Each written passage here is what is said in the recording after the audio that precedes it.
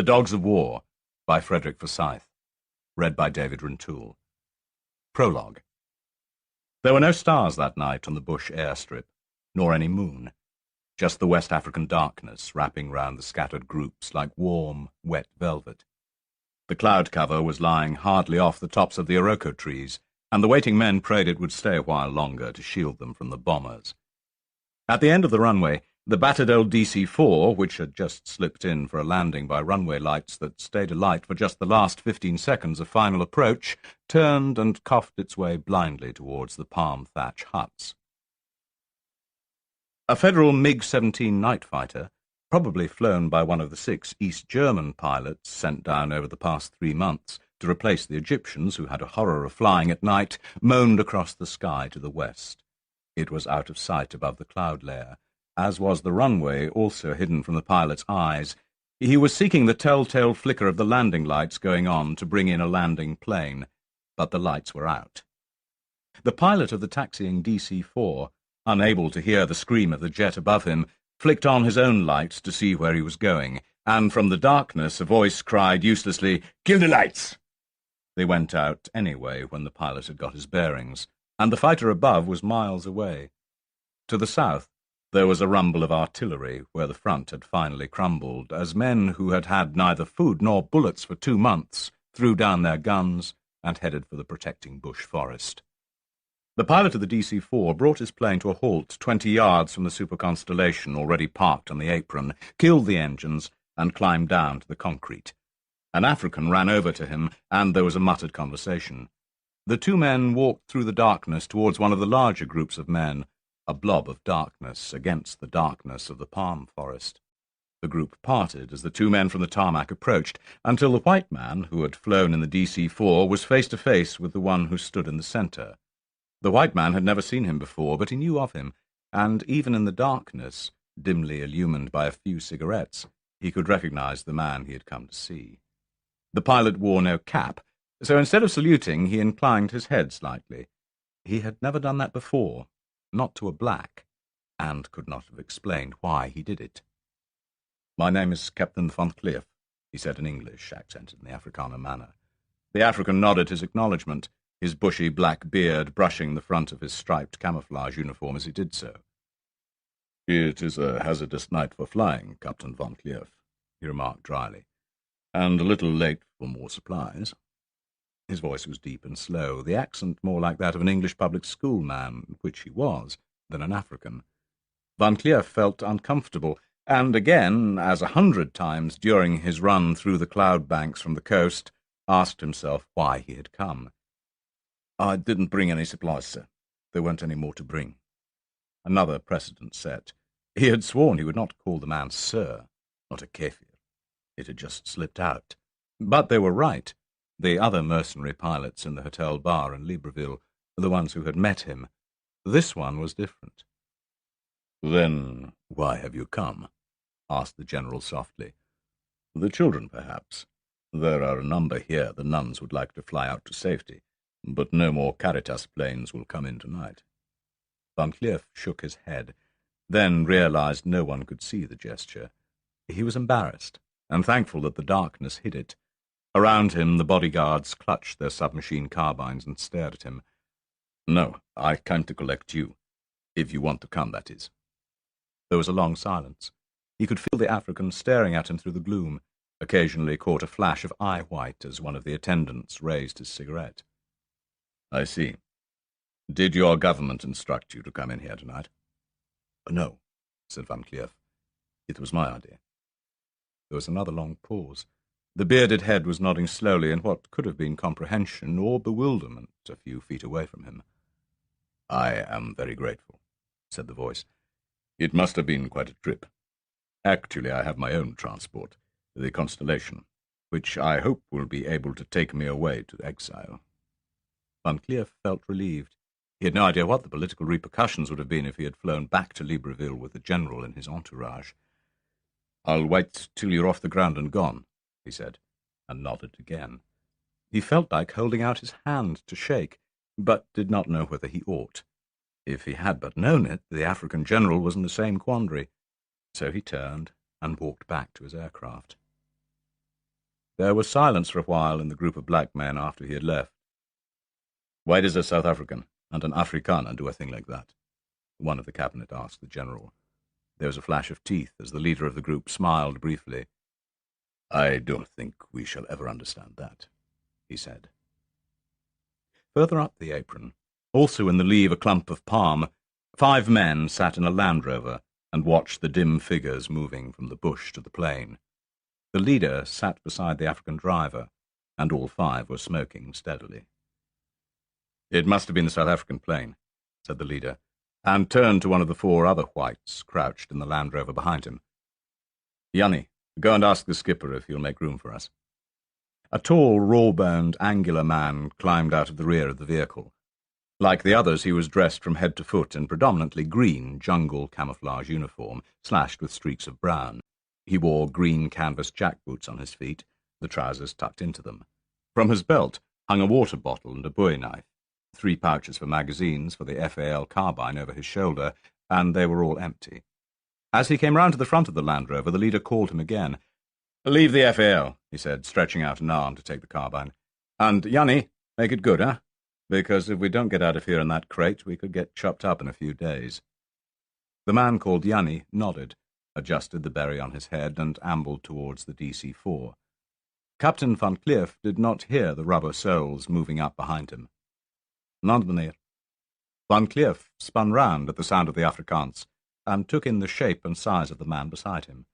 Even in the darkness he could pick out the black and white skull and crossbones motif on the man's left shoulder. He nodded warily. "Land?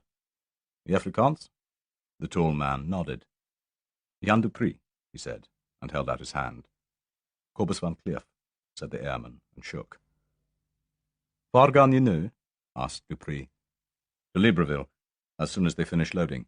And you?" Jannie Dupree grinned. "A bit stuck, me and my mates. We'll get the chop for sure if the Federals find us. Can you help us out?" "How many of you?" asked Van Cleef. 5 in all." As another mercenary, albeit of the air, Van Cleef did not hesitate. Outlaws sometimes need each other. "All right, get aboard, but hurry up. As soon as that Connie is off, so are we." Dupree nodded his thanks and jog-trotted back to the Land Rover. The 4 other whites were standing in a group round the bonnet. "It's okay, but we have to get aboard," the South African told them. "Right, dump the hardware in the back and let's get moving," said the group leader. As the rifles and ammunition pouches thumped into the back of the vehicle, he leaned over to the black officer with the second lieutenant's tabs who sat at the wheel. "Goodbye, Patrick," he said. "I'm afraid it's over now. Take the Land Rover and dump it. Bury the guns and mark the spot. Leave your uniform and go for bush, understand?" The lieutenant, who a year ago had been a recruit with the rank of private and had been promoted for his ability to fight rather than eat with a knife and fork, nodded somberly, taking in the instructions. "Goodbye, sir." The 4 other mercenaries called goodbye and walked towards the DC-4. The leader was about to follow them when 2 nuns fluttered up to him from the darkness of the bush behind the parking apron. "Major." The mercenary turned and recognized the first of them as a sister he had first met months earlier when fighting had raged in the zone where she ran a hospital and he had been forced to evacuate the whole complex. "Sister Mary Joseph, what are you doing here?" The elderly Irish nun began talking earnestly, holding the stained uniform sleeve of his jacket. He nodded. "I'll try. I can do no more than that," he said when she had finished. He walked across the apron to where the South African pilot was standing under the wing of his DC-4, and a watcher could have seen the 2 mercenaries in discussion for several minutes. Finally, the man in uniform came back to the waiting nuns. "He says yes, but you must hurry, sister. He wants to get his crate off the ground as soon as he can." "God bless you," said the figure in the white habit, and gave hurried orders to her companion. The latter ran to the rear of the aircraft and began to climb the short ladder to the passenger door. The other scurried back to the shade of a patch of palm behind the parking apron, from which soon emerged a file of men. Each carried a bundle in his arms. On reaching the DC-4, the bundles were passed up to the waiting nun at the top of the steps. Behind her, the co-pilot watched her lay the first 3 side by side in the beginning of a row down the aircraft's hull, then began gruffly to help, taking the bundles from the stretching hands beneath the aircraft's tail and passing them inside. "God bless you," whispered the Irishwoman, One of the bundles deposited a few ounces of liquid green excrement onto the co-pilot's sleeve. "Bloody hell," he hissed, and went on working. Left alone, the leader of the group of mercenaries glanced towards the super-constellation, up whose rear steps a file of refugees, mainly the relations of the leaders of the defeated people, was climbing. In the dim light emanating from the airplane's door, he caught sight of the man he wanted to see. As he approached, the man was about to mount the steps and turn, while others, destined to stay and go into the bush to hide, waited to pull away the steps. One of them called to the man about to go up. "Sir, Major Shannon come." The general turned as Shannon approached, and even at this hour he managed a grin. "So, Shannon, do you want to come along?" Shannon arrived in front of him and brought up a salute. The general acknowledged. "No, thank you, sir. We have transport to Libreville. I just wanted to say goodbye." "Yes, it was a long fight. Now it's over, I'm afraid. For some years, at any rate. I find it hard to believe my people will continue to live in servitude forever. By the way, have you and your colleagues been paid up to the contract?" "Yes, thank you, sir. We're all up to date," replied the mercenary. The African nodded somberly. "Well, goodbye then. And thank you for all you were able to do." He held out his hand, and the two men shook. "There's one more thing, sir," said Shannon. "Me and my boys, we were talking things over, sitting in the jeep. If there's ever any time, well, if you should ever need us, you only have to let us know. We'll all come. You only have to call. The boys want you to know that." The general stared at him for several seconds. "This night is full of surprises," he said slowly. "You may not know it yet, but half my senior advisors and all the wealthy ones are crossing the lines tonight to ingratiate themselves with the enemy. Most of the others will follow suit within a month. Thank you for your offer, Mr. Shannon. I will remember it. Goodbye again, and good luck." He turned and walked up the steps into the dimly lit interior of the super-constellation, just as the first of the four engines coughed into life. Shannon stepped back and gave the man who had employed his services for a year and a half a last salute. "Good luck to you," he said, half to himself.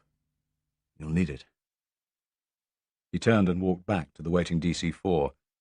When the door had closed, Van Cleef kept the aircraft on the apron, engines turning.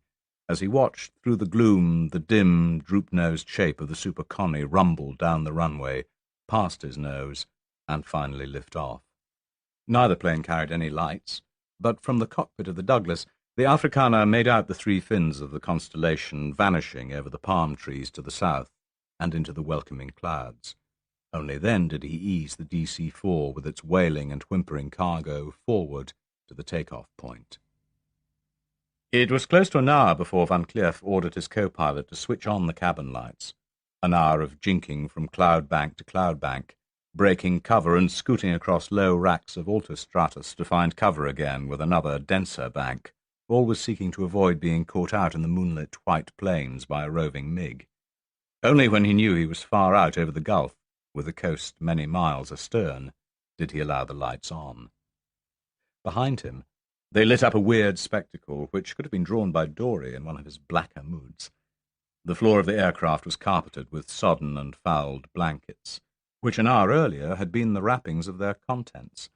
These contents of the bundles lay writhing in rows down both sides of the cargo space, 40 small children, shrunken, wizened, deformed by malnutrition.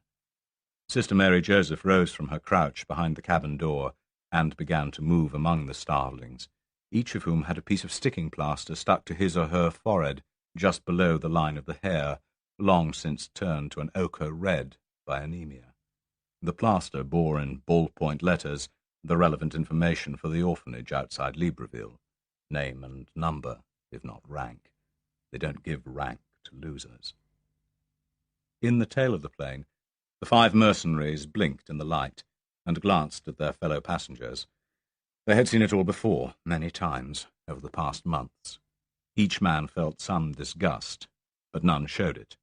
You can get used to anything eventually.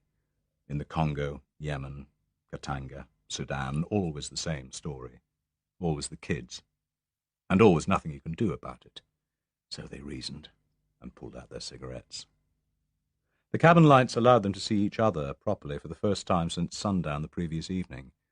The uniforms were stained with sweat and the red earth, and the faces drawn with fatigue. The leader sat with his back to the lavatory door, feet straight out, facing up the fuselage towards the pilot's cabin. Carlo Alfred Thomas Shannon, 33, blonde hair cropped to a ragged crew cut. Very short hair is more convenient in the tropics because the sweat runs out easier and the bugs can't get in. Nicknamed Cat Shannon from his initials, he came originally from County Tyrone in the province of Ulster. Sent by his father to be educated at a minor English public school, he no longer carried the distinctive accent of Northern Ireland in his speech. After 5 years in the Royal Marines, he had left to try his hand at civilian life, and 6 years ago had found himself working for a London-based trading company in Uganda. One sunny morning he quietly closed his accounts ledgers, climbed into his Land Rover, and drove westwards to the Congolese border. A week later he had signed on as a mercenary in Mike Hoare's 5th Commando at Stanleyville. He had seen Hoare depart and John Peters take over, had quarrelled with Peters and driven north to join Dinard at Police, had been in the Stanleyville mutiny 2 years later, and, after the Frenchman's evacuation to Rhodesia with head wounds, had joined Black Jacques Schramme, the Belgian planter turned mercenary, on the long march to Bukavu and thence to Kigali. After repatriation by the Red Cross, he had promptly volunteered for another African war and had finally taken command of his own battalion. But too late to win, always too late to win. To his immediate left sat what was arguably the best mortarman north of the Zambezi. Big Jan Dupree was aged 28 and came from Pearl in Cape Province, a son of the impoverished stock of Huguenot extraction whose ancestors had fled to the Cape of Good Hope from the wrath of Mazarin after the destruction of religious liberty in France. His hatchet face, dominated by a curved beak of a nose above a thin-lipped mouth, looked even more haggard than usual, his exhaustion furrowing deep lines down each cheek. The eyelids were down over the pale blue eyes. The sandy eyebrows and hair were smudged with dirt. After glancing down at the children lying down the aisle of the plane, he muttered, "Blixemus, bastards," at the world of possession and privilege he held responsible for the ills of this planet, and tried to get to sleep. By his side sprawled Mark Fleming, Tiny Mark, so called because of his vast bulk. A Fleming from Ostend, he stood 6 feet and 3 inches in his socks, when he wore any, and weighed 18 stone. Some people thought it might be fat. It was not. He was regarded with trepidation by the police of Ostend, for the most part peaceable men who prefer to avoid problems rather than seek them out, and was viewed with kindly appreciation by the glaziers and carpenters of that city for the work he provided them. They said you could tell a bar where Tiny Mark had become playful by the number of artisans it needed to put it back together again. An orphan, he had been brought up in an institution run by the priests, who had tried to beat some sense of respect into the overgrown boy, and so repeatedly that even Mark had finally lost patience and at the age of 13 laid one of the cane-wielding Holy Fathers cold along the flagstones with a single punch.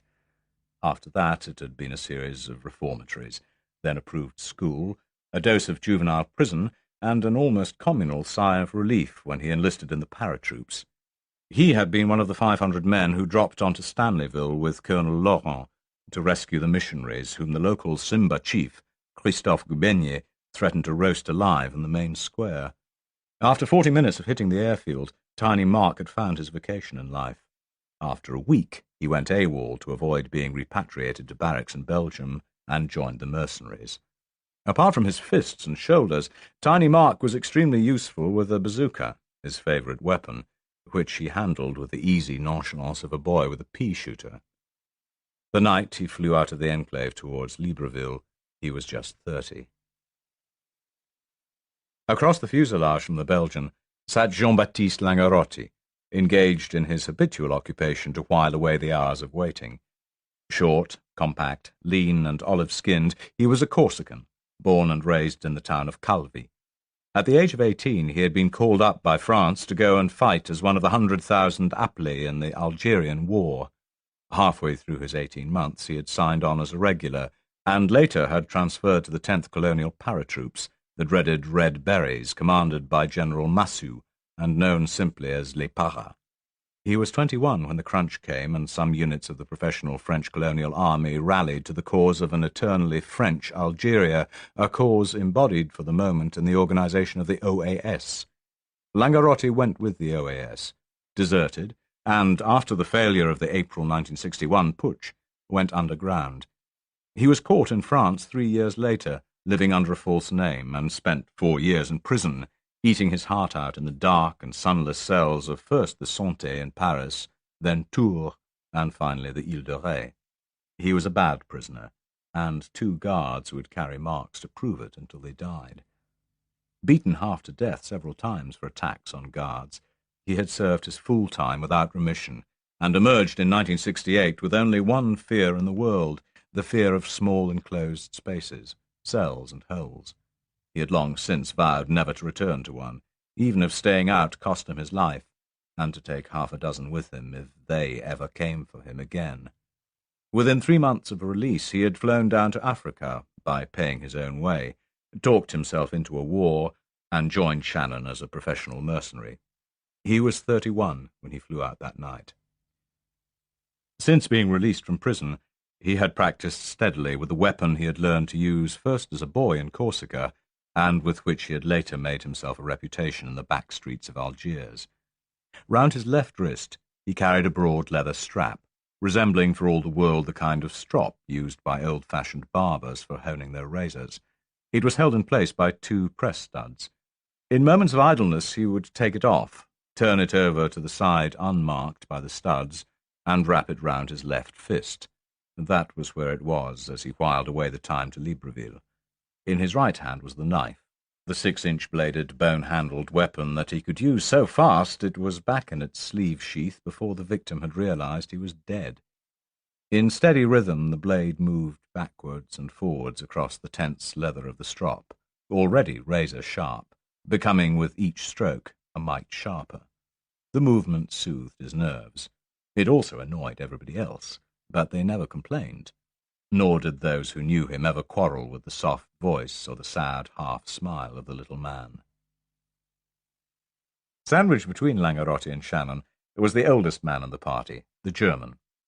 Kurt Semmler was 40, and it was he who, in the early days back in the enclave, had devised the skull and crossbones motif that the mercenaries and their African trainees wore.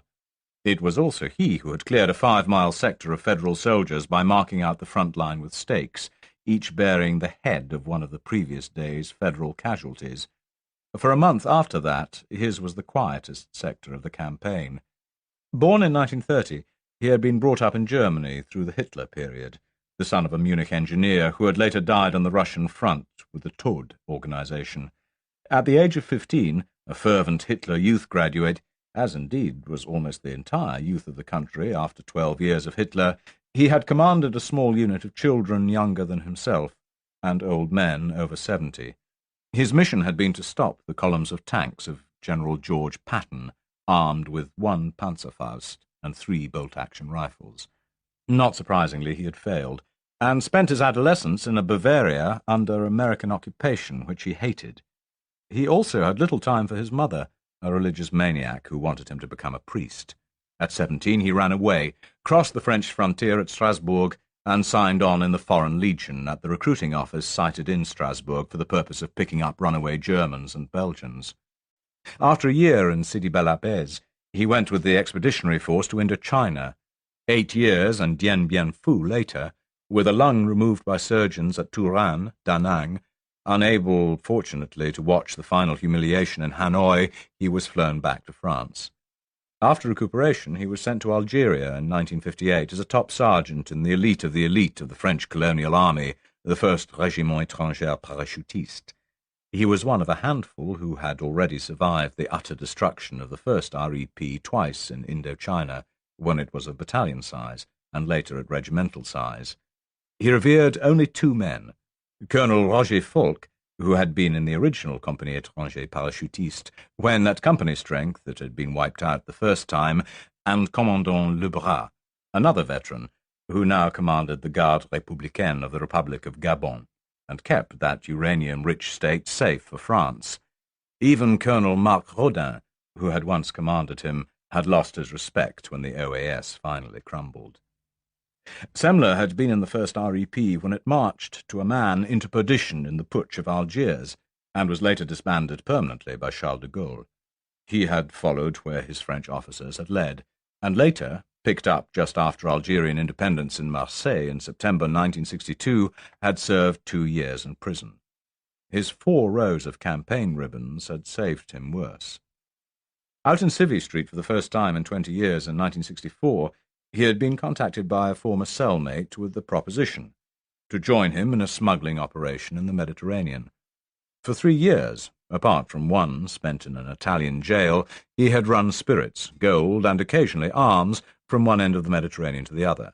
Finally, he had been making a fortune on the Italy-Yugoslavia cigarette run, where his partner had double-crossed the buyers and the sellers at the same time, pointed the finger at Semler, and vanished with the money. Wanted by a lot of belligerent gentlemen, Semler had hitched a lift by sea to Spain, ridden a series of buses to Lisbon, contacted an arms dealer friend, and taken passage to the African War, about which he had read in the papers. Shannon had taken him like a shot, for with 16 years of combat he was more experienced than them all in jungle warfare. He, too, dozed on the flight to Libreville. It was 2 hours before dawn when the DC-4 began to approach the airport. Above the mewling of the children, another sound could be made out, the sound of a man whistling. It was Shannon. His colleagues knew he always whistled when he was going into action or coming out of it.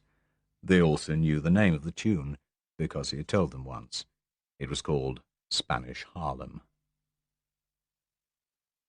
The DC-4 circled the airport at Libreville twice, while Van Cleef talked to ground control. As the old cargo plane rolled to a halt at the end of a runway, a military jeep carrying 2 French officers swerved up in front of the nose, and they beckoned Van Cleef to follow them round the taxi track. They led away from the main airport buildings to a cluster of huts on the far side of the airport, and it was here that the DC-4 was signalled to halt, but keep its engines running. Within seconds a set of steps was up against the rear of the airplane, and from the inside the co-pilot heaved open the door. A kepi poked inside and surveyed the interior, the nose beneath it wrinkling in distaste at the smell. The French officer's eyes came to rest on the 5 mercenaries, and he beckoned them to follow him down the tarmac. When they were on the ground, the officer gestured to the co-pilot to close the door, and without more ado the DC-4 moved forward again to roll round the airport to the main buildings where a team of French Red Cross nurses and doctors was waiting to receive the children and take them away to the pediatric clinic. As the aircraft swung past them, the 5 mercenaries waved their thanks to Van Cleef up on his flight deck, and turned to follow the French officer. They had to wait an hour in one of the huts, perched uncomfortably on upright wooden chairs, while several other young French servicemen peeked in through the door to take a look at les affreux, the terrible ones, as they were called in French slang. Finally they heard a jeep squeal to a halt outside, and the smack of feet coming to attention in the corridor. When the door finally opened, it was to admit a tanned, hard-faced senior officer in tropical fawn uniform and a kepi with gold braid ringing the peak. Shannon noticed the keen, darting eyes, the iron-grey hair cropped short beneath the kepi, the parachutist's wings pinned above the 5 rows of campaign ribbons, and the sight of Semler leaping to ramrod attention, chin up, 5 fingers pointing straight down what had once been the seams of his combat trousers. Shannon needed no more to tell him who the visitor was, the legendary Le Bras. The Indochina-Algeria veteran shook hands with each, pausing in front of Semler longer. "Alors, Semler," he said softly with a slow smile. "Still fighting, but not an adjutant any more. A captain now, I see." Semler was embarrassed.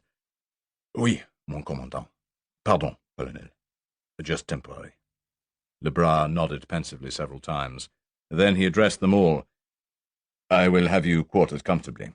No doubt you will appreciate a bath, a shave, and some food. Apparently you have no other clothes. These will be provided.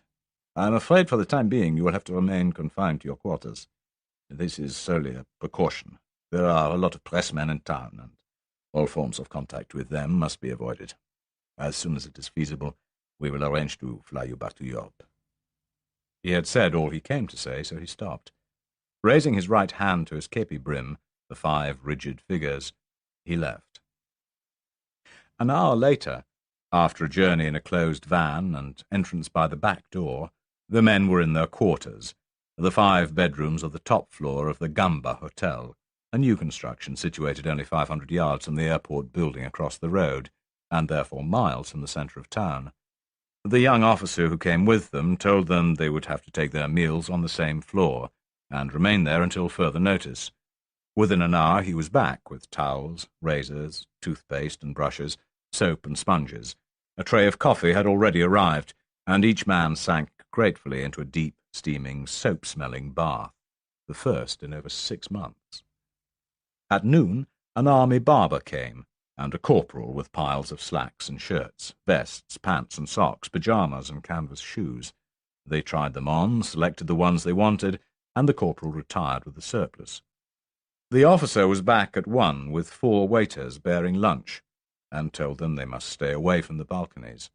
If they wanted to exercise in their confinement, they would have to do it in their rooms. He would return that evening with a selection of books and magazines, though he could not promise English or Afrikaans.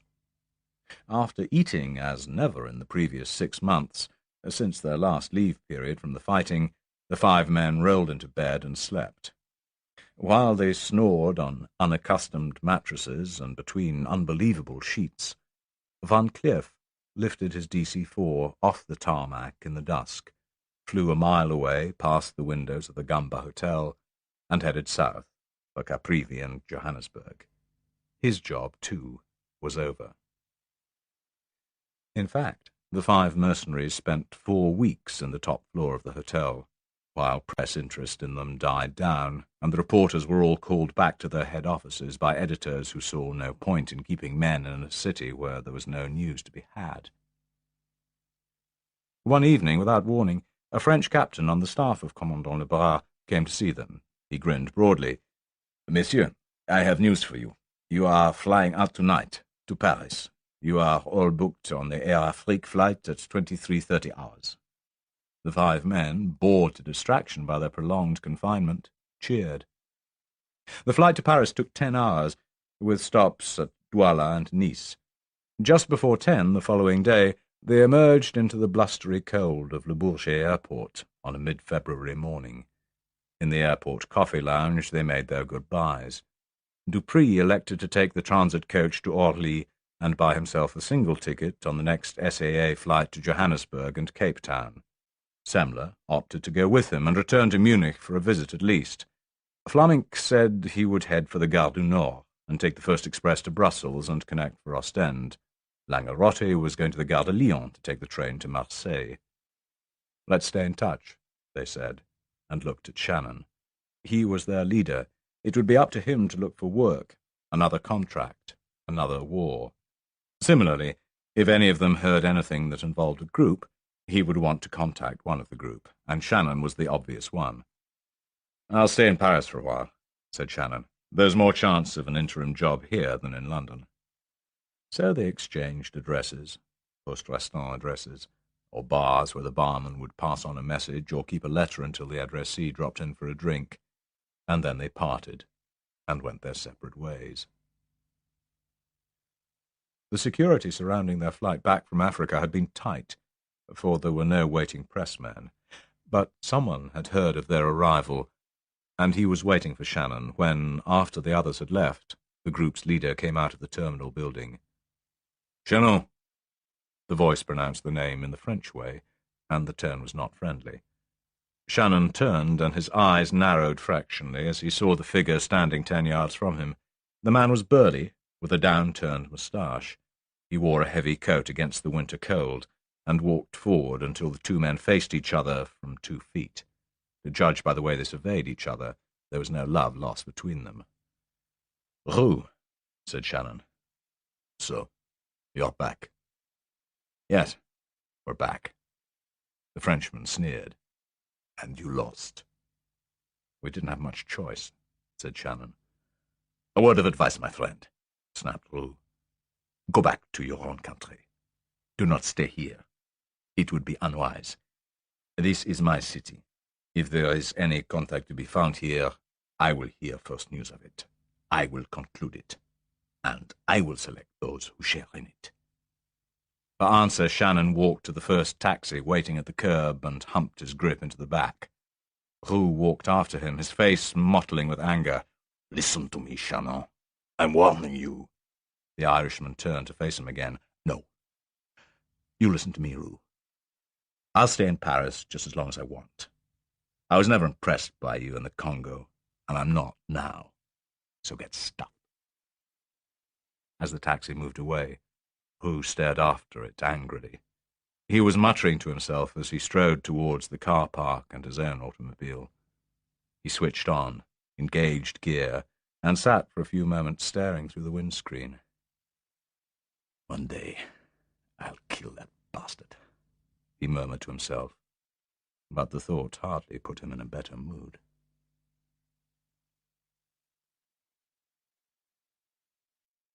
Part 1. The Crystal Mountain. Chapter 1. Jack Mulrooney shifted his bulk on the canvas and frame cot beneath the mosquito netting and watched the slow lightening of the darkness above the trees to the east. A faint paling, enough to make out the trees towering over the clearing. He drew on his cigarette and cursed the primeval jungle which surrounded him, and, like all old Africa hands, asked himself once again why he ever returned to the pestiferous continent. If he had really tried to analyze it, he would have admitted he could not live anywhere else, certainly not in London or even Britain. He couldn't take the cities, the rules and regulations, the taxes, the cold. Like all old hands, he alternately loved and hated Africa, but conceded it had got into his blood over the past quarter-century, along with the malaria, the whiskey, and the million insect stings and bites. He had come out from England in 1945 at the age of 25, after 5 years as a fitter in the Royal Air Force, part of them at Takoradi, where he had assembled crated Spitfires for onward flight to East Africa and the Middle East the long way round. That was his first sight of Africa, and on demobilization he had taken his gratuity, bid goodbye to frozen, rationed London in December 1945, and taken ship for West Africa. Someone had told him there were fortunes to be made in Africa. He had found no fortunes, but after wandering the continent had got himself a small tin concession in the Benue Plateau, 80 miles from Jos in Nigeria.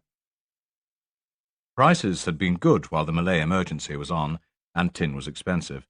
He had worked alongside his Tiv labourers, and at the English club, where the colonial ladies gossiped about the last days of empire, they said he had gone native, and it was a damn bad show. The truth was, Mulrooney really preferred the African way of life. He liked the bush. He liked the Africans, who did not seem to mind that he swore and roared and cuffed them to get more work done. He also sat and took palm wine with them, and observed the tribal taboos. He did not patronize them. His tin concession ran out in 1960, around the time of independence, and he went to work as a charge hand for a company running a larger and more efficient concession nearby. It was called Manson Consolidated, and when that concession was also exhausted in 1962, he was signed on the staff. At 50, he was still a big, powerful man, large-boned and strong as an ox. His hands were enormous, chipped and scarred by years in the mines. He ran one of them through his wild, crinkly grey hair, and with the other stubbed out the cigarette in the damp red earth beneath the cot. It was lighter now. Soon it would be dawn. He could hear his cook blowing on the beginnings of a fire on the other side of the clearing. Mulrooney called himself a mining engineer, although he had no degree in mining or engineering. He had done a course in both and added what no university could ever teach, 25 years of hard experience. He had burrowed for gold on the Rand and copper outside Ndola, drilled for precious water in Somaliland, grubbed for diamonds in Sierra Leone. He could tell an unsafe mine shaft by instinct, and the presence of an ore deposit by the smell. At least that was his claim, and after he had taken his habitual 20 bottles of beer in the shanty town of an evening, no one was going to argue the toss. In reality, he was one of the last of the old prospectors. He knew that Mancom, as the company was known for short, gave him the little jobs, the ones in the deep bush, the wild hinterlands that were miles from civilization and still had to be checked out, but he liked it that way. He preferred to work alone. It was his way of life. The latest job had certainly fulfilled these conditions. For 3 months he had been prospecting in the foothills of the range called the Crystal Mountains, in the hinterland of the Republic of Zangaro, a tiny enclave on the coast of West Africa. He had been told where to concentrate his survey, around the Crystal Mountain itself. The chain of large hills, curved hummocks rising to 2,000 or 3,000 feet, ran in a line from one side of the Republic to the other, parallel to the coast and 40 miles from it. The range divided the coastal plain from the hinterland. There was only one gap in the chain, and through it ran the only road into the interior, and that was a narrow dirt road, baked like concrete in summer, a quagmire in winter.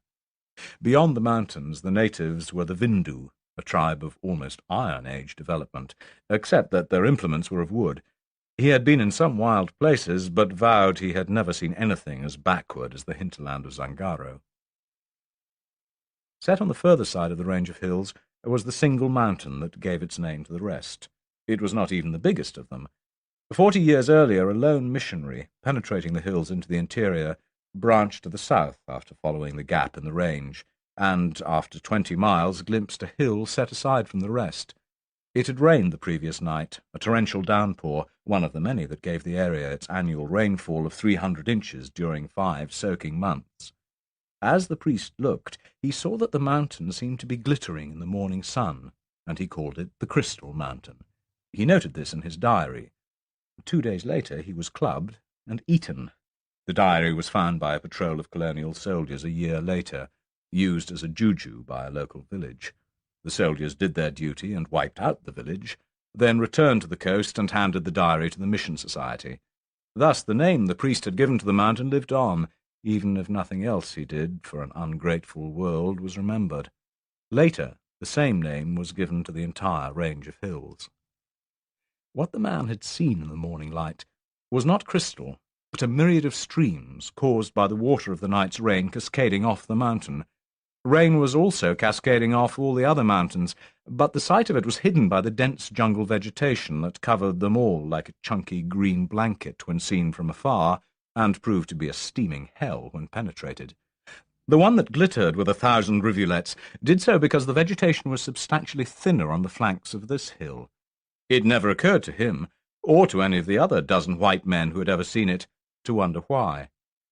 After 3 months living in the steaming hell of the jungles that surrounded Crystal Mountain, Mulrooney knew why. He had started by encircling the entire mountain, and had discovered that there was effectively a gap between the seaward flank and the rest of the chain. This set the Crystal Mountain eastwards of the main chain, standing on its own. Because it was lower than the highest peaks to seaward, it was invisible from the other side, nor was it particularly noticeable in any other way, except that it had more streams running off it per mile of hillside than the other hills to north and south. Mulrooney counted them all, both on the Crystal Mountain and its companions. There was no doubt about it. The water ran off the other mountains after rain, but a lot of water was soaked up in the soil. The other mountains had 20 feet of topsoil over the basic rock structure beneath, and Crystal Mountain hardly any. He had his native workers, locally recruited Vindu, bore a series of holes with the auger he had with him, and confirmed the difference in depth of the topsoil in 20 places. From these he would work out why. Over millions of years the earth had been formed by the decomposition of the rock and by dust carried on the wind, and although each rainfall had eroded some of it down the slopes into the streams, and from the streams to the rivers, and thence to the shallow, silted estuary, some earth had also remained, lodged in little crannies, left alone by the running water which had bored its own holes in the soft rock.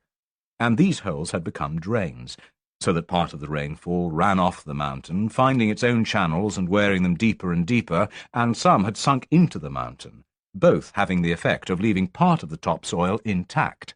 Thus, the earth layer had built up and up, a little thicker each century or millennium. The birds and the wind had brought seeds, which had found the niches of earth and flourished there, their roots contributing to the process of retaining the earth on the hill slopes. When Mulrooney saw the hills, there was enough rich earth to sustain mighty trees and tangled vines which covered the slopes and the summits of all the hills, all except one. On this one, The water could not burrow channels that became streams, nor could it sink into the rock face, especially on the steepest face, which was to the east, towards the hinterland. Here, the earth had collected in pockets, and the pockets had produced clumps of bush, grass, and fern. From niche to niche the vegetation had reached out to itself, linking vines and tendrils in a screen across bare patches of rock, regularly washed clean by the falling water of the rain season. It was these patches of shimmering water amid the green that the missionary had seen before he died. The reason for the change was simple. The separate hill was of a different rock from the main range, an ancient rock, hard as granite, as compared to the soft, more recent rocks of the main chain of hills. Mulrooney had completed his circle of the mountain and established this beyond a doubt. It took him a fortnight to do it, and to establish that no less than 70 streams ran off the Crystal Mountain. Most of them joined up into 3 main streams that flowed away eastwards out of the foothills into the deeper valley.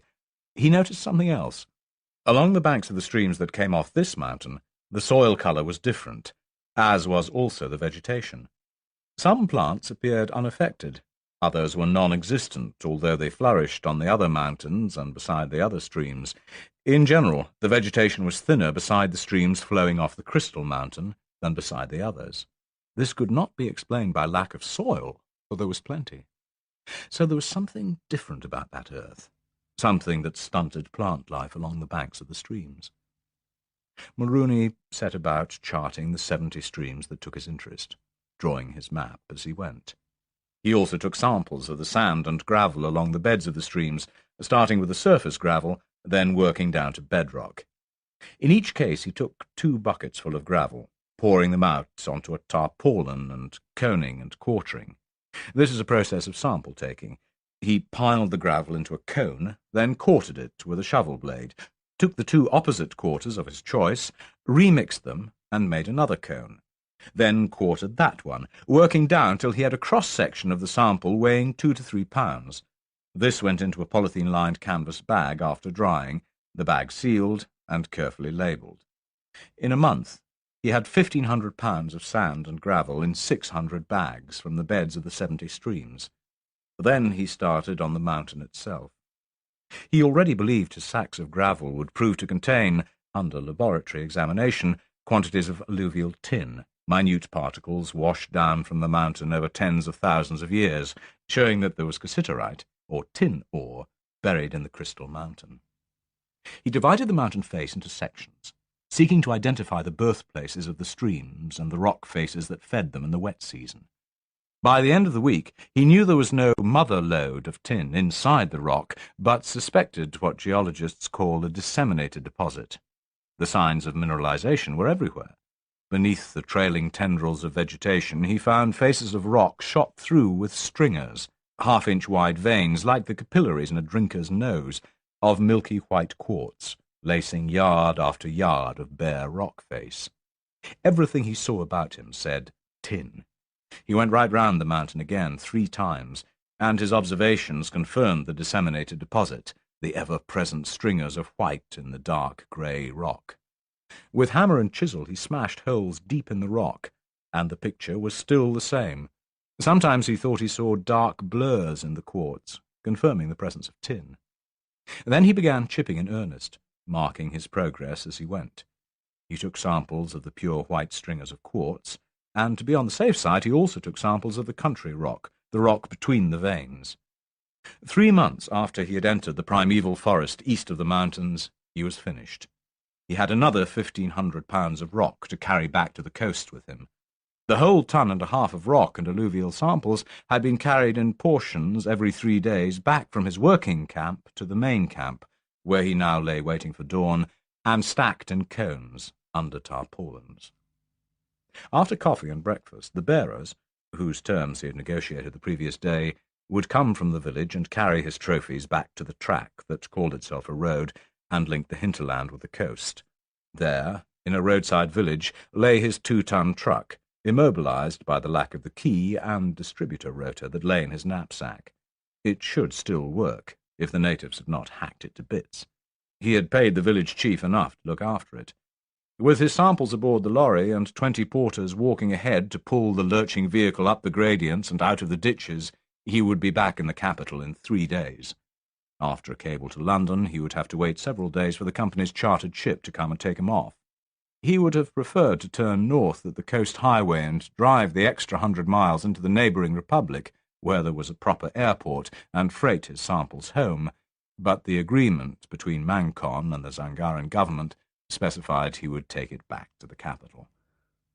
Jack Mulrooney heaved himself out of his cot, swung aside the netting, and roared at his cook, "Hey, Dingling, where's my bloody coffee?"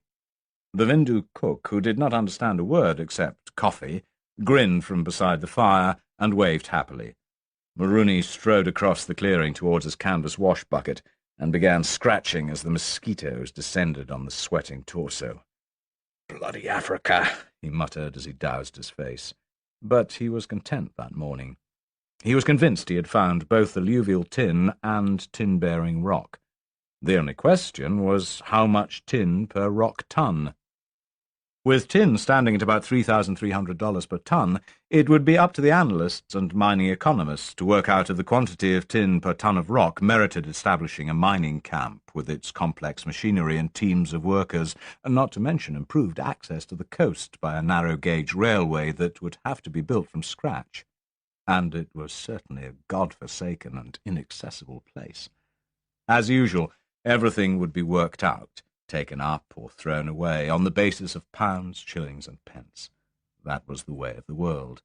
He slapped another mosquito off his upper arm and pulled on his T-shirt.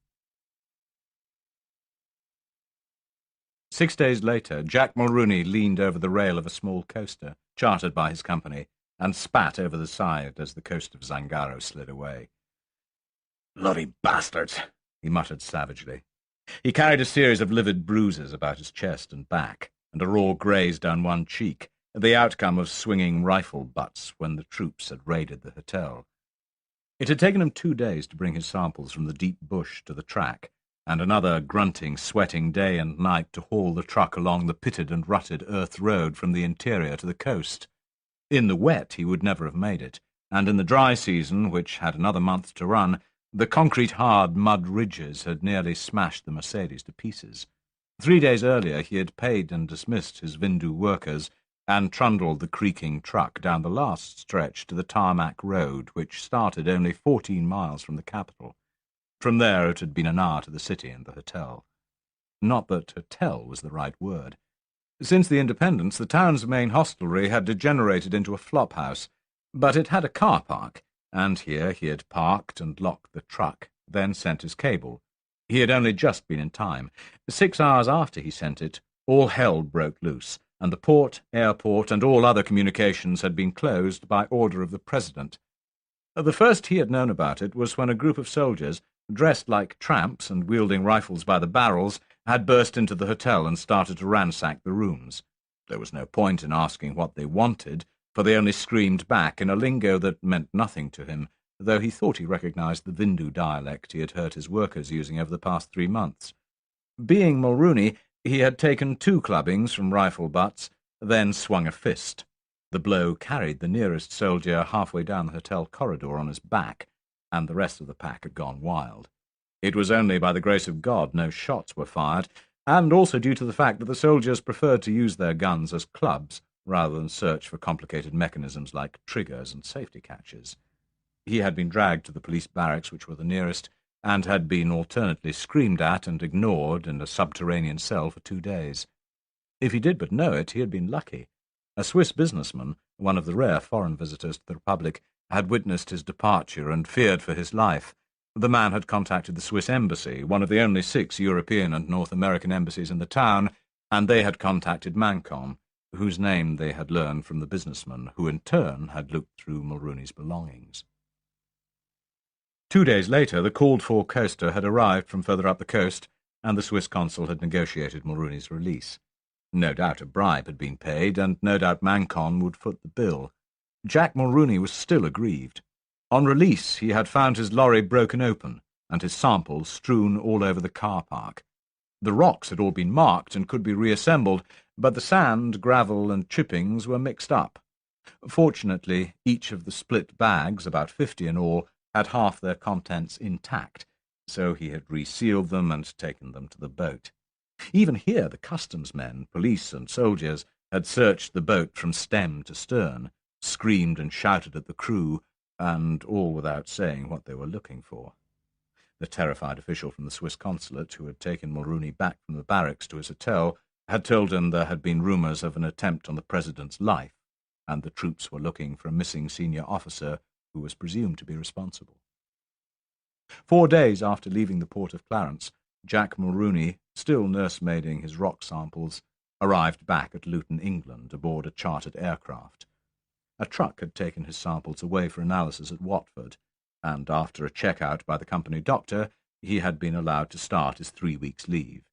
He had gone to spend it with his sister in Dulwich, and within a week he was thoroughly bored. Exactly 3 weeks later to the day, Sir James Manson, Knight Commander of the British Empire, Chairman and Managing Director of Manso Consolidated Mining Company Limited, leaned back in his leather armchair in the penthouse office suite on the 10th floor of his company's London headquarters, glanced once more at the report in front of him, and breathed, "Jesus Christ!" No one answered. He rose from behind the broad desk, crossed the room to the picture windows on the south face, and gazed down at the sprawl of the City of London, the inner square mile of the ancient capital and heart of a financial empire that was still worldwide, despite what its detractors said. To some of the scuttling beetles in sombre grey, topped by black bowler hats, it was perhaps a place of employment only, boring, wearisome, exacting its toll of a man, his youth, his manhood, his middle age, until final retirement. For others, young and hopeful, it was a palace of opportunity, where merit and hard work were rewarded with the prizes of advancement and security. To romantics it was no doubt the home of the houses of the great merchant adventurers, to a pragmatist the biggest market in the world, and to a left-wing trade unionist a place where the idle and worthless rich, born to wealth and privilege, lolled at ease in luxury. James Manson was a cynic and a realist. He knew what the city was. It was a jungle, pure and simple, and in it he was one of the panthers. A born predator, he had nevertheless realized early that there were certain rules that needed to be publicly revered and privately ripped to shreds, that, as in politics, there was only one commandment, the 11th, "Thou shalt not be found out." It was by obeying the first requirement that he had acquired his knighthood in the New Year's honours list a month before. This had been proposed by the Conservative Party, ostensibly for services to industry, but in reality for secret contributions to party funds for the general election, and accepted by the Wilson government because of his support for their policy on Nigeria. And it was by fulfilling the second requirement that he had made his fortune, and why, holding 25% of the stock of his own mining corporation and occupying the penthouse floor, he was a millionaire several times over.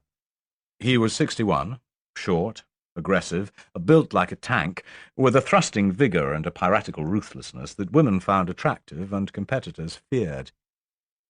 He had enough cunning to pretend to show respect for the establishments of both the city and the realm, of commercial and political life, even though he was aware that both organs were riven through with men of almost complete moral unscrupulousness behind the public image. He had collected a few on his board of directors, including 2 former ministers in previous Conservative administrations. Neither was adverse to a fat supplementary fee over and above director's salary, payable in the Cayman Islands or Grand Bahama, and one, to his knowledge, enjoyed the private diversion of waiting at table upon 3 or 4 leather-clad tarts, himself dressed in a maid's cap, a pinafore, and a bright smile. Manson regarded both men as useful, possessing the advantage of considerable influence and superb connections without the inconvenience of integrity. The rest of the public knew both men as distinguished public servants, so James Manson was respectable within the set of rules of the city, a set of rules that had nothing whatever to do with the rest of humanity. It had not always been so, which was why inquirers into his background found themselves up against one blank wall after another. Very little was known of his first start in life, and he knew well enough to keep it that way. He would let it be known that he was the son of a Rhodesian train driver, brought up not far from the sprawling copper mines of Ndola, northern Rhodesia, now Zambia. He would even let it be known that he had started work at the mine head as a boy, and later had made his first fortune in copper, but never how he had made it. In fact, he had quit the mines quite early, before he was 20, and had realized that the men who risked their lives below ground amid roaring machinery would never make money, not big money. That lay above ground, and not even in mine management. As a teenager, he had studied finance, the using and manipulating of money, and his nightly studies had taught him that more was made in shares in copper in a week than a miner made in his whole life. He had started as a share pusher on the Rand, had peddled a few illicit diamonds in his time, started a few rumours that set the punters reaching into their pockets, and sold a few worked-out claims to the gullible. That was where the first fortune came from.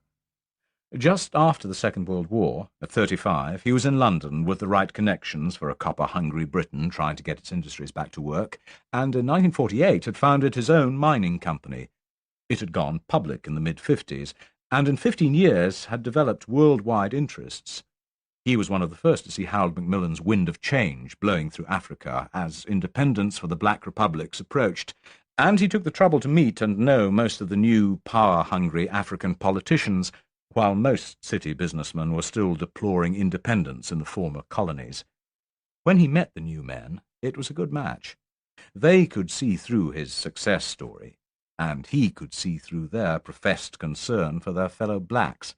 They knew what he wanted, and he knew what they wanted.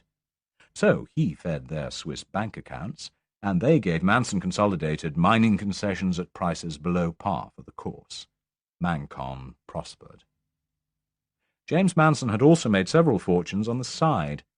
His latest was in the shares of the nickel mining company in Australia called Poseidon.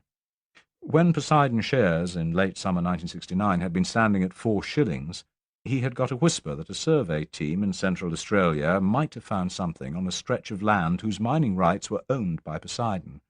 He had taken a gamble and paid out a very hefty sum to have a sneak preview of the first reports coming out of the interior. These reports said nickel, and lots of it. In fact, nickel was not in shortage on the world market, but that never deterred the punters, and it was they who sent share prices spiralling, not investors. He contacted his Swiss bank, an establishment so discreet that its only way of announcing its presence to the world was a small gold plate no larger than a visiting card set into the wall beside a solid oak door in a small street in Zurich. Switzerland has no stockbrokers. The banks do all the investments. Manson instructed Dr. Martin Steinhofer, the head of the investment section of the Zwingli Bank, to buy on his behalf 5,000 Poseidon shares. The Swiss banker contacted the prestigious London firm of Joseph Seabag and Company in the name of Zwingli and placed the order. Poseidon stood at 5 shillings a share when the deal was concluded.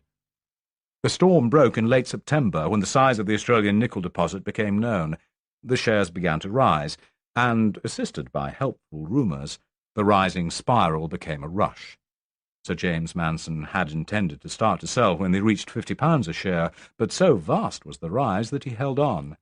Finally, he estimated the peak would be £115, and ordered Dr. Steinhofer to start selling at £100 a share.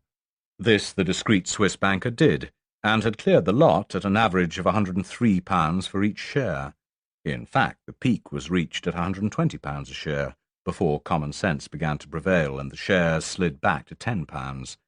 Manson did not mind the extra £20, for he knew the time to sell was just below the peak when buyers were still plentiful. With all fees paid, he netted a cool £500,000, which was still stashed in the Zwingli Bank. It happens to be illegal for a British citizen and resident to have a foreign bank account without informing the Treasury, and also to make £500,000 profit in 60 days without paying capital gains tax on it. But Dr. Steinhofer was a Swiss resident, and Dr. Steinhofer would keep his mouth shut. That was what Swiss banks were for. On that mid-February afternoon, Sir James Manson strolled back to his desk, sat back in the lush leather chair behind the desk, and glanced again at the report that lay on the blotter. It had arrived in a large envelope, sealed with wax and marked for his eyes only. It was signed at the bottom by Dr. Gordon Chalmers, the head of Mancon's Department of Study, Research, Geomapping and Sample Analysis, situated outside London. It was the analyst's report on tests concluded on the samples a man called Mulrooney had apparently brought back from a place called Zangaro 3 weeks earlier. Dr. Chalmers did not waste words. The summary of the report was brief and to the point. Mulrooney had found a mountain, or a hill, with a peak some 1,800 high above ground level and close to 1,000 yards across the base. It was set slightly apart from a range of such mountains in the hinterland of Zangaro. The hill contained a widely disseminated deposit of mineral in apparently evenly consistent presence throughout the rock, which was of igneous type and millions of years older than the sandstone and ragstone of the mountains that surrounded it. Mulrooney had found numerous and ubiquitous stringers of quartz, and had predicted the presence of tin. He had returned with samples of the quartz, the country rock surrounding it, and shingle from the beds of the stream surrounding the hill.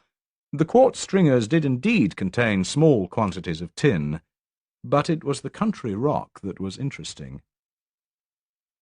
Repeated and varied tests showed that this country rock and the gravel samples contained minor quantities of low-grade nickel. They also contained remarkable quantities of platinum. It was present in all the samples and was fairly evenly distributed. The richest rock in platinum known in this world was in the Rustenburg mines in South Africa, where concentration, or grades, ran as high as 0.25 of a troy ounce per rock ton. The average concentration in the Mulrooney samples was 0.81. I have the honour to remain, sir, yours, etc. Sir James Manson knew as well as anyone in mining that platinum was the third most precious metal in the world, and stood at a market price of $130 a troy ounce as he sat in his chair. He was also aware that with the growing world hunger for the stuff, it had to rise to at least $150 an ounce over the next 3 years, probably to $200 within 5 years. It would be unlikely to rise to the 1968 peak price of $300 again, because that was ridiculous. He did some calculations on a scratch pad. 250 million cubic yards of rock, at 2 tons per cubic yard, was 500 million tons. At even half an ounce per rock ton, that was 250 million ounces. If the revelation of a new world source dragged the price down to $90 an ounce, and even if the inaccessibility of the place meant a cost of $50 an ounce to get it out and refined, that still meant— Sir James Manson leaned back in his chair again and whistled softly. Jesus Christ. A $10 billion mountain. Chapter 2. Platinum is a metal, and like all metals, it has its price. The price is basically controlled by 2 factors. These are the indispensability of the metal in certain processes that the industries of the world would like to complete, and the rarity of the metal. Platinum is very rare. Total world production each year, apart from stockpiled production, which is kept secret by the producers, is a shade over 1.5 million troy ounces. The overwhelming majority of it, probably over 95%, comes from 3 sources: South Africa, Canada, and Russia. Russia, as usual, is the uncooperative member of the group. The producers would like to keep the world price fairly steady so as to be able to make long-term investment planning in new mining equipment and development of new mines in the confidence that the bottom will not suddenly drop out of the market should a large quantity of stockpiled platinum suddenly be released. The Russians, by stockpiling unknown quantities and being able to release large quantities any time they feel like it, keep tremors running through the market whenever they can. Russia releases each year about 350,000 troy ounces on the world, out of the 1,500,000 that reach the same market. This gives her between 23 and 24% of the market, enough to ensure her a considerable degree of influence. Her supplies are marketed through Soyuz Prom Export. Canada puts on the market some 200,000 ounces a year, the whole production coming from the nickel mines of International Nickel, and just about the whole of this supply is bought up each year by the Engelhart Industries of the USA. But should the US need for platinum suddenly rise sharply, Canada might well not be able to furnish the exact quantity. The third source is South Africa, turning out close to 950,000 ounces a year and dominating the market. Apart from the Impala mines, which were just opening when Sir James Manson sat considering the world position of platinum and have since become very important, the giants of platinum are the Rustenburg mines, which account for well over half the world's production. These are controlled by Johannesburg Consolidated, who have a big enough slice of the stock to be sole managers of the mines. The world refiners and marketers of Rustenburg's supply was, and is, the London-based firm of Johnson Matthey. James Manson knew this as well as anyone else. Although he was not into platinum when Chalmers' report hit his desk, he knew the position as well as a brain surgeon knows how a heart works. He also knew why, even at that time, the boss of Engelhart Industries of America, the colourful Charlie Engelhart, better known to the populace as the owner of the fabulous racehorse Nijinsky, was buying into South African platinum. It was because America would need much more than Canada could supply by the mid-70s. Manson was certain of it. And the reason why American consumption of platinum was bound to rise, even treble, by the mid to late 70s, lay in a piece of metal known as the motor car exhaust. By the late 1960s, the American smog problem had started to become a national issue. Words like air pollution, ecology, the environment, unheard 10 years earlier, had jumped to every politician's lips and become the trendy, fashionable thing to be concerned about. The pressure was steadily mounting for legislation to limit, control, and then reduce pollution, and thanks to Mr. Ralph Nader, the motor car became target number one. Manson was certain that the move would gain strength through the early 70s, and that by 1975 or 1976, at the latest, every American motor car would be fitted by law with a device for cleaning the exhaust fumes of the noxious gases. He also surmised that sooner or later cities like Tokyo, Madrid, and Rome would have to follow suit. But California was the big one. Motor car exhausts are composed of 3 ingredients, and each can be rendered harmless, 2 of them by a chemical process called oxidation, and the third by another process called reduction. The process of reduction needs a substance called a catalyst, and that of oxidation can be achieved by either burning the gases at very high temperatures in excess air or by burning them at low temperatures, such as exist in a car exhaust. Low-temperature burning also needs a catalyst, the same one as the reduction process. The only viable known catalyst is called platinum. Sir James Manson could work out 2 things for himself. Although work was going on, and would continue throughout the 70s, on a car exhaust control device that relied on a catalyst of non-precious metal, no one was likely to come up with one that really worked before 1980. Thus, a platinum-based catalytic exhaust control device would remain the only workable solution for a decade, and each device would need 1/10 of an ounce of pure platinum. The second was that when the United States passed legislation, as he felt it would have to do by 1975, requiring a control device that passed stringent tests to be fitted to all new cars from that year onwards, there would be a need for another 1.5 million ounces of platinum every year. That was equivalent to doubling world production, and Americans would not know where to get it. Sir James Manson thought he had an idea where. They could always buy it from him. And with the absolute indispensability of platinum in every fume control device established for a decade, and world demand far outstripping supply, the price would be nice. Very nice indeed. There was only one problem. He had to be absolutely certain that he and no one else would control all mining rights to the Crystal Mountain. The question was, how? The normal way would be to visit the Republic where the mountain was situated, seek an interview with the President, show him the survey report, and propose to him a deal whereby Mancon secured the mining rights, the government secured a profit participation clause that would fill the coffers of their treasury, and the President would secure a fat and regular payment into his Swiss account. That would be the normal way. But apart from the fact that any other mining company in the world, if advised of what lay inside the Crystal Mountain, would counterbid for the same mining rights, sending the government share up and Manson's down, there were three parties who, more than any other, would want to take control, either to begin production or stop it forever. These were the South Africans, the Canadians, and, most of all, the Russians. For the advent on the world market of a new, massive supply source would cut the Soviet slice of the market back to the level of the unnecessary, removing from them their power, influence, and money-making capacity in the platinum field.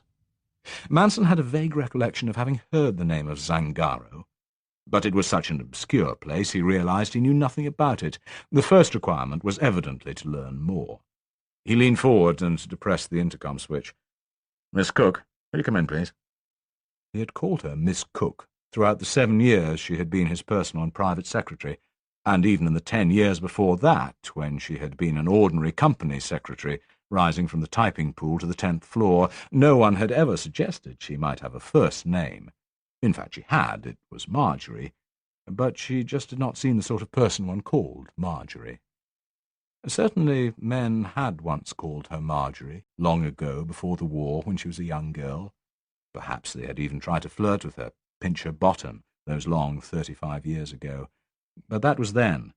5 years of war, hauling an ambulance through burning, rubble-strewn streets, trying to forget a guardsman who never came back from Dunkirk, and 20 years nursing a crippled and whining mother. A bedridden tyrant using tears for weapons had taken away the youth and the pinchable qualities of Miss Marjorie Cook.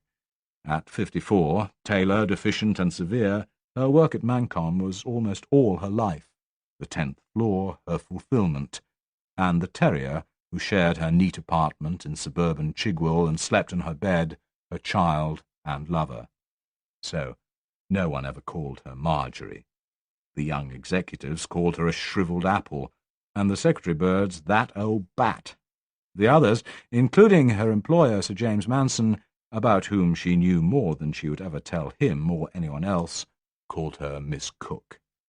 She entered through the door, set in the beech-panelled wall, which, when closed, looked like part of the wall. "Miss Cook, it has come to my attention that we have had, during the past few months, a small survey, one man, I believe, in the Republic of Zangaro." "Yes, Sir James, that's right." "Oh, you know about it." Of course she knew about it. Miss Cook never forgot anything that had crossed her desk. "Yes, Sir James." "Good. Then please find out for me who secured that government's permission for us to conduct the survey." "It will be on file, Sir James. I'll go and look." She was back in 10 minutes, having first checked in her daily diary appointments book, cross-indexed into 2 indices, one under personal names and the other under subject headings, and then confirmed with personnel. "It was Mr. Bryant, Sir James."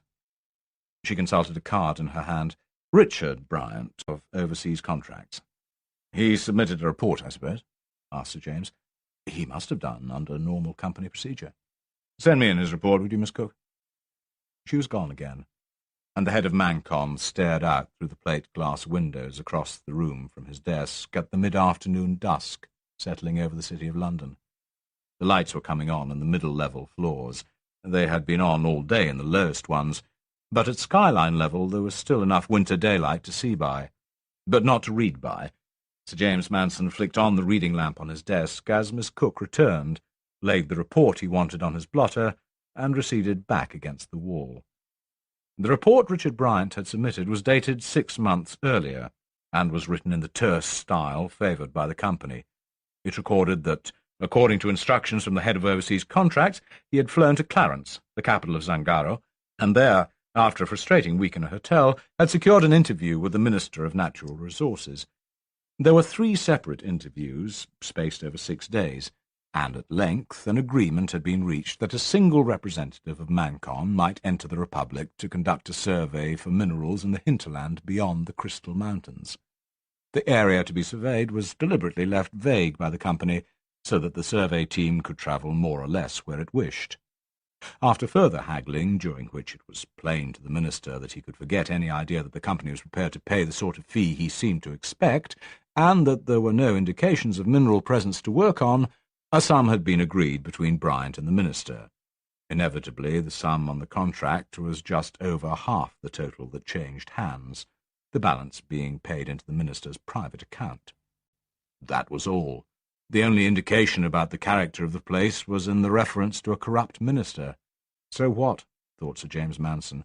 Nowadays Bryant might have been in Washington, only the going rate was different. He leaned forward to the intercom again. Tell Mr. Bryant of overseas contracts to come up and see me, would you, Miss Cook? He lifted the switch and pressed another one. Martin, come in a minute, please.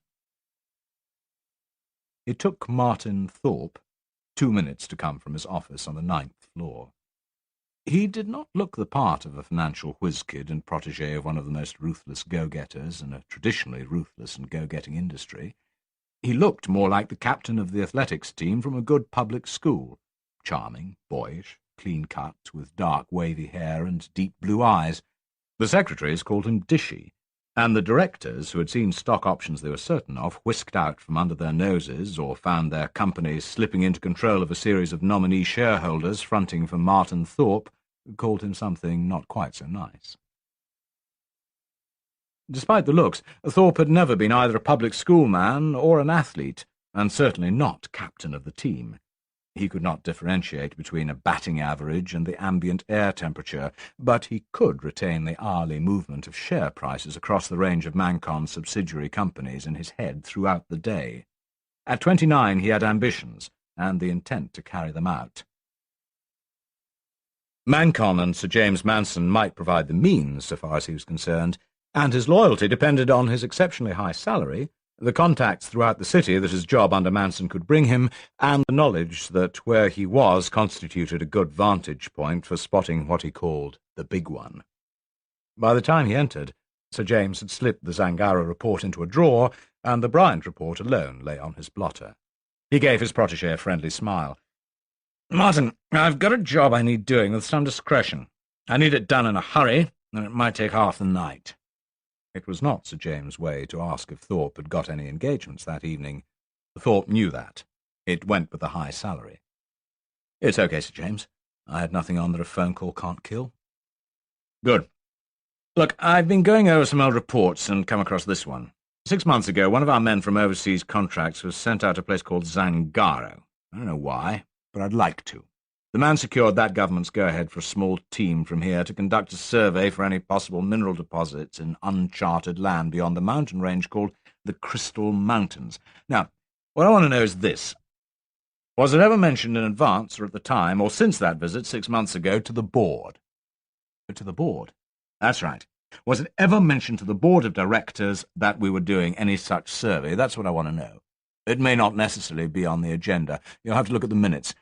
And in case it got a passing mention under any other business, check through the documents of all board meetings over the past 12 months. Secondly, find out who authorized the visit by Bryant 6 months ago and why, and who sent the survey engineer down there and why. The man who did the survey is called Mulrooney.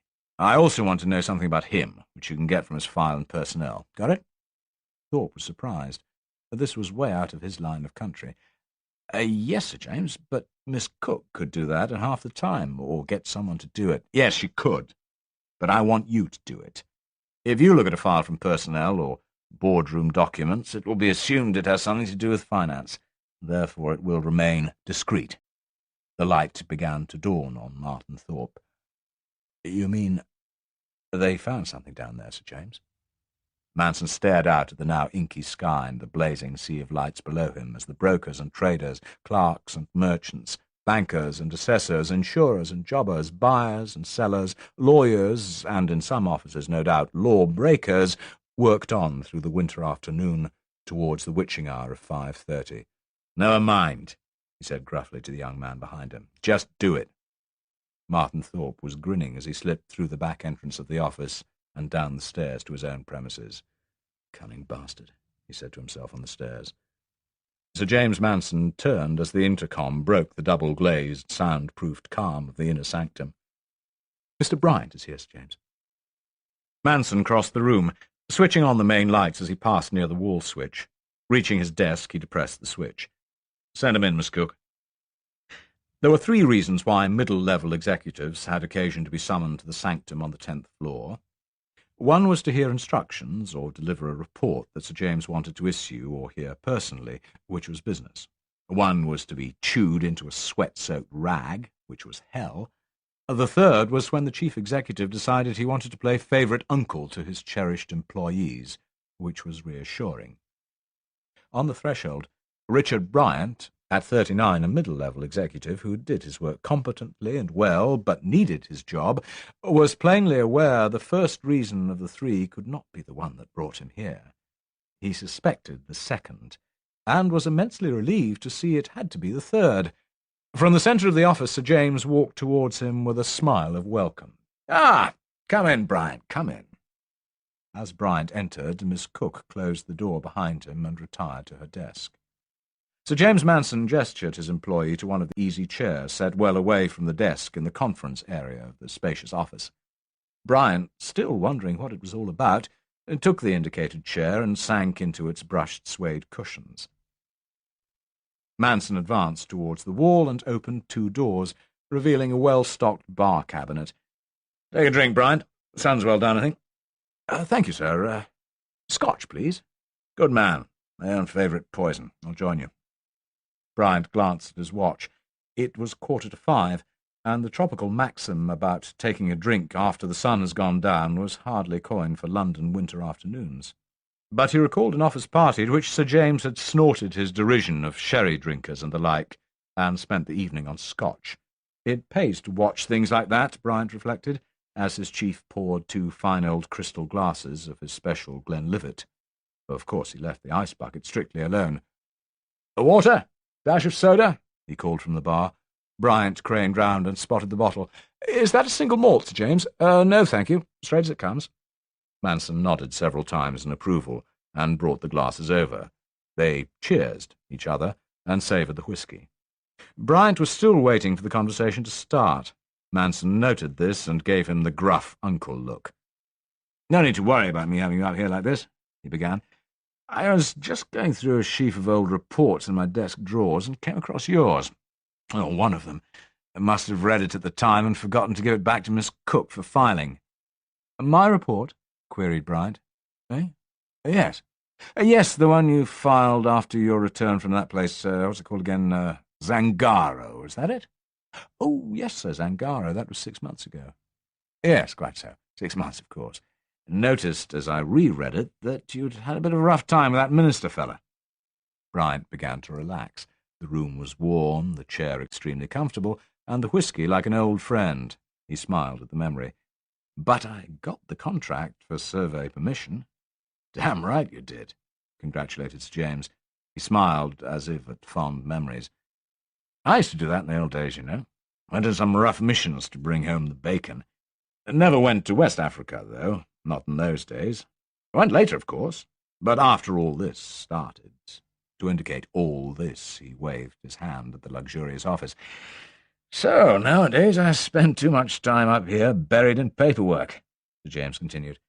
"I even envy you younger chaps going off to clinch deals in the old way. So, tell me about your Zangaro trip." "Well, that really was doing things the old way. After a few hours in the place, I half expected to find people running around with bones through their noses," said Bryant. "Really? Good Lord. Rough place, is it, this Zangaro?" Sir James Manson's head had tilted back into the shadows, and Bryant was sufficiently comfortable not to catch the gleam of concentration in the eye that belied the encouraging tone of voice. "Too right, Sir James.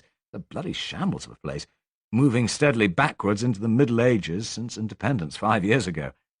He recalled something else he had heard his chief say once in an aside remark to a group of executives.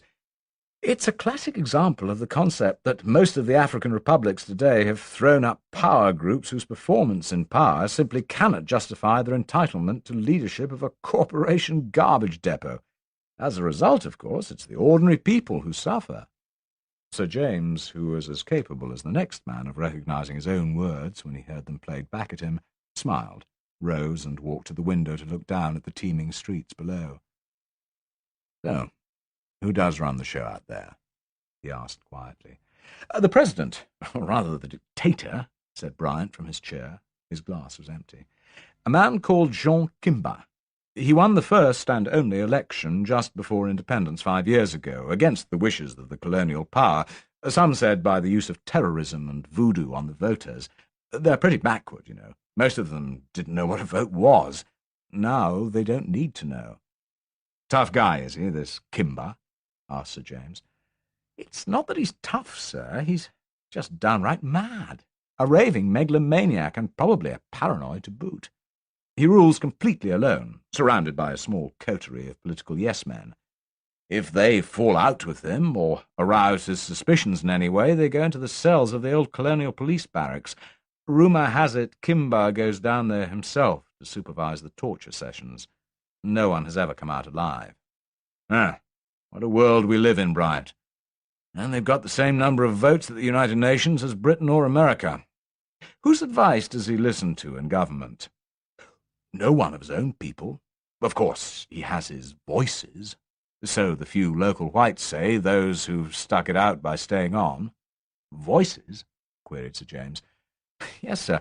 He claims to the people he is guided by divine voices. He says he talks to God.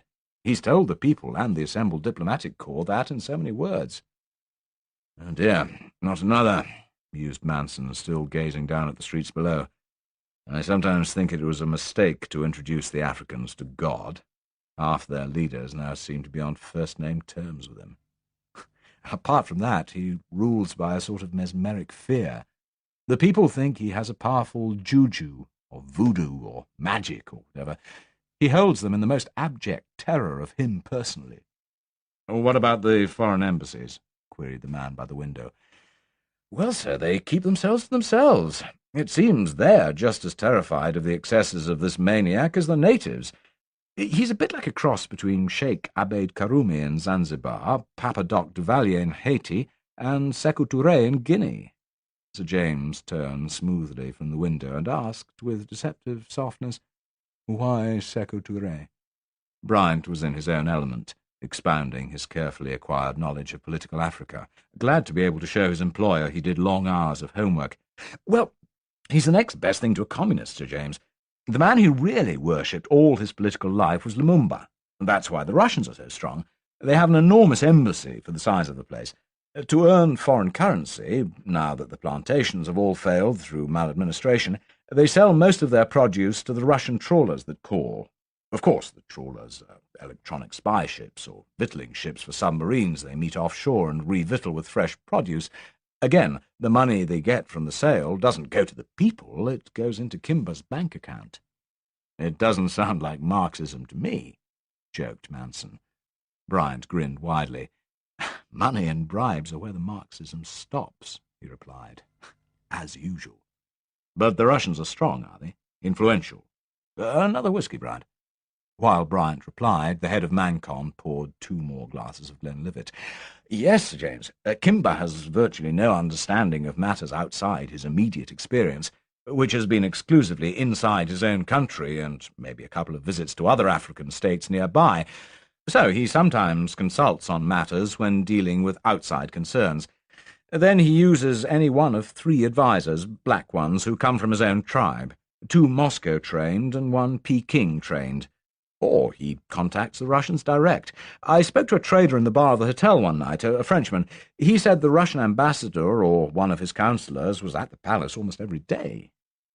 Bryant stayed for another 10 minutes, but Manson had learned most of what he needed to know. At 5:20 he ushered Bryant out as smoothly as he had welcomed him. As the younger man left, Manson beckoned Miss Cook in. We employ an engineer in mineral exploration work called Jack Mulrooney, he said. He returned from a 3-month sortie into Africa, living in rough bush conditions 3 weeks ago, so he may be on leave still. Try and get him at home. I'd like to see him at 10 tomorrow morning. Secondly, Dr. Gordon Chalmers, the chief survey analyst. You may catch him at Watford before he leaves the laboratory. If not, reach him at home. I'd like him here at 12 tomorrow. Cancel any other morning appointments and leave me time to take Chalmers out for a spot of lunch. And you'd better book me a table at Wilton's in Berry Street. That's all, thank you. I'll be on my way in a few minutes. Have a car round at the front in 10 minutes. When Miss Cook withdrew, Manson pressed one of the switches on his intercom and murmured, Come on for a minute, would you, Simon? Simon Endine was as deceptive as Martin Thorpe, but in a different way. He came from an impeccable background, and behind the veneer had the morals of an East End thug. Going with the polish and the ruthlessness was a certain cleverness. He needed a James Manson to serve, just as James Manson would sooner or later, on his way to the top, or his struggle to stay there in big-time capitalism, need the services of a Simon Endine. Endine was the sort to be found by the score in the very smartest and smoothest of London's West End gambling clubs, beautifully spoken hatchet men who never leave a millionaire unbowed to or a showgirl unbruised. The difference was that Endine's intelligence had brought him to an executive position as aide to the chief of a very superior gambling club. Unlike Thorpe, he had no ambitions to become a multi-millionaire. He thought 1 million would do, and until then the shadow of Manson would suffice. It paid for the 6-room pad, the Corvette, the girls. He too came from the floor below, and entered from the interior stairwell through the beech-panelled door across the office from the one Miss Cook came and left by. Sir James. Simon. Tomorrow I'm having lunch with a fellow called Gordon Chalmers, one of the backroom boys, the chief scientist and head of the laboratory out at Watford. You'll be here at 12. Before then, I want a rundown on him. The personnel file, of course, but anything else you can find. The private man, what his home life is like, any failings. Above all, if he has any pressing need of money over and above his salary. His politics, if any. Most of these scientific people are left, not all, though. You might have a chat with Errington and personnel tonight before he leaves. Go through the file tonight and leave it for me to look at in the morning. Sharp tomorrow, start on his home environment. Phone me not later than 11:45. Got it? I know it's a short-notice job, but it could be important. Endine took in the instructions without moving a muscle, filing the lot. He knew the score. Sir James Manson often needed information, for he never faced any man, friend or foe, without a personal rundown on the man, including the private life. Several times he had beaten opponents into submission by being better prepared. Endine nodded and left, making his way straight to personnel, an office which, by chance, Martin Thorpe had only just left, but they did not cross paths. As his chauffeur-driven Rolls-Royce slid away from the front of Mancon House, taking its occupant back to his third-floor apartment in Arlington House behind the Ritz, a long, hot bath and dinner sent up from the Caprice, Sir James Manson leaned back and lit his first cigar of the evening. The chauffeur handed him a late Evening Standard, and they were abreast of Charing Cross Station when a small paragraph in the stop press caught his eye. It was among the racing results. He glanced back at it, then read it several times. He stared out at the swirling traffic and huddled pedestrians, shuffling towards the station or plodding to the buses through the February drizzle, bound for their homes in Eden Bridge and Sevenoaks after another exciting day in the city. As he stared, a small germ of an idea began to form in his mind. Another man would have laughed and dismissed it out of hand. Sir James Manson was not another man. He was a 20th-century pirate, and proud of it. The 9-point type headline above the obscure paragraph in the evening paper referred to an African republic. It was not Zangaro, but another one. He had hardly heard of the other one either. It had no known mineral wealth. The headline said, "New coup d'etat in African state."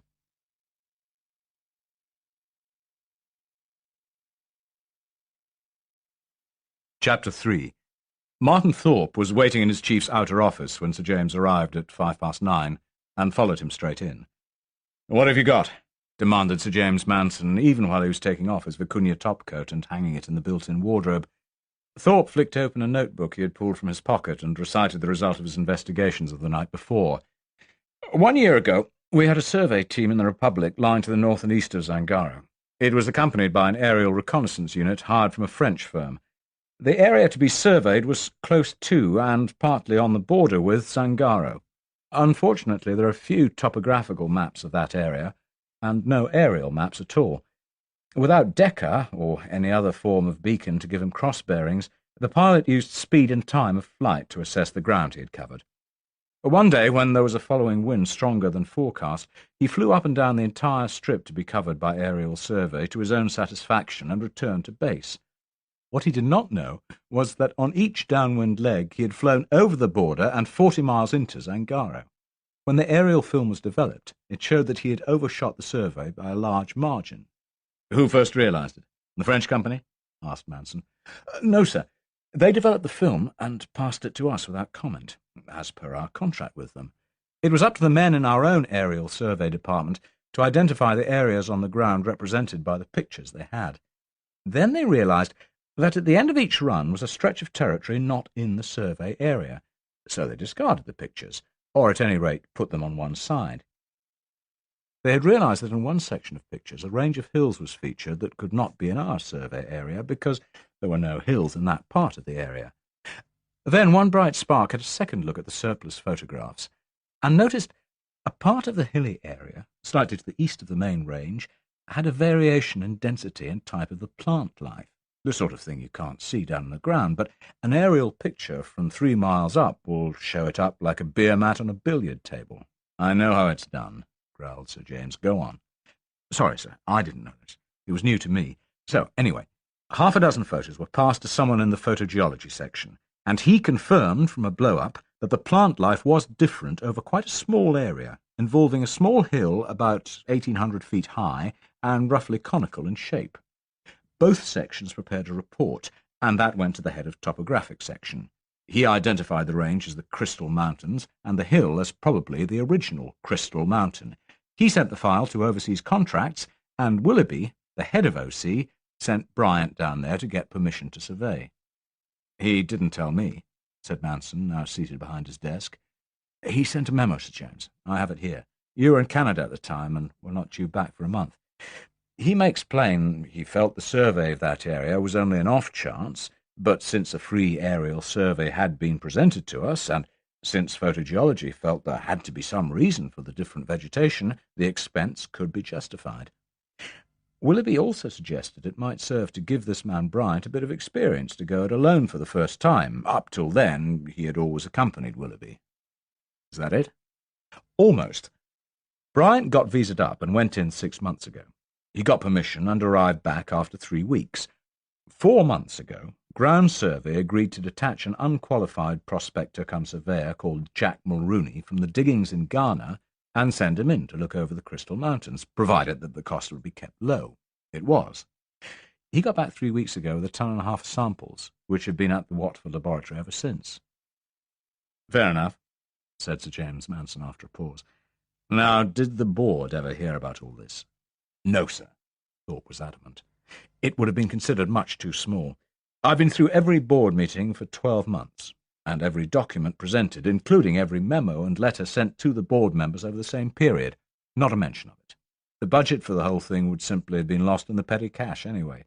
And it didn't originate from projects, because the aerial photos were a gift from the French firm and their ropey-old navigator. It was just an ad hoc affair throughout and never reached board level." James Manson nodded in evident satisfaction. "Right.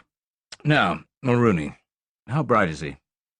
For answer, Thorpe tendered Jack Mulrooney's file from personnel. "No qualifications. A lot of practical experience, sir. An old sweat. A good Africa hand." Manson flicked through the file on Jack Mulrooney, scanned the biography notes and the career sheet since the man had joined the company. "He's experienced, all right," grunted Manson. "Don't underestimate the old Africa hands. I started out in the Rand, on a mining camp. Mulrooney just stayed at that level, so don't mock, lad. Such people are very useful, and they can be perceptive." He dismissed Martin Thorpe and muttered to himself, "Now let's see how perceptive Mr. Mulrooney can be." He depressed the intercom switch and spoke to Miss Cook. "Is Mr. Mulrooney there yet, Miss Cook?" "Yes, Sir James. He's here waiting." "Show him in, please." Manson was halfway to the door when his employee was ushered in. He greeted him warmly and led him to the chairs where he had sat with Bryant the previous evening. Before she left, Miss Cook was asked to produce coffee for them both. Mulrooney's coffee habit was on his file. Jack Mulrooney in the penthouse suite of a London office block looked as out of place as Thorpe would have done in the dense bush. His hands hung way out of his coat sleeves, and he did not seem to know where to put them. His grey hair was plastered down with water, and he had cut himself shaving. It was the first time he had ever met the man he called the gaffer. Sir James used all his efforts to put the man at ease. When Miss Cook entered with a tray of porcelain cups, matching coffee pot, cream jug and sugar bowl, and an array of Fortnum and Mason biscuits, she heard her employer telling the Irishman, "That's just the point, man. You've got what I or anyone else can't teach these boys fresh out of college. 25 years hard-won experience getting the bloody stuff out of the ground and into the skips." It was always nice to be appreciated, and Jack Mulrooney was no exception. He beamed and nodded.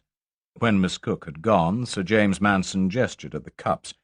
"Look at these puffy things. Used to drink out of a good mug. Now they give me thimbles. I remember back on the Rand in the late 30s, and that would be before your time even." Mulrooney stayed for an hour. When he left, he felt the gaffer was a damn good man, despite all they said about him. Sir James Manson thought Mulrooney was a damn good man, at his job at any rate, and that was, and would always be, chipping bits of rock off hills and asking no questions. Just before he left, Mulrooney had reiterated his view. "There's tin down there, Sir James. Stake my life on it. The only thing is whether it can be got out at an economic figure." Sir James had slapped him on the shoulder. "Don't you worry about that. We'll know as soon as the report comes through from Watford. And don't worry, if there's an ounce of it that I can get to the coast below market value, we'll have the stuff. Now, how about you? What's your next adventure?" "I don't know, sir. I have 3 more days' leave yet. Then I report back to the office." "Like to go abroad again?" beamed Sir James. "Yes, sir. Frankly, I can't take this city and the weather and all." "Back to the sun, eh? You like the wild places, I hear." "Yes, I do. You can be your own man out there." "You can indeed," smiled Manson. "You can indeed. I almost envy you. No, damn it, I do envy you. Anyway, we'll see what we can do." 2 minutes later, Jack Mulrooney was gone. Manson ordered Miss Cook to send his file back to personnel, rang accounts, and instructed them to send Mulrooney a £1,000 merit bonus, and make sure he got it before the following Monday, and rang the head of ground survey. "What surveys have you got pending in the next few days, or just started?" he asked without preamble. There were 3. One of them in a remote stretch of the extreme north of Kenya, close to the Somaliland border, where the midday sun fries the brain like an egg in a pan, and nights freeze the bone marrow like Blackpool rock, and the shifter bandits prowl. It would be a long job, close to a year. He had nearly 2 resignations trying to get a man to go there for so long. "Send Mulrooney," said Sir James, and hung up. He glanced at the clock. It was 11.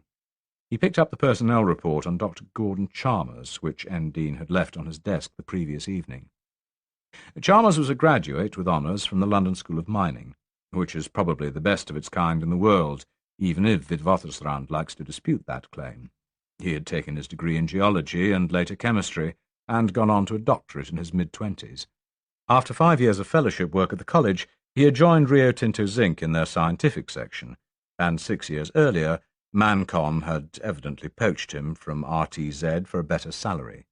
For the last 4 years, he had been head of the company's scientific department, situated on the outskirts of Watford in Hertfordshire. The passport-sized photograph in the file showed a man in his late 30s glowering at the camera over a bushy ginger beard. He wore a tweed jacket and a purple shirt. The tie was of knitted wool and askew. At 11:35, the private phone rang, and Sir James Manson heard the regular pips of a public coin box at the other end of the line. A coin clunked into the slot, and Dean's voice came on the line. He spoke concisely for 2 minutes from Watford Station. When he had finished, Manson grunted his approval. "That's useful to know," he said. "Now get back to London. There's another job I want you to do. I want a complete rundown on the Republic of Zangaro. I want the lot. Yes, Zangaro," he spelt it out. "Start back in the days when it was discovered, and work forwards. I want the history, geography, lie of the land, economy, crops, mineralogy, if any, politics, and state of development. Concentrate on the 10 years prior to independence, and especially the period since. I want to know everything there is to know about the President, his cabinet, Parliament, if any, administration, executive, judiciary, and political parties. There are 3 things that are more important than all else. 1 is the question of Russian or Chinese involvement and influence, or local communist influence on the president. The second is that no one remotely connected with the place is to know any questions are being asked, so don't go there yourself. And thirdly, under no circumstances are you to announce you come from Mancon, so use a different name. Got it? Good. Well, report back as soon as you can, and not later than 20 days. Draw cash from accounts on my signature alone, and be discreet. For the record, consider yourself on leave. I'll let you make it up later. Manson hung up and called down to Thorpe to give further instructions. Within 3 minutes, Thorpe came up to the 10th floor and laid a piece of paper his chief wanted on the desk. It was the carbon copy of a letter. 10 floors down, Dr. Gordon Chalmers stepped out of his taxi at the corner of Moorgate and paid it off. He felt uncomfortable in a dark suit and topcoat, but Peggy had told him it was necessary for an interview and lunch with the chairman of the board. As he walked the last few yards towards the steps and doorway of Mancon House, his eye caught a poster fronting the kiosk of a seller of the Evening News and Evening Standard. What was written on the poster caused him to curl his lip in a bitter sneer, but he bought both papers.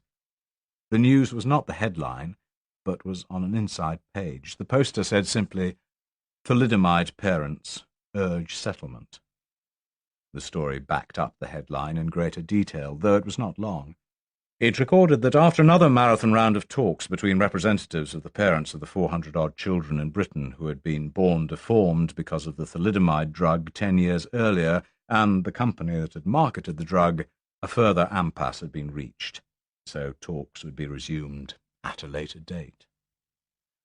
Gordon Chalmers' thoughts went back to the house outside Watford that he had left earlier that same morning, to Peggy, his wife, just turned 30 and looking 40, and to Margaret, legless, one-armed Margaret, coming up to 9 years, in need of a special pair of legs, a specially built house which they now lived in at long last, the mortgage on which was costing him a fortune. At a later date, he snapped to no one in particular, and stuffed the newspapers into a wall basket. He seldom read the evening papers anyway. He preferred The Guardian, Private Eye, and the left-wing Tribune. After nearly 10 years of watching a group of almost unmoneyed parents try to face down the giant distillers for their compensation, Gordon Chalmers harboured bitter thoughts about big-time capitalists. 10 minutes later, he was facing one of the biggest. So James Manson could not put Chalmers off his guard as he had Bryant and Mulrooney. The scientist clutched his glass of beer firmly and stared right back. Manson grasped the situation quickly, and when Miss Cook had handed him his whisky and retired, he came to the point. "I suppose you can guess what I asked you to come and see me about, Dr. Chalmers." "I can guess," said James. "The report on Crystal Mountain." "That's it. Incidentally, you were quite right to send it to me personally in a sealed envelope. Quite right." Chalmers shrugged. He had done it because he realized that all important analysis results had to go direct to the chairman, according to company policy. It was routine as soon as he had realized what the samples contained. "Let me ask you 2 things, and I need specific answers," said Sir James. "Are you absolutely certain of these results? There could be no other possible explanation of the tests on the samples?" Chalmers was neither shocked nor affronted. He knew the work of scientists was seldom accepted by laymen as being far removed from black magic, and therefore imprecise. He had long since ceased trying to explain the precision of his craft. "Absolutely certain. For one thing, there are a variety of tests to establish the presence of platinum, and these samples passed them all with unvarying regularity. For another, I not only did all the known tests on every one of the samples, I did the whole thing twice. Theoretically, it is possible someone could have interfered with the alluvial samples, but not with the internal structures of the rocks themselves. The summary of my report is accurate beyond scientific dispute." Sir James Manson listened to the lecture with head-bowed respect, and nodded in admiration. "And the second thing is, how many other people in your laboratory know of the results of the analysis of the Crystal Mountain samples?" "No one," said Chalmers with finality. "No one?" echoed Manson. "Come now, surely one of your assistants." Chalmers downed a swig of his beer and shook his head. "Sir James, when the samples came in, they were crated as usual and put in store. Mulrooney's accompanying report predicted the presence of tin in unknown quantities. As it was a very minor survey, I put a junior assistant onto it. Being inexperienced, he assumed tin or nothing and did the appropriate tests. When they failed to show up positive, he called me over and pointed this out. I offered to show him how, and again the tests were negative. So I gave him a lecture on not being mesmerized by the prospector's opinion, and showed him some more tests. These, too, were negative. The laboratory closed for the night, but I stayed on late. So I was alone in the place when the first tests came up positive. By midnight I knew the shingle sample from the stream bed, of which I was using less than half a pound, contained small quantities of platinum. After that, I locked up for the night. The next day I took the junior off that assignment and put him on another. Then I went on with it myself. There were 600 bags of shingle and gravel, and 1,500 pounds weight of rocks, over 300 separate rocks taken from different places on the mountain.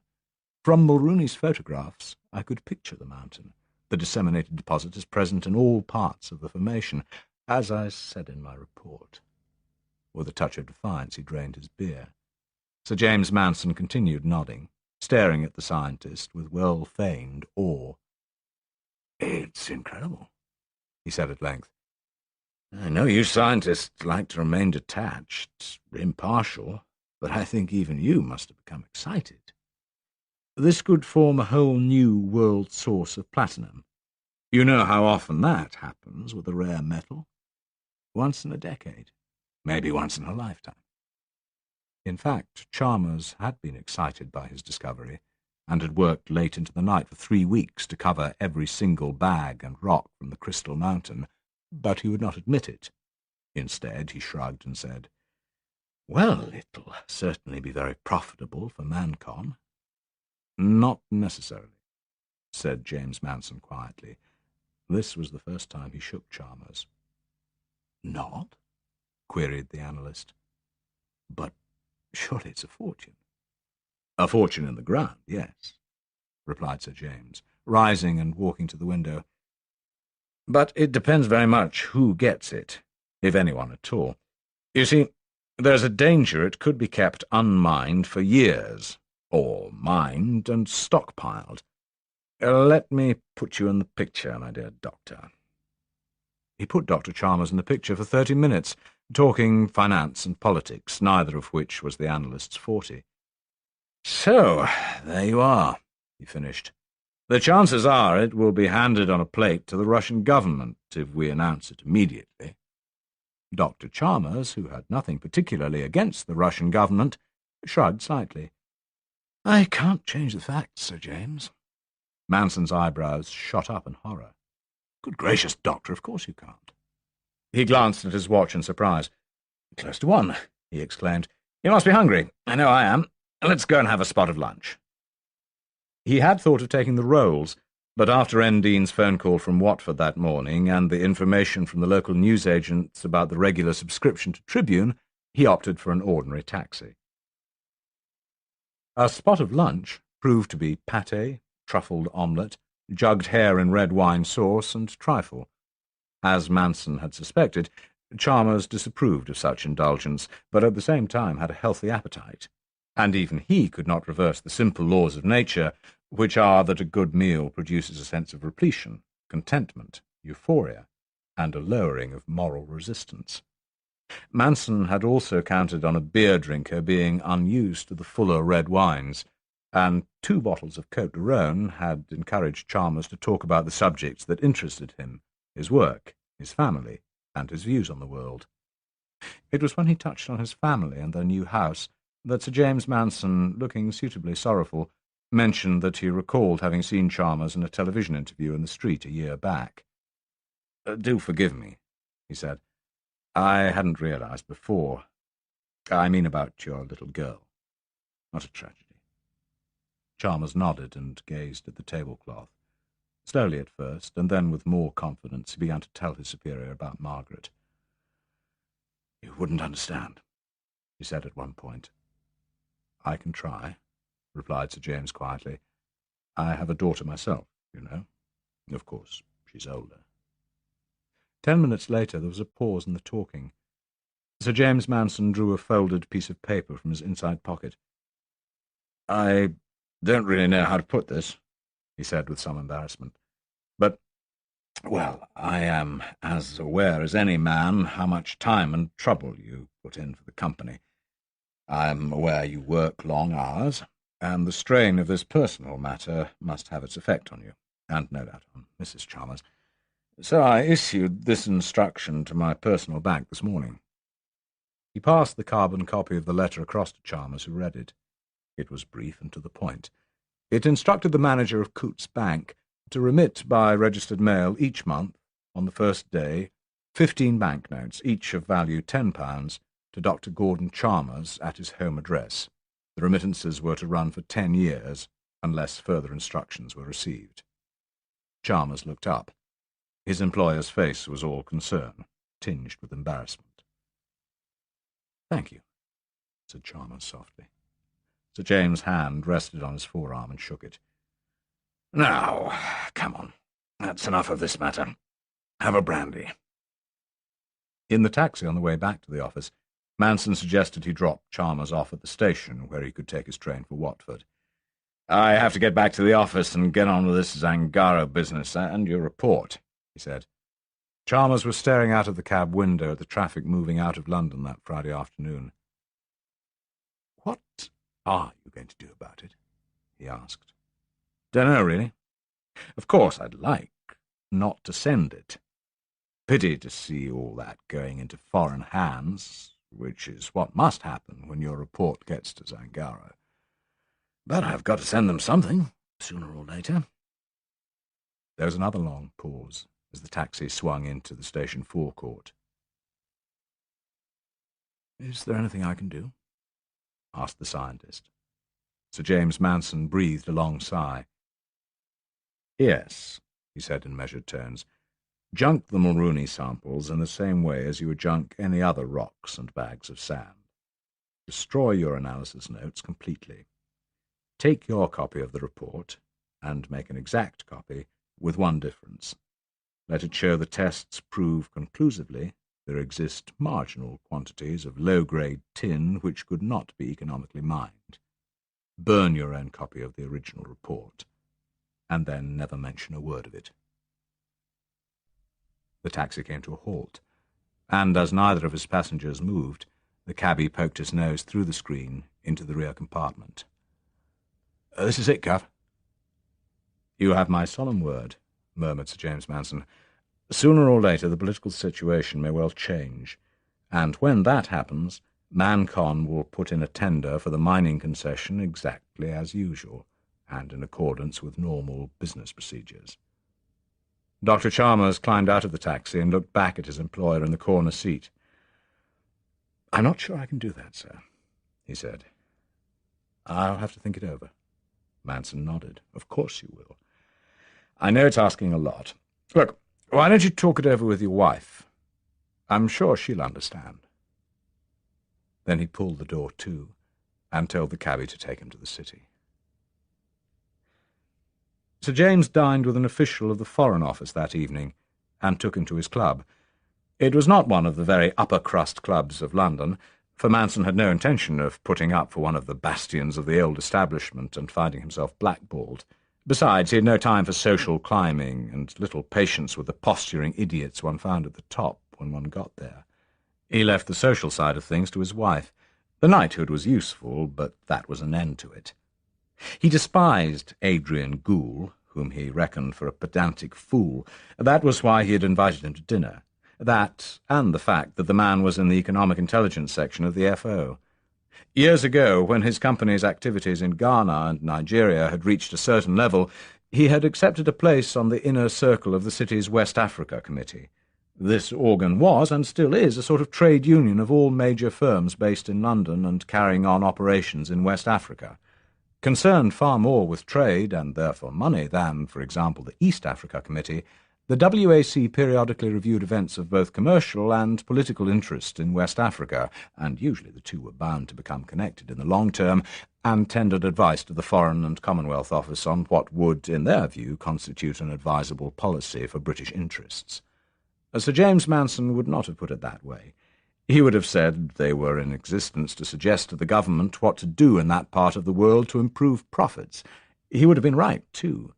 He had been on the committee during the Nigerian Civil War and heard the various representatives of banks, mines, oil and trade advocate a quick end to the war, which seemed to be synonymous with a federal victory in double time. Predictably, the committee had proposed to the government that the federal side be supported, provided they could show they were going to win and win quickly, and provided corroborative evidence from British sources on the spot confirmed this. They then sat back and watched the government, on Foreign Office advice, make another monumental African cock-up. Instead of lasting 6 months, it lasted 30, and Harold Wilson, once committed to a policy, was no more going to concede his minions might have made a mistake on his behalf than fly to the moon. Manson had lost a lot in revenue from his disrupted mining interests and the impossibility of shipping the stuff to the coast on crazily running railways throughout the period, but McFadgen of Shell BP had lost a lot more in oil production. Adrian Gould had been the FO's liaison officer on the committee for most of the time. Now he sat opposite James Manson in the alcove dining recess, his cuffs shot the right 1.25 inches, his face registering earnest intent. Manson told him some of the truth, but kept the references to platinum out of it. He stuck to a tale of tin, but increased the quantities.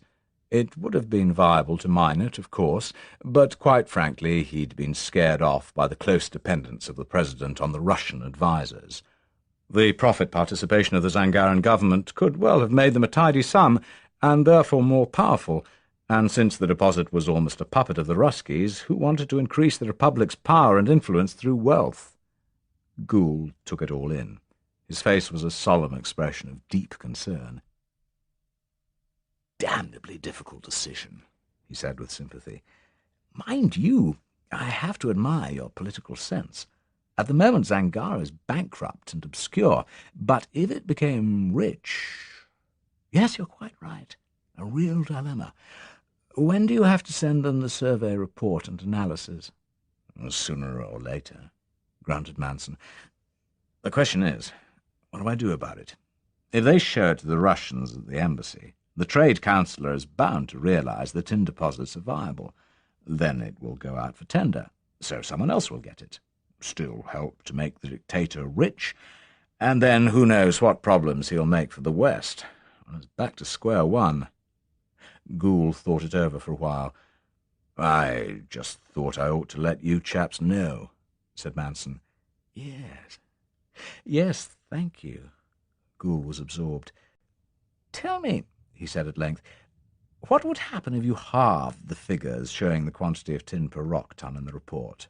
"Halved them?" "Yes, halved the figures, showing a purity figure of tin per rock ton of 50% the figures shown by your rock samples."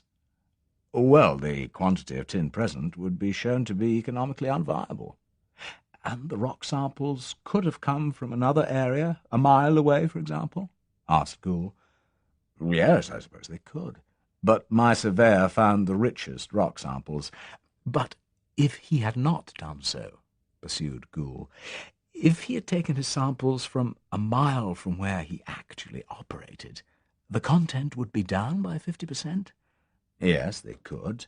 They probably would show even less than 50%. But he operated where he did." "Under supervision?" asked Gould. "No, alone." "And there are no real traces of where he worked?" "No," replied Manson. "Just a few rock chippings, long since overgrown. Besides, no one goes up there. It's miles from anywhere." He paused for a few instances to light a cigar. "You know, Gould, you're a damnably clever fella. Steward, another brandy, if you please."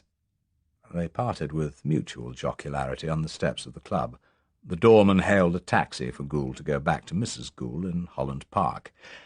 "One last thing," said the FO man by the taxi door. "Not a word to anyone else about this. I'll have to file it, well classified, at the department, but Otherwise it remains just between you and us at the FO. Of course, said Manson. I'm very grateful you saw fit to tell me all this. You have no idea how much easier it makes our job on the economic side to know what's going on. I help keep a quiet eye on Zangaro, and if there should be a change in the political scene there, you'll be the first to know. Good night. Sir James Manson watched the taxi head down the road and signalled to his Rolls-Royce waiting up the street. You'll be the first to know, he mimicked. Too bloody right I will, boy, because I'm going to start it. He leaned through the passenger side window to see Craddock, his chauffeur, behind the wheel. If piss-willy little buggers like that had been in charge of building our empire, Craddock, we might by now just about have colonized the Isle of Wight. You're absolutely right, Sir James, said Craddock. When his employer had climbed into the rear, the chauffeur slid open the communicating panel. Gloucestershire, Sir James. Gloucestershire, Craddock. It was starting to drizzle again as the sleek limousine swished down Piccadilly and up Park Lane, heading for the A40 and the West Country, carrying Sir James Manson towards his 10-bedroomed mansion, bought 3 years earlier for him by a grateful company for £250,000. It also contained his wife and 19-year-old daughter, but these he had won himself. An hour later, Gordon Chalmers lay beside his wife, tired and angry from the row they had had for the past 2 hours. Peggy Chalmers lay on her back, looking up at the ceiling. I can't do it, Chalmers said for the umpteenth time. I can't just go and falsify a mining report to help James bloody Manson make more money. There was a long silence. They had been over it all a score of times since Peggy had read Manson's letter to his banker and heard from her husband the conditions of future financial security. What does it matter? She said in a low voice from the darkness beside him. When all's said and done, what does it matter? Whether he gets the concession or the Russians or no one. Whether the price rises or falls, what does it matter? It's all pieces of rock and grains of metal. Peggy Chalmers swung herself across her husband's torso and stared at the dim outline of his face. Outside, the night wind rattled the branches of the old elm close to which they had built the new house with the special fitments for their crippled daughter. When Peggy Chalmers spoke again, it was with passionate urgency. But Margaret is not a piece of rock, and I am not a few grains of metal. We need that money, Gordon. We need it now and for the next 10 years. Please, darling, please, just one time forget the idea of a nice letter to Tribune or Private Eye and do what he wants. Gordon Chalmers continued to stare at the slit of window between the curtains, half open to let in a breath of air. All right, he said at length. You'll do it, she asked. Yes, I'll bloody do it. You swear it, darling. You give me your word. There was another long pause.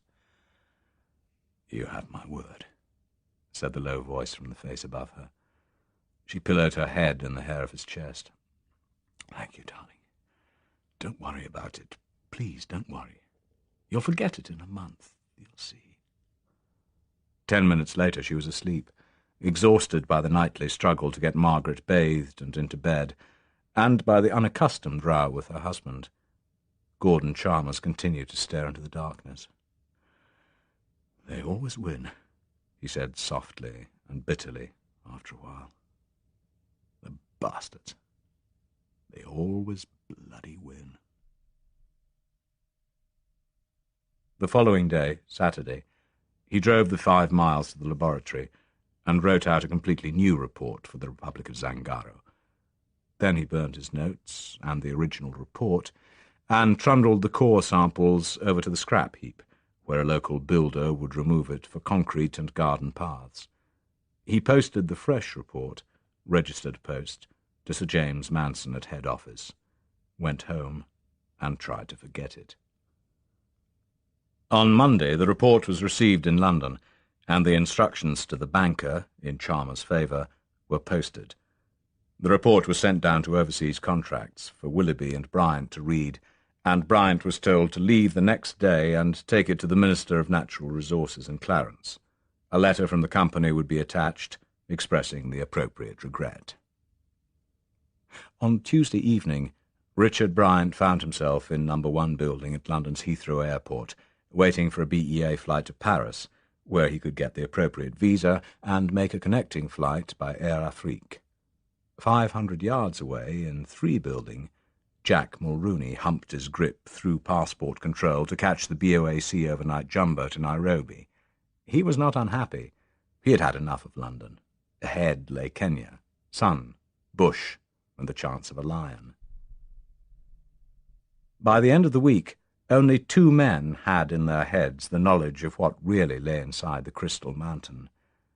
One had given his word to his wife to remain silent forever, and the other was plotting his next move.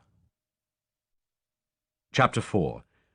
Simon Endine entered Sir James Manson's office with a bulky file containing his 100-page report on the Republic of Zangaro, a dossier of large photographs, and several maps.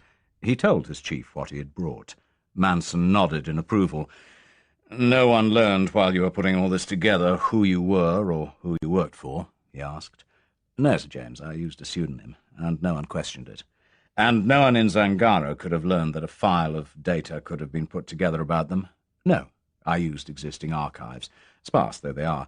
Some university libraries here and in Europe, standard works of reference, and the one tourist guide published by Zangaro itself, although in fact this is a leftover from colonial days and 5 years out of date. I always claimed I was simply seeking information for a graduate thesis on the entire African colonial and post-colonial situation. There will be no comebacks." "All right," said Manson. "I'll read the report later. Give me the main facts." For answer, Endine took one of the maps from the file and spread it across the desk. It showed that section of the African coastline with Zangaro marked. "As you see, Sir James, it's stuck like an enclave on the coast here, bordered on the north and east by this republic, and on the short southern border by this one. The fourth side is the sea, here. It's shaped like a matchbox, the short edge along the sea-coast, the longer sides stretching inland.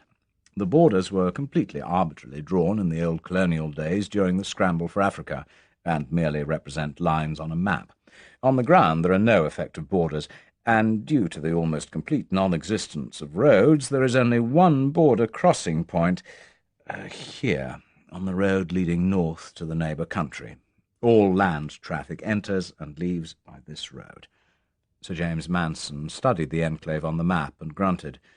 "What about the eastern and southern borders?" "No road, sir. No way in or out at all unless you cut straight through the jungle, and in most places it is impenetrable bush. Now, in size it has 7,000 square miles, being 70 miles along the coast and 100 miles deep into the hinterland.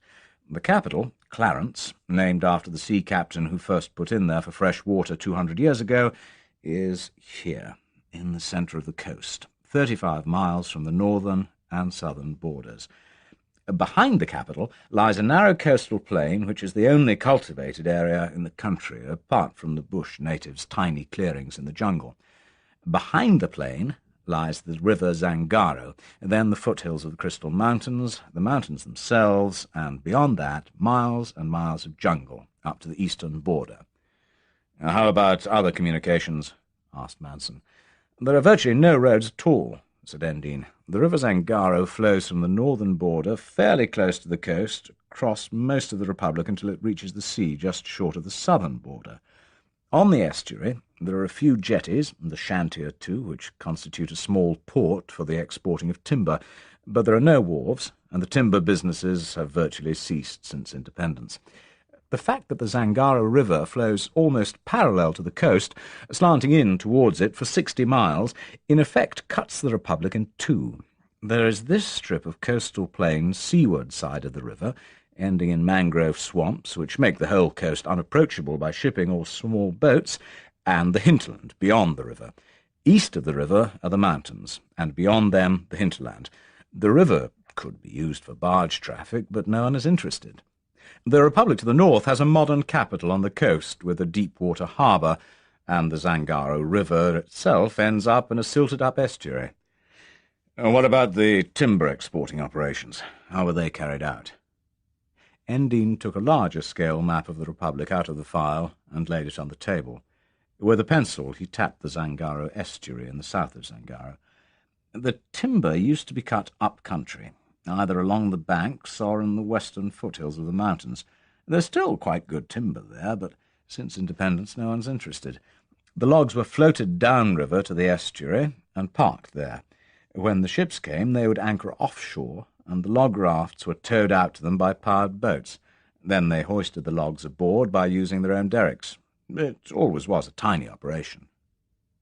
Manson stared intently at the large-scale map, taking in the 70 miles of coast, the river running almost parallel to it, 20 miles inland, the strip of impenetrable mangrove swamp between the coast and the sea, and the mountains behind the river. He could identify the Crystal Mountain, but made no mention of it. What about the main roads? There must be some. Endine warmed to his explanation.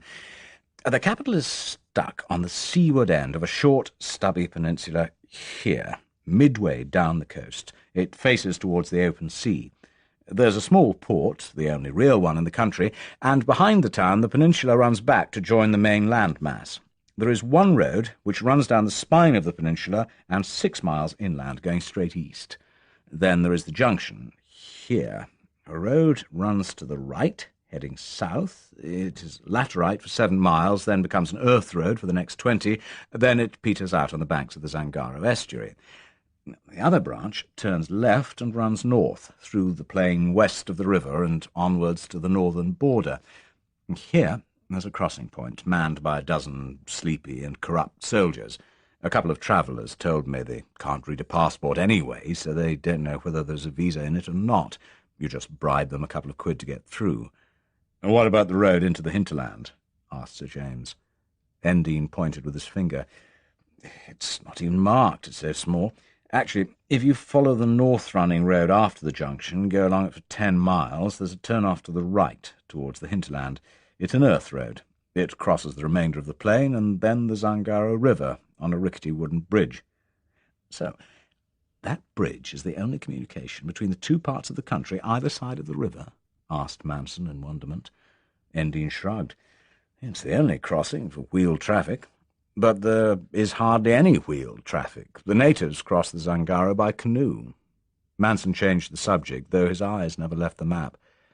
What about the tribes who live there? He asked. There are two, said Endine. East of the river, and right back to the end of the hinterland, is the country of the Vindu. For that matter, more Vindu live over the eastern border. I said the borders are arbitrary. The Vindu are practically in the Stone Age. They seldom, if ever, cross the river and leave their bush country. The plain to the west of the river and down to the sea, including the peninsula on which the capital stands, is the country of the Kadja. They hate the Vindu and vice versa. Population? Almost uncountable in the interior. Officially put at 220,000 in the entire country. That is 30,000 Kadja and an estimated 190,000 Vindu, but the numbers are a total guess, except probably the Kadja can be counted accurately. Then how the hell did they ever hold an election? Asked Manson. That remains one of the mysteries of creation, said Endine. It was a shambles anyway. Half of them didn't know what a vote was or what they were voting for. What about the economy? There's hardly any left, replied Endine. The Vindu country produces nothing. The lot of them just about subsist on what they can grow in yam and cassava plots cut out of the bush by the women, who do any work there is to be done, which is precious little. Unless you pay them well, then they will carry things. The men hunt. The children are a mass of malaria, trachoma, bilharzia, and malnutrition.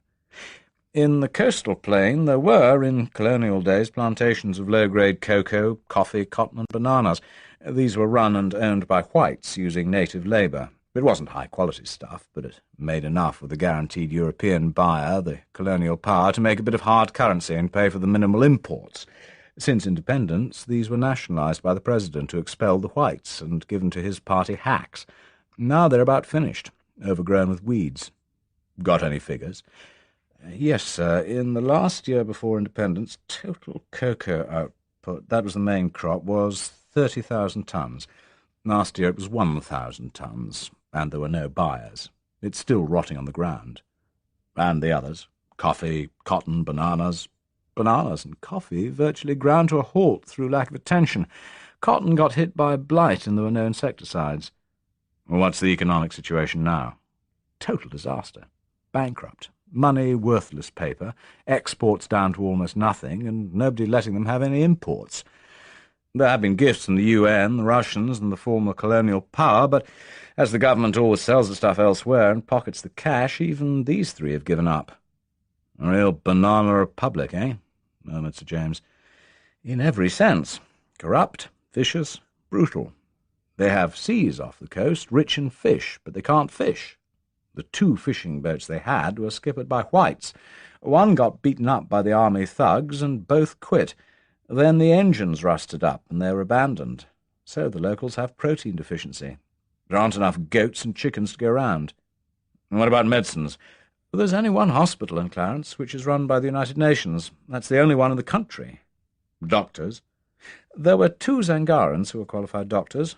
One was arrested and died in prison. The other fled into exile. The missionaries were expelled by the president as imperialist influences. They were mainly medical missionaries, as well as preachers and priests. The nuns used to train up nurses, but they got expelled as well. How many Europeans? In the hinterland, probably none. In the coastal plain, a couple of agronomists, technicians sent by the United Nations. In the capital, about 40 diplomats, 20 of them in the Russian embassy, the rest spread between the French, Swiss, American, West German, East German, Czech and Chinese embassies, if you call the Chinese white. Apart from that, about 5 United Nations hospital staff, another 5 technicians manning the electrical generator, the airport control tower, the waterworks and so on. Then there must be 50 others, traders, managers, businessmen who have hung on, hoping for an improvement. Actually, there was a ruckus 6 weeks ago, and one of the UN men was beaten half to death. The 5 non-medical technicians threatened to quit and sought refuge in their respective embassies. They may be gone by now, in which case the water, electricity and airport will soon be out of commission. Where is the airport? Here, on the base of the peninsula behind the capital. It's not of international standards, so if you want to fly in, you have to take Air Afrique to here, in the Republic to the north, and take a connecting flight by a small 2-engined plane that goes down to Clarence 3 times a week. It's a French firm that has the concession, though nowadays it's hardly economic. Who are the country's friends, diplomatically speaking? Endine shook his head. They don't have any. No one's interested. It's such a shambles. Even the Organisation of African Unity is embarrassed by the whole place. It's so obscure, no one ever mentions it. No pressmen ever go, so it never gets publicised. The government is rabidly anti-white, so no one wants to send staff men down there to run anything. No one invests anything, because nothing is safe from confiscation by any Tom, Dick or Harry wearing a party badge. There's a party youth organisation that beats up anyone it wants to, and everyone lives in terror. What about the Russians? They have the biggest mission, and probably a bit of say over the president in matters of foreign policy about which he knows nothing. His advisers are mainly Moscow-trained Zangarans, though he wasn't schooled in Moscow personally. Is there any potential at all down there? Asked Sir James. Endine nodded slowly. I suppose there is enough potential, well managed and worked, to sustain the population at a reasonable degree of prosperity. The population is small, the needs few. They could be self-sufficient in food, clothing, the basics of a good local economy. With a little hard currency to the necessary extras, it could be done. But, in any case, the needs are so few, the relief and charitable agencies could provide the total necessary if it wasn't that their staff are always molested, their equipment smashed or looted, and their gifts stolen and sold for the government's private profit. You say the Vindu won't work hard. What about the Kajja? Nor they either, said Endine. They just sit about all day, or fade into the bush if anyone looks threatening. Their fertile plain has always grown enough to sustain them, so they're happy the way they are. Then who worked the estates in the colonial days? The colonial power brought in about 20,000 black workers from elsewhere. They settled and live there still. With their families, they're about 50,000. But they were never enfranchised by the colonial power. So they never voted in the election at independence. If there is any work done, they still do it. Where do they live? Asked Manson. About 15,000 still live in their huts on the estates, even though there is no more work worth doing, with all the machinery broken down. The rest have drifted towards Clarence and grub a living as best they can. They live in a series of shanty towns scattered down the road at the back of the capital, on the road to the airport. For 5 minutes Sir James Manson stared at the map in front of him, thinking deeply about a mountain, a mad president, a coterie of Moscow-trained advisers, and a Russian embassy. Finally he sighed. "What a bloody shambles of a place." "That's putting it mildly," said Endine. "They still have ritual public executions before the assembled populace in the main square. Death by being chopped to pieces with a machete. Quite a bunch. And who precisely has produced this paradise on earth?" For answer, Endine produced a photograph and placed it on the map. Sir James Manson found himself looking at a middle-aged African in a silk top hat, black frock coat and sponge-bag trousers. It was evidently Inauguration Day, for several colonial officials stood in the background by the steps of a large mansion. The face beneath the shining black silk was not round, but long and gaunt, with deep lines each side of the nose. The mouth was twisted downwards at each corner, so that the effect was of deep disapproval of something. But the eyes held the attention. There was a glazed fixity about them, as one sees in the eyes of fanatics. "That's the man," said Endine, "mad as a hatter and nasty as a rattlesnake. West Africa's own Papa Doc. Visionary, communicant with spirits, liberator from the white man's yoke, redeemer of his people, swindler, robber, police chief, and torturer of the suspicious, extractor of confessions, hearer of voices from the Almighty, seer of visions, Lord High everything else, His Excellency President Jean Kimba." Sir James Manson stared longer at the face of the man who, unknown to himself, was sitting in control of $10 billion worth of platinum. I wonder, he thought to himself, if the world would really notice his passing on. He said nothing, but after listening to Endine, that event was what he had decided to arrange. 6 years earlier, the colonial power ruling the enclave now called Zangaro, increasingly conscious of world opinion, had decided to grant independence. Over-hasty preparations were made among a population wholly inexperienced in self-government, and the events of a general election and independence were fixed for the following year. In the confusion, 5 political parties came into being. 2 were wholly tribal, one claiming to look after the interests of the Vindu, the other of the Kadja. The other 3 parties devised their own political platforms and pretended to make appeal through the tribal division of the people. One of these parties was the Conservative group, led by a man holding office under the colonialists and heavily favoured by them. He pledged he would continue the close links with the mother country, which, apart from anything else, guaranteed the local paper money and bought the exportable produce. The second party was centrist, small and weak, led by an intellectual, a professor who had qualified in Europe. The third was radical, and led by a man who had served several terms in prison under a security classification. This was Jean Kimba. Long before the elections, 2 of his aides, men who during their time as students in Europe had been contacted by the Russians, who had noticed their presence in anti-colonial street demonstrations, and who had accepted bursaries to finish their schooling at the Patrice Lumumba University outside Moscow, left Zangara secretly and flew to Europe. There they met emissaries from Moscow, and as a result of their conversations received a sum of money and considerable advice of a very practical nature. Using the money, Kimba and his men formed squads of political thugs from among the Vindu, and completely ignored the small minority of Kadja. In the unpoliced hinterland, the political squads went to work. Several agents of the rival parties came to very sticky ends, and the squads visited all the clan chiefs of the Vindu. After several public burnings and eye-gougings, the clan chiefs got the message. When the elections came, acting on the simple and effective logic that you do what the man with the power to extract painful retribution tells you, and ignore or mock the weak and the powerless, The chiefs ordered their people to vote for Kimber. He won the Vindu by a clear majority, and the total votes cast for him swamped the combined opposition and the Kadja votes. This was aided by the fact that the numbers of the Vindu had been almost doubled by the persuasion of every village chief to increase the number of people he claimed lived in his village. The rudimentary census taken by the colonial officials was based on affidavits from each village chief as to the population of his village. The colonial power had made a mess of it.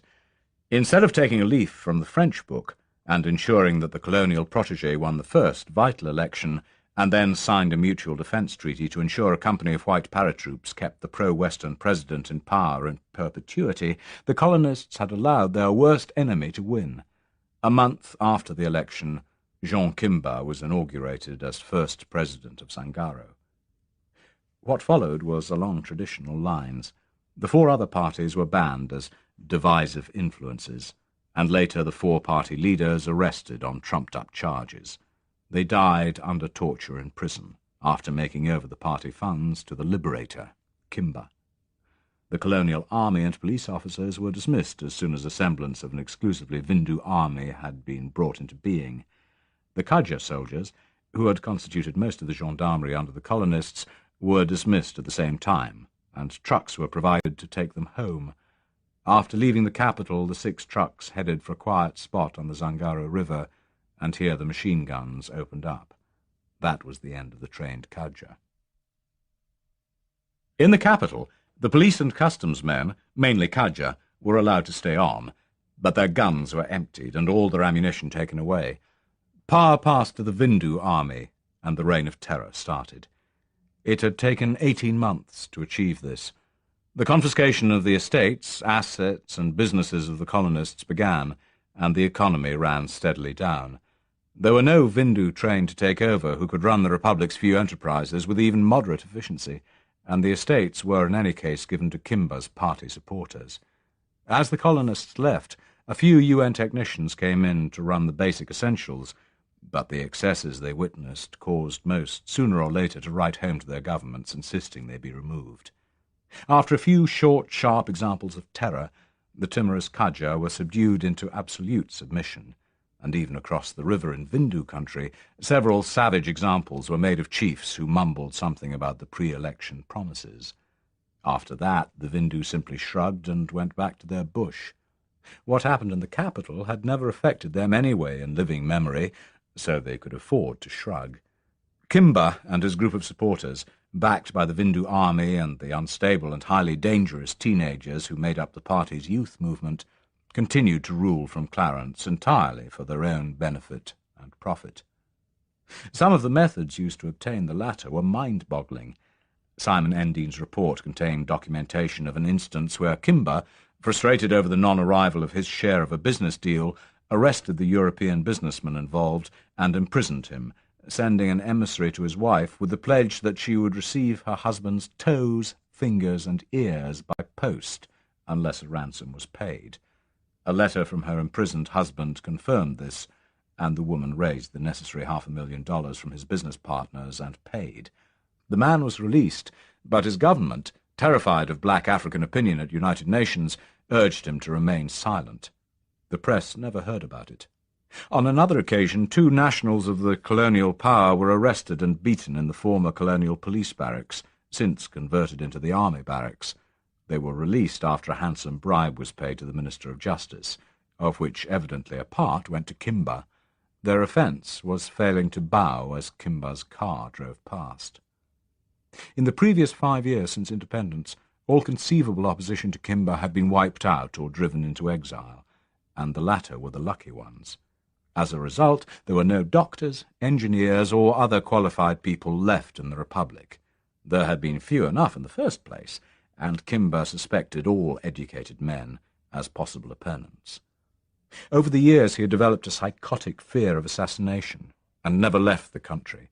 He seldom left the palace, and when he did, it was under a massive escort. Firearms of every kind and description had been rounded up and impounded, including hunting rifles and shotguns, which added to the lack of protein food. Import of cartridges and black powder was halted, so eventually the Vindu hunters of the interior, coming to the coast to buy the powder they needed to hunt game, were sent back empty-handed and hung up their useless Dane guns in their huts. Even the carrying of machetes within the city limits was forbidden. The carrying of any of these items was punishable by death. When he had finally digested the lengthy report, studied the photographs of the capital, the palace, and Kimber, and pored over the maps, Sir James Manson sent again for Simon Endine.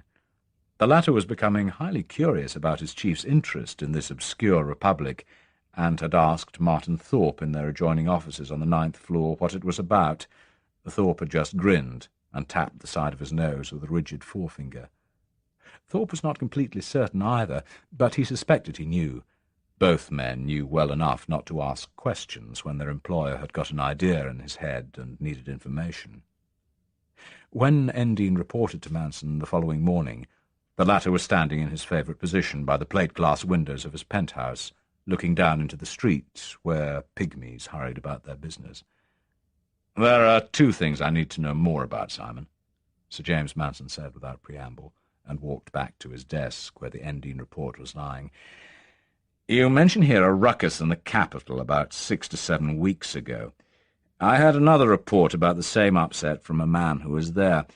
He mentioned a rumour of an attempted assassination of Kimber. What was it all about?" Endine was relieved. He had heard the same story from his own sources, but had thought it too small to include in the report. "Every time the President has a bad dream, there are arrests and rumours of an attempt on his life," said Endine. "Normally it just means he wants justification to arrest and execute somebody. In this case, in late January, it was the commander of the army, Colonel Bobby.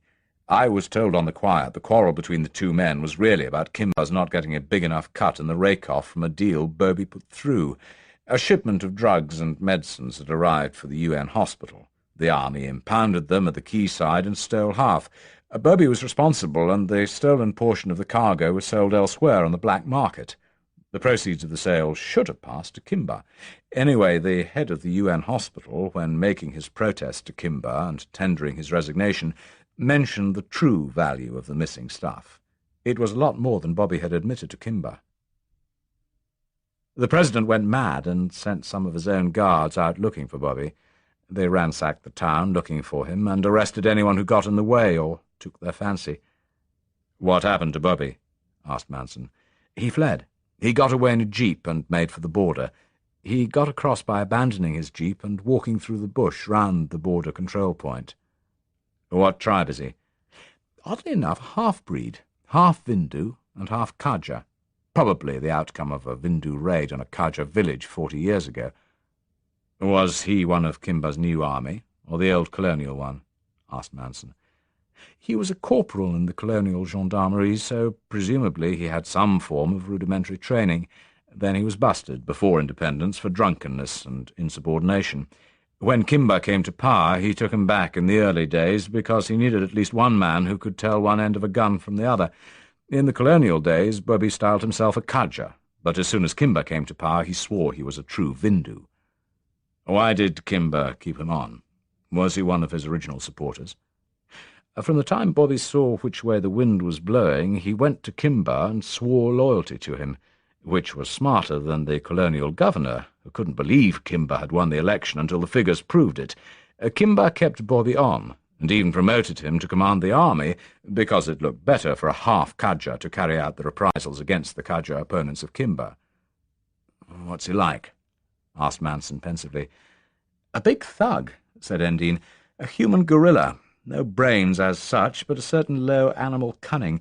The quarrel between the two men was only a question of thieves falling out." "But Western-trained, not communist," insisted Manson. "No, sir, not a communist. Not anything politically." "Bribable? Cooperate for money?" "Certainly. He must be living pretty humbly now. He couldn't have stashed much away outside Zangaro. Only the President could get the big money." "Where is he now?" asked Manson. "I don't know, sir. Living somewhere in exile." "Right," said Manson. "Find him, wherever he is." Endine nodded. "Am I to visit him?" "Not yet," said Manson. "There was one other matter. The report is fine, very comprehensive, except in one detail, the military side. I want to have a complete breakdown of the military security situation in and around the President's palace and the capital. How many troops, police, any special presidential bodyguards, where they are quartered, how good they are, level of training and experience, the amount of fight they would put up if under attack, what weapons they carry, can they use them, what reserves there are, where the arsenal is situated, whether they have guards posted over all, if there are armoured cars or artillery, if the Russians train the army, if there are strike force camps away from Clarence, in fact, the whole lot. Endine stared at his chief in amazement. The phrase, "if under attack," stuck in his mind. What on earth was the old man up to, he wondered, but his face remained impassive. That would mean a personal visit, Sir James. Yes, I concede that. Do you have a passport in another name? No, sir. In any case, I couldn't furnish that information. It requires a sound judgment of military matters, and a knowledge of African troops as well. I was too late for national service. I don't know a thing about armies or weapons. Manson was back at the window, staring across the city. No, he said softly. It would need a soldier to produce that report. Well, Sir James, you would hardly get an army man to go and do that sort of mission, not for any money. Besides, a soldier's passport would have his profession on it. Where could I find a military man who would go down to Clarence and find that sort of information? There is a kind, said Manson. They're called mercenaries. They fight for whoever pays them, and pays them well. I'm prepared to do that. So go and find me a mercenary with initiative and brains. The best in Europe. Cat Shannon lay on his bed in the small hotel in Montmartre and watched the smoke from his cigarette drifting up towards the ceiling. He was bored. In the weeks that had passed since his return from Africa, he had spent most of his saved pay travelling round Europe, trying to set up another job. In Rome he had seen an order of Catholic priests he knew with a view to going to South Sudan on their behalf to set up an airstrip in the interior into which medical supplies and food could be ferried. He knew there were 3 separate groups of mercenaries operating in South Sudan, helping the Negroes in their civil war against the Arab North. In Bahr el-Ghazal, 2 other British mercenaries, Ron Gregory and Rip Kirby, were heading a small operation of Dinka tribesmen, laying mines along the roads used by the Sudanese army in an attempt to knock out their British Saladin armoured cars. In the south, in Equatoria province, Rolf Steiner had a camp that was supposed to be training the locals in the arts of war, but nothing had been heard of him for months. In Upper Nile to the east there was a much more efficient camp, where 4 Israelis were training the tribesmen and equipping them with Soviet weaponry from the vast stocks the Israelis had taken off the Egyptians in 1967. The warfare in the 3 provinces of South Sudan kept the bulk of the Sudanese army and air force pinned down there, so that 5 squadrons of Egyptian fighters were based around Khartoum, and therefore not available to confront the Israelis on the Suez Canal. Shannon had visited the Israeli embassy in Paris and talked for 40 minutes to the military attaché. The latter had listened politely, thanked him politely, and just as politely ushered him out. The only thing the officer would say was that there were no Israeli advisers on the rebel side in South Sudan, and therefore he could not help. Shannon had no doubt the conversation had been tape-recorded and sent to Tel Aviv, but doubted he would hear any more. He conceded the Israelis were first-rate as fighters and good at intelligence, but he thought they knew nothing about Black Africa and were heading for a fall in Uganda and probably elsewhere. Apart from Sudan, there was little else on offer. Rumours abounded that the CIA were hiring mercenaries for training anti-communist Meos in Cambodia, and that some Persian Gulf sheikhs were getting fed up with their dependence on British military advisers and were looking for mercenaries who would be entirely their own dependents. The story was that there were jobs going for men prepared to fight for the sheikhs in the hinterland or take charge of palace security. Shannon doubted all of these stories. For one thing, he would trust the CIA like a hole in the head, and the Arabs were not much better when it came to making out their minds. Outside of the Gulf, Cambodia, and Sudan, there was little scope, and no good wars. In fact, he foresaw in the offing a very nasty outbreak of peace. That left the chance of working as a bodyguard for a European arms dealer, and he had had one approach from such a man in Paris, who felt himself threatened and needed someone good to give him cover. Hearing Shannon was in town, and knowing his skill and speed, the arms dealer had sent an emissary with the proposition. Without actually turning it down, the cat was not keen. The dealer was in trouble through his own stupidity, a small matter of sending a shipment of arms to the Provisional IRA and then tipping off the British as to where it would be landed. There had been a number of arrests, and the Provos were angry. Then there had been a leak in Belfast's apology for security organs, and the Provos were furious. The aim of having a bodyguard is primarily to scare off the opposition until tempers have cooled and the matter has been forgotten. Having Shannon giving gun cover would have sent most professionals back home while still alive, but the Provos were mad dogs and probably did not know enough to stay clear. So there would be a gunfight, and the French police would take a dim view of one of their streets littered with bleeding Fenians. Moreover, as he was an Ulster Protestant, they would never believe Shannon had just been doing his job. But the offer was still open. The month of March had opened and was 10 days through, but the weather remained dank and chill, with daily drizzle and rain, and Paris was unwelcoming. Outdoors meant fine weather in Paris, and indoors cost a lot of money.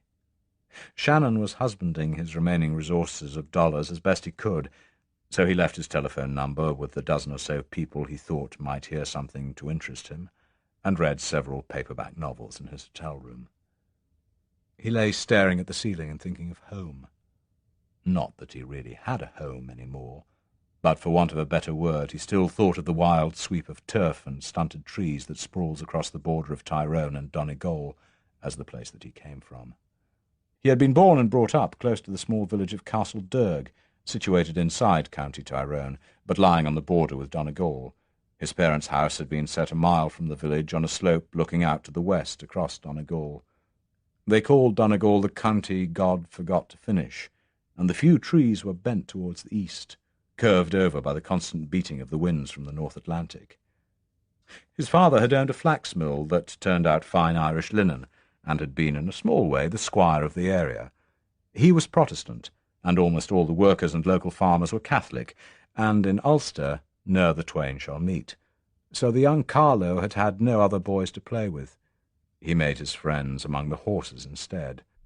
And this was horse country.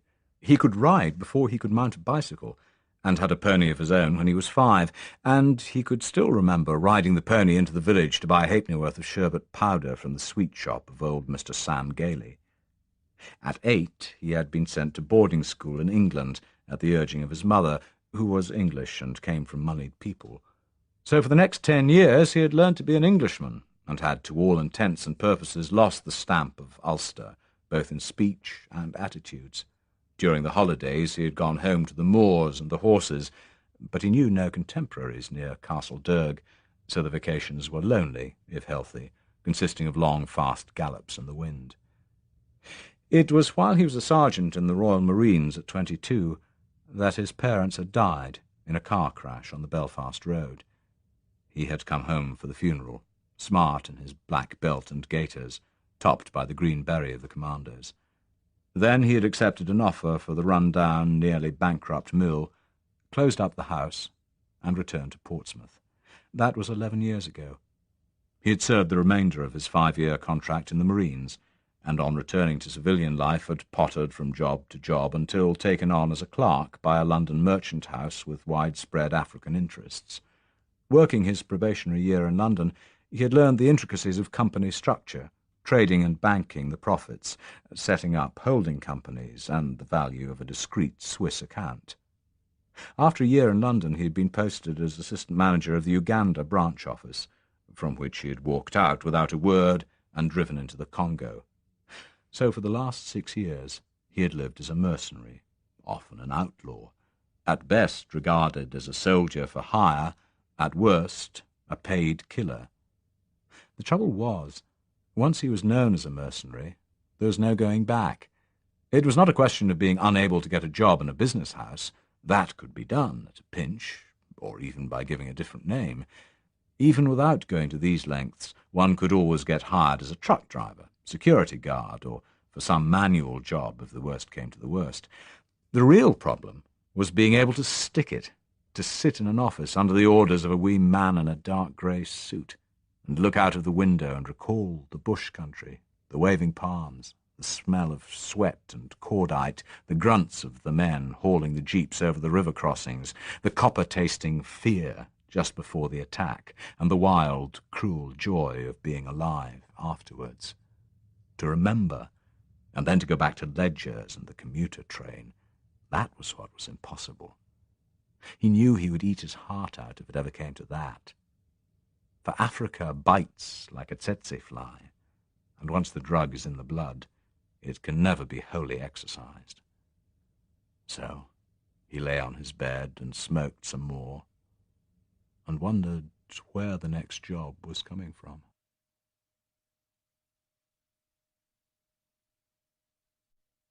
Chapter 5.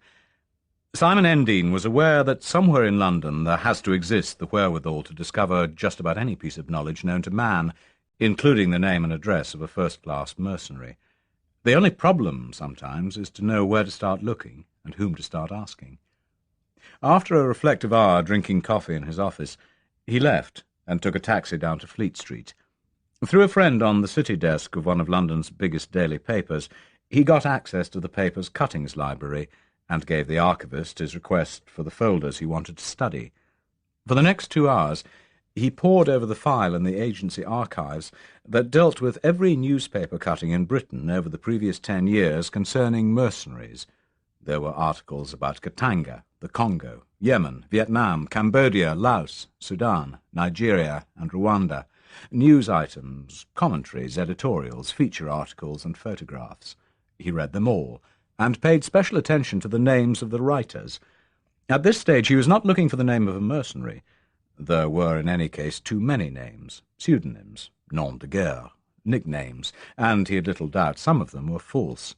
He was looking for the name of an expert on mercenaries, a writer or reporter whose articles seemed to be authoritative enough to indicate the journalist knew his subject well, who could find his way round the bewildering labyrinth of rival claims and alleged exploits, and give a balanced judgment.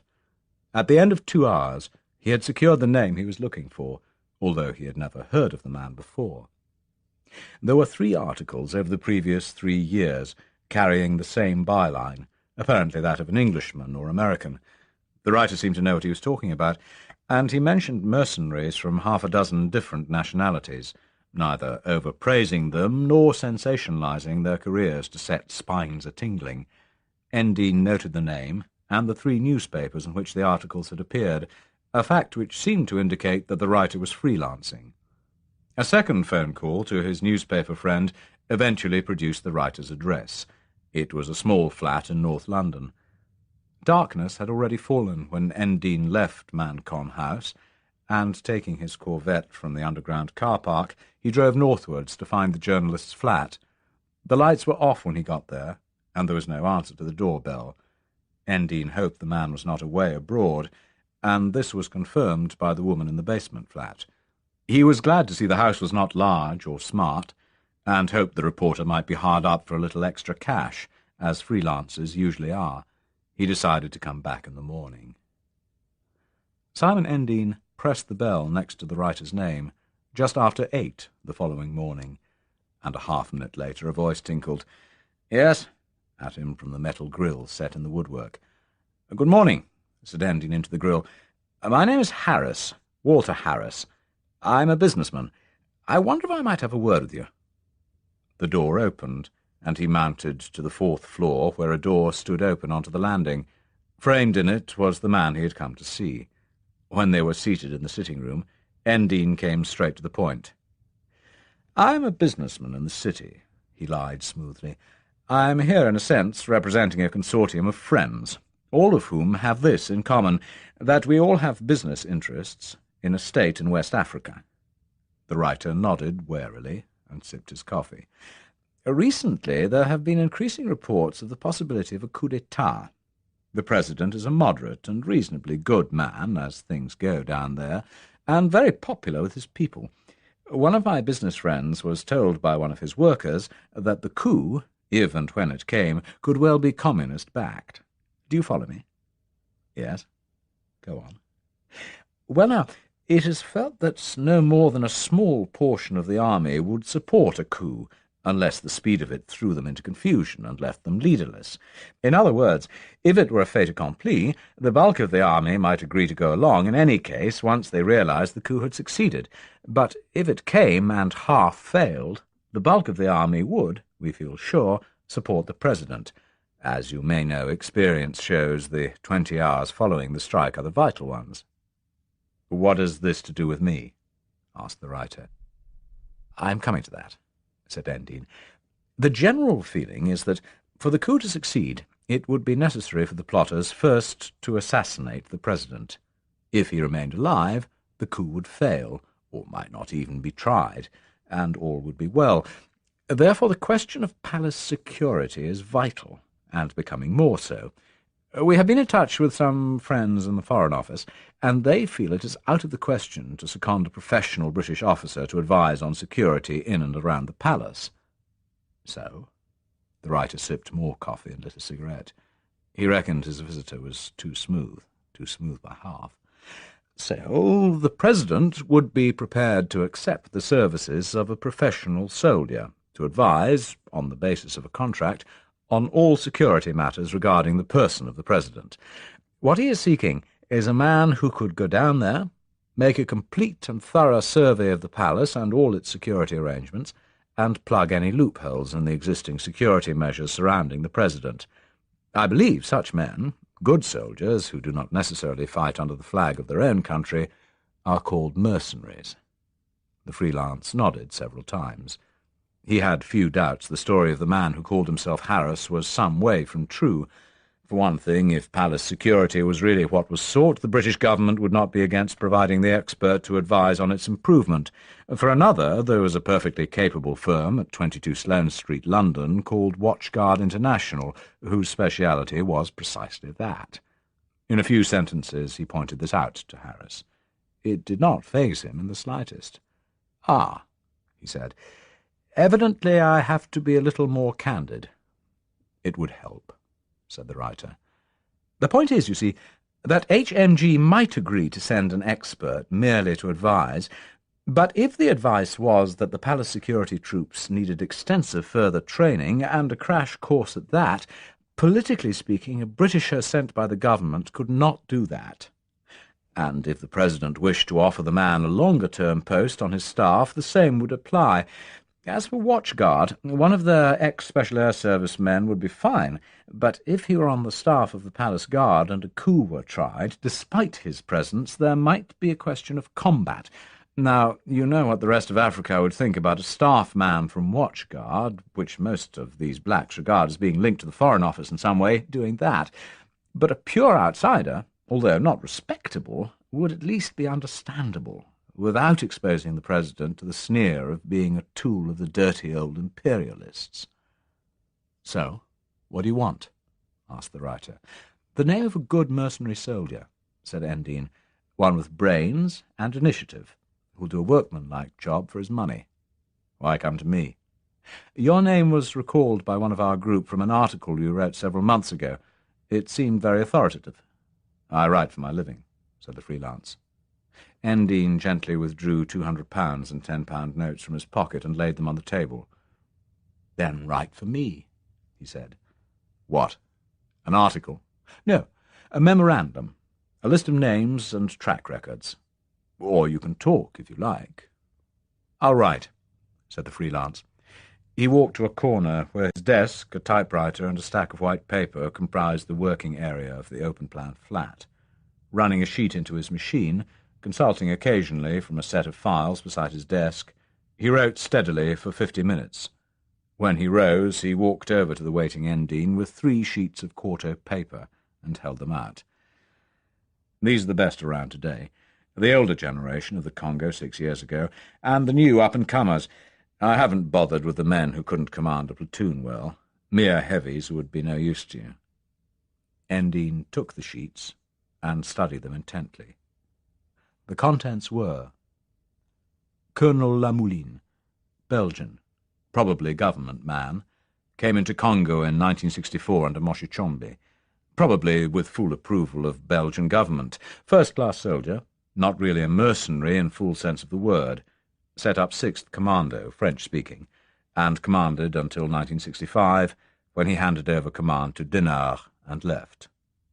Robert Dinard, Frenchman, police background, not army, was in Katanga secession in 1961-62, probably a gendarmerie advisor. Left after failure of secession and exile of Chombi. Commanded French mercenary operation in Yemen for Jacques Foccart. Returned Congo 1964, joined La Mouline. Commanded 6th after La Mouline and up till 1967. Took part, half-heartedly, in 2nd Stanleyville Revolt, the mercenaries' mutiny, in 1967. Wounded badly in head by ricocheting bullet from own side. Flown out to Rhodesia for treatment. Tried to return by mounting November 1967 mercenary invasion of Congo from the south of Dilolo. Operation delayed. Some said as a result of CIA bribes. Was a fiasco when it happened. Since lived in Paris. Jacques Schrammer, Belgian. Planter turned mercenary, nicknamed Black Jack. Formed own unit of Katangese early in 1961 and was prominent in Katangese's secession attempt. One of the last to flee into Angola on defeat of the secession. Took his Katangese with him, waited in Angola until return of Chombi, then marched back into Katanga. Through the 1964-65 war against the Simba rebels, his 10th Kodo was more or less independent. Sat out the first Stanleyville Revolt of 1966, the Katangese Mutiny, and mixed mercenary Katangese force was left intact. Launched 1967 Stanleyville Mutiny, in which Dinard later joined. Took joint command after wounding of Dinard and led the march to Bukavu. Repatriated 1968. No further mercenary work since then. Roger Fouque, much decorated French professional officer. Sent, probably by French government, into Katanga during secession. Later commanded Dinard, who ran the French operation in the Yemen. Was not involved in Congolese mercenary operations. Mounted small operation at French behest in Nigerian Civil War, ferociously brave, but now nearly crippled by combat wounds. Mike Hoare, British turned South African, acted as mercenary advisor in Katanga secession, became close personal friend of Chombi, invited back to Congo in 1964 when Chombi returned to power and formed English-speaking 5th Commando, commanded through bulk of anti-Simba war, retired in December 1965 and handed over to Peters, well off and semi-retired. John Peters joined Hoare in 1964 on First Mercenary War, rose to become deputy commander. Fearless and totally ruthless. Several officers under Hoare refused to serve under Peters and transferred or left 5th Kodo, retired wealthy, late 1966. N.B. The above 6 count as the older generation, inasmuch as they were the originals who came to prominence in the Katanga and Congolese wars.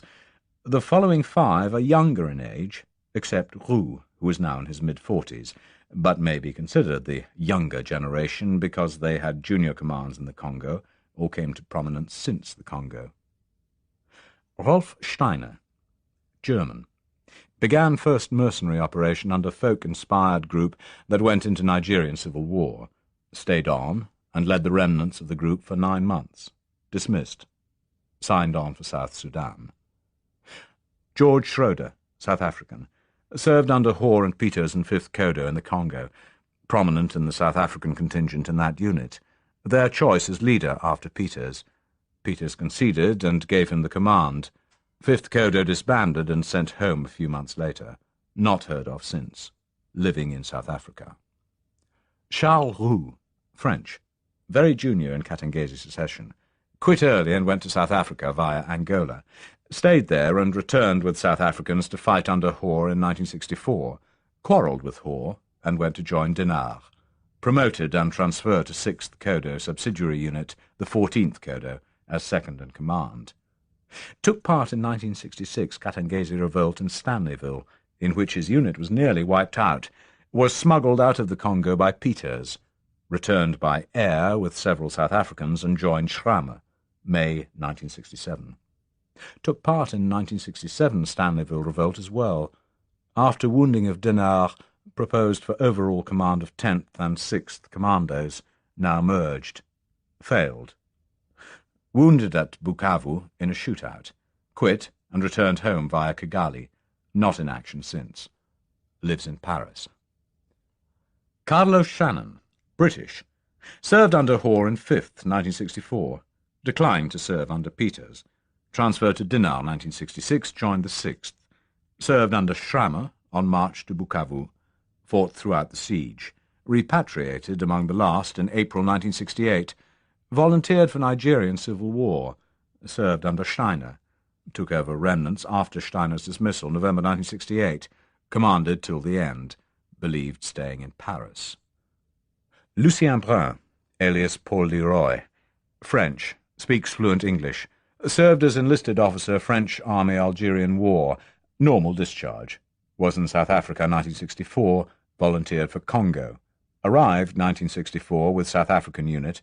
Joined Hoare's 5th Commando. Fought well. Wounded late 1964. Returned 1965. Refused to serve under Peters. Transferred to Dinard in the 6th in early 1966. Left Congo May 1966, sensing forthcoming revolt. Served under Falk in Nigerian civil war. Wounded and repatriated. Returned and tried for his own command. Failed. Repatriated 1968. Lives in Paris. Highly intelligent. Also very politically minded. When he had finished, Endine looked up. "These men would all be available for such a job?" he asked. The writer shook his head. "I doubt it," he said. "I included all those who could do such a job. Whether they would want to is another matter. It would depend on the size of the job, the number of men they would command. For the older ones, there is a question of prestige involved. There is also the question of how much they need the work, as some of the older ones are more or less retired and comfortably off." "Point them out to me," invited Endine. The writer leaned over and ran his finger down the list. "First, the old generation.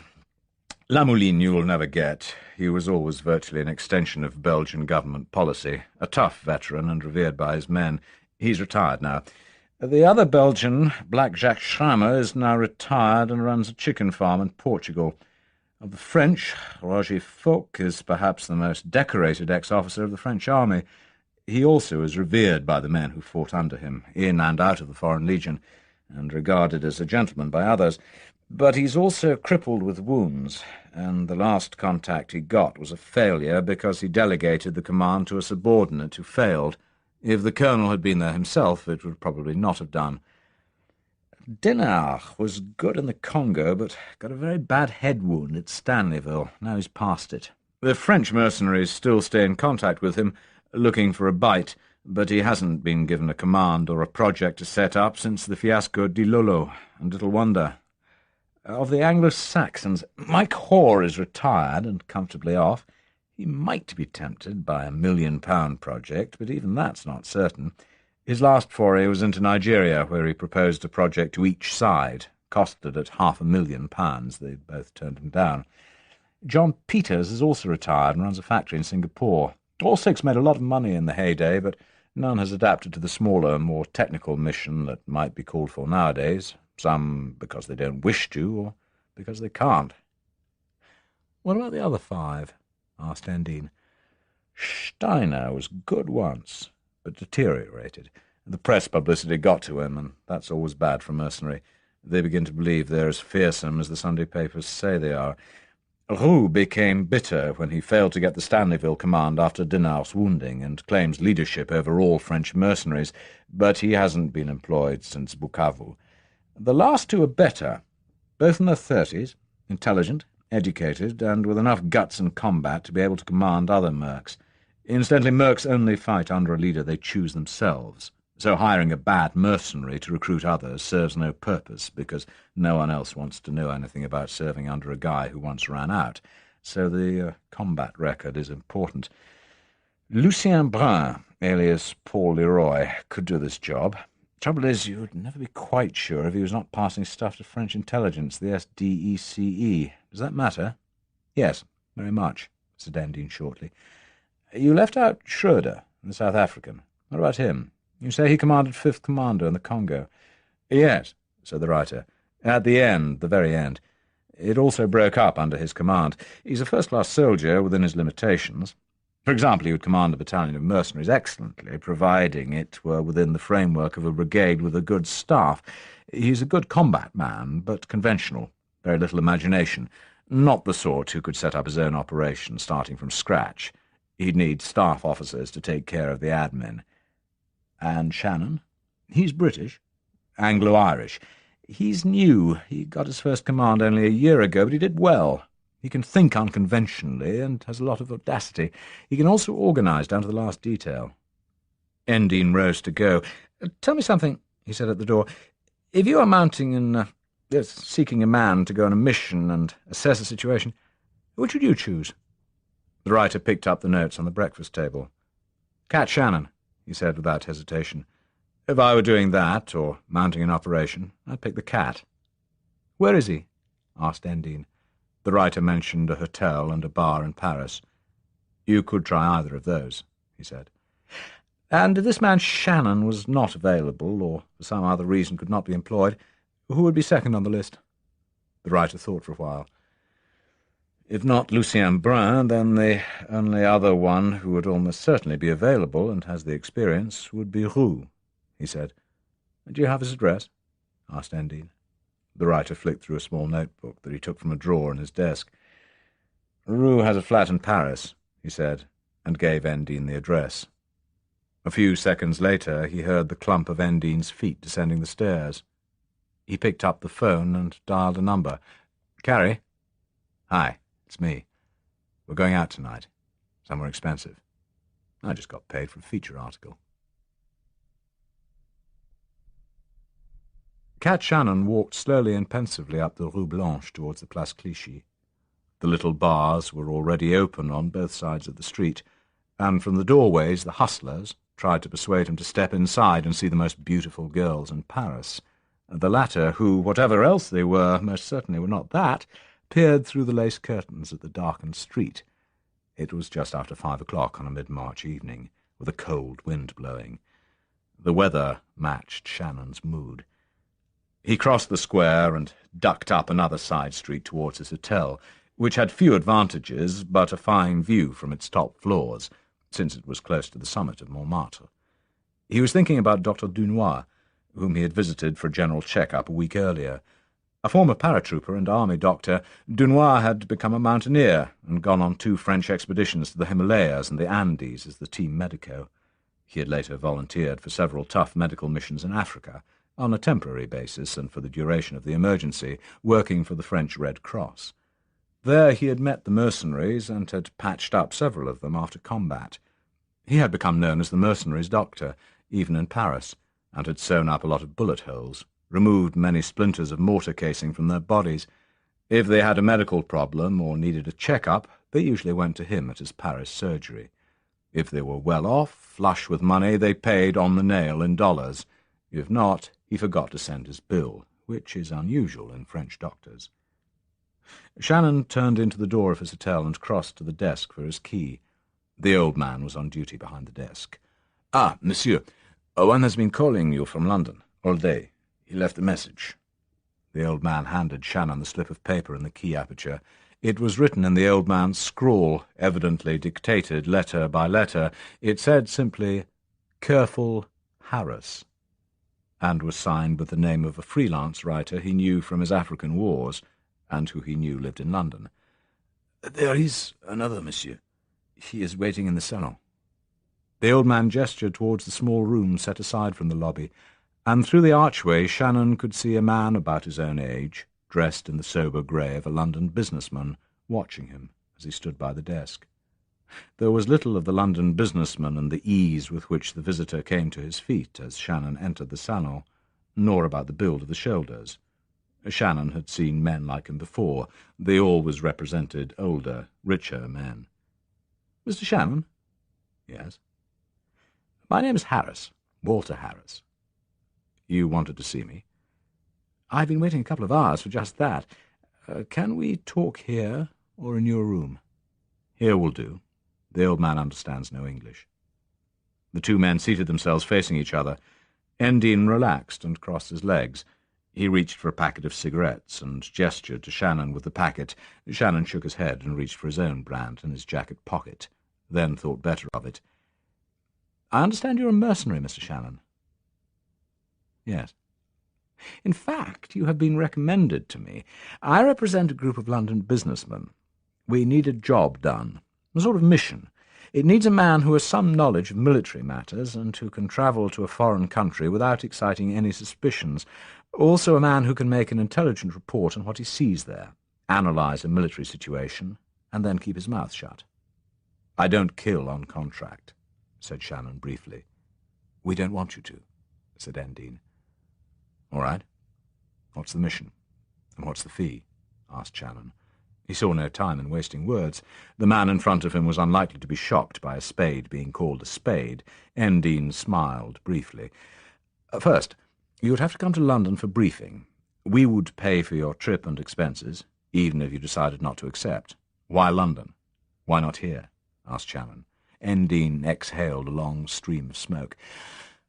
"There are some maps and other papers involved," he said. "I didn't want to bring them with me. Also, I have to consult my partners, report to them that you have accepted or not, as the case may be." There was silence as Endine drew a wad of French 100-franc notes from his pocket. 1,500 francs, he said. "About £120. That's for your air ticket to London, single or return, whichever you wish to buy, and your overnight stay. If you decline the proposition after hearing it, you get another £100 for your trouble in coming. If you accept, we discuss the further salary." Shannon nodded. "All right, I'll listen. In London. When?" "Tomorrow," said Endine, and rose to leave. "Arrive any time during the course of the day, and stay at the Post House Hotel on Haverstock Hill. I'll book your room when I get back tonight. At 9 the day after tomorrow, I'll phone you in your room and make a rendezvous for later that morning. Clear?" Shannon nodded and picked up the francs. "Book the room in the name of Brown. Keith Brown," he said. The man, who called himself Harris, left the hotel and headed downhill looking for a taxi. He had not seen any reason to mention to Shannon that he had spent 3 hours earlier that afternoon talking with another mercenary, a man by the name of Charles Roux. Nor did he mention that he had decided, despite the Frenchman's evident eagerness, that Roux was not the man for the job. He had left the man's flat with a vague promise to get in touch again with his decision. 24 hours later, Shannon stood at his bedroom window in the Post House Hotel and stared out at the rain and the commuter traffic swishing up Haverstock Hill from Camden Town towards Hampstead and the commuter suburbs. He had arrived that morning on the first plane, using his passport in the name of Keith Brown. Long since he had had to acquire a false passport by the normal method used in mercenary circles. At the end of 1967 he had been with Black Jacques Schrammer at Bukavu, surrounded and besieged for months by the Congolese army.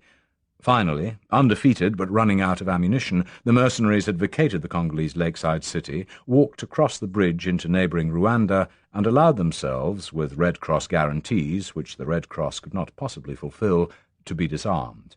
From then on, for nearly 6 months, they had sat idle in an internment camp at Kigali, while the Red Cross and the Rwanda government hassled over their repatriation to Europe.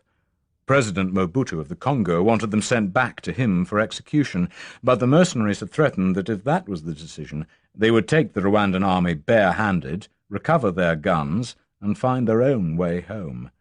The Rwandan government had believed, rightly, that they might do it. When finally the decision was made to fly them back to Europe, the British consul had visited the camp and soberly told the 6 British mercenaries present that he would have to impound their passports. They had soberly told him they had lost everything across the lake in Bukavu. On being flown home to London, Shannon and the others had been told by the Foreign Office that each man owed £350 for the airfare and would receive no new passport ever again. Before leaving the camp, the men had been photographed, fingerprinted, and had their names taken. They also had to sign a document pledging never to set foot on the continent of Africa. These documents would be sent in copy to every African government. The reaction of the mercenaries was predictable.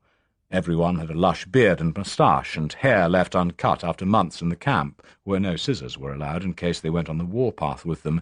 The photographs were therefore unrecognisable. Then they submitted their own fingerprints for another man's prints and exchanged names. The result was that every identity document contained one man's name, another man's fingerprints, and a third man's photograph. Finally, they signed the pledge to leave Africa forever with names like Sebastian Weetabix and Neddy Seagoon. Shannon's reaction to the Foreign Office demand was no less unhelpful. As he still had his lost passport, he kept it, and travelled where he wished until it expired. Then he took the necessary steps to secure another one, issued by the Passport Office, but based on a birth certificate secured from the Registry of Births in Somerset House for the standard fee of 5 shillings, which referred to a baby who had died of meningitis in Yarmouth about the time Shannon was born. On arrival in London that morning, he had contacted the writer he had first met in Africa and learned how Walter Harris had contacted him. He thanked the man for recommending him and asked if he knew the name of a good agency of private inquirers. Later that afternoon he visited the agency and paid a deposit of £20, promising to phone them the next morning with further instructions. Endine rang as he had promised on the dot of 9 the following morning, and was put through to Mr. Brown's room.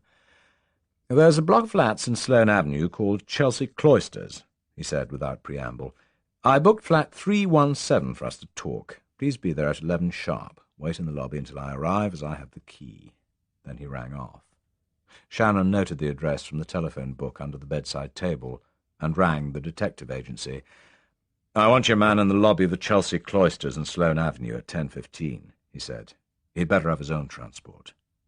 "You'll have a scooter," said the head of the agency. An hour later, Shannon met the man from the agency in the lobby of the block of service flats. Rather to his surprise, the man was a youth in his late teens with long hair. Shannon surveyed him suspiciously. "Do you know your job?" he asked. The boy nodded. He seemed full of enthusiasm, and Shannon only hoped it was matched by a bit of skill. "Well, park that crash helmet outside on the scooter," he said. "People who come in here don't carry crash helmets. Sit over there and read a newspaper." The youth had not got one, so Shannon gave him his own. "I'll sit on the other side of the lobby. At about 11, a man will come in. Nod to me, and we'll go into the lift together. Note that man so you will recognize him again. He should come out about an hour later. By then, you must be across the road, astride the scooter, with the helmet on and pretending to be busy with a breakdown. Got it?" "Yes, I've got it." The man will either take his own car from nearby, in which case grab the number of it, or he'll take a taxi. In either case, follow him, and note where he goes. Keep on his tail until he arrives at what looks like his final destination." The youth drank in the instructions and took his place in the far corner of the lobby behind his newspaper. The lobby porter frowned, but left him alone. He had seen quite a few meetings take place in front of his reception desk. 40 minutes later, Simon Endine walked in. Shannon noticed that he dismissed a taxi at the door, and hoped the youth had noticed it as well. He stood up and nodded to the newcomer, but Endine strolled past him and pressed the summons button for the lift. Shannon joined him, and remarked the youth peering over his newspaper. "For God's sake," thought Shannon, and mentioned something about the foul weather, lest the man who called himself Harris should glance round the lobby. Settled into an easy chair in flat 317, Endine opened his briefcase and took out a map.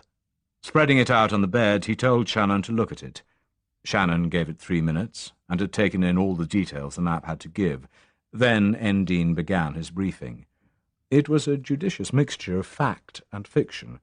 He still claimed he represented a consortium of British businessmen, all of whom did some form of business with Zangaro, and all of whose businesses, including some which were virtually out of business, had suffered as a result of President Kimber. Then he went into the background of the Republic from independence onwards, and what he said was truthful, most of it out of his own report to Sir James Manson. The punchline came at the end. A group of officers in the army has got in touch with a group of local businessmen, who are, incidentally, a dying breed. They have mentioned that they are considering toppling Kimber in a coup.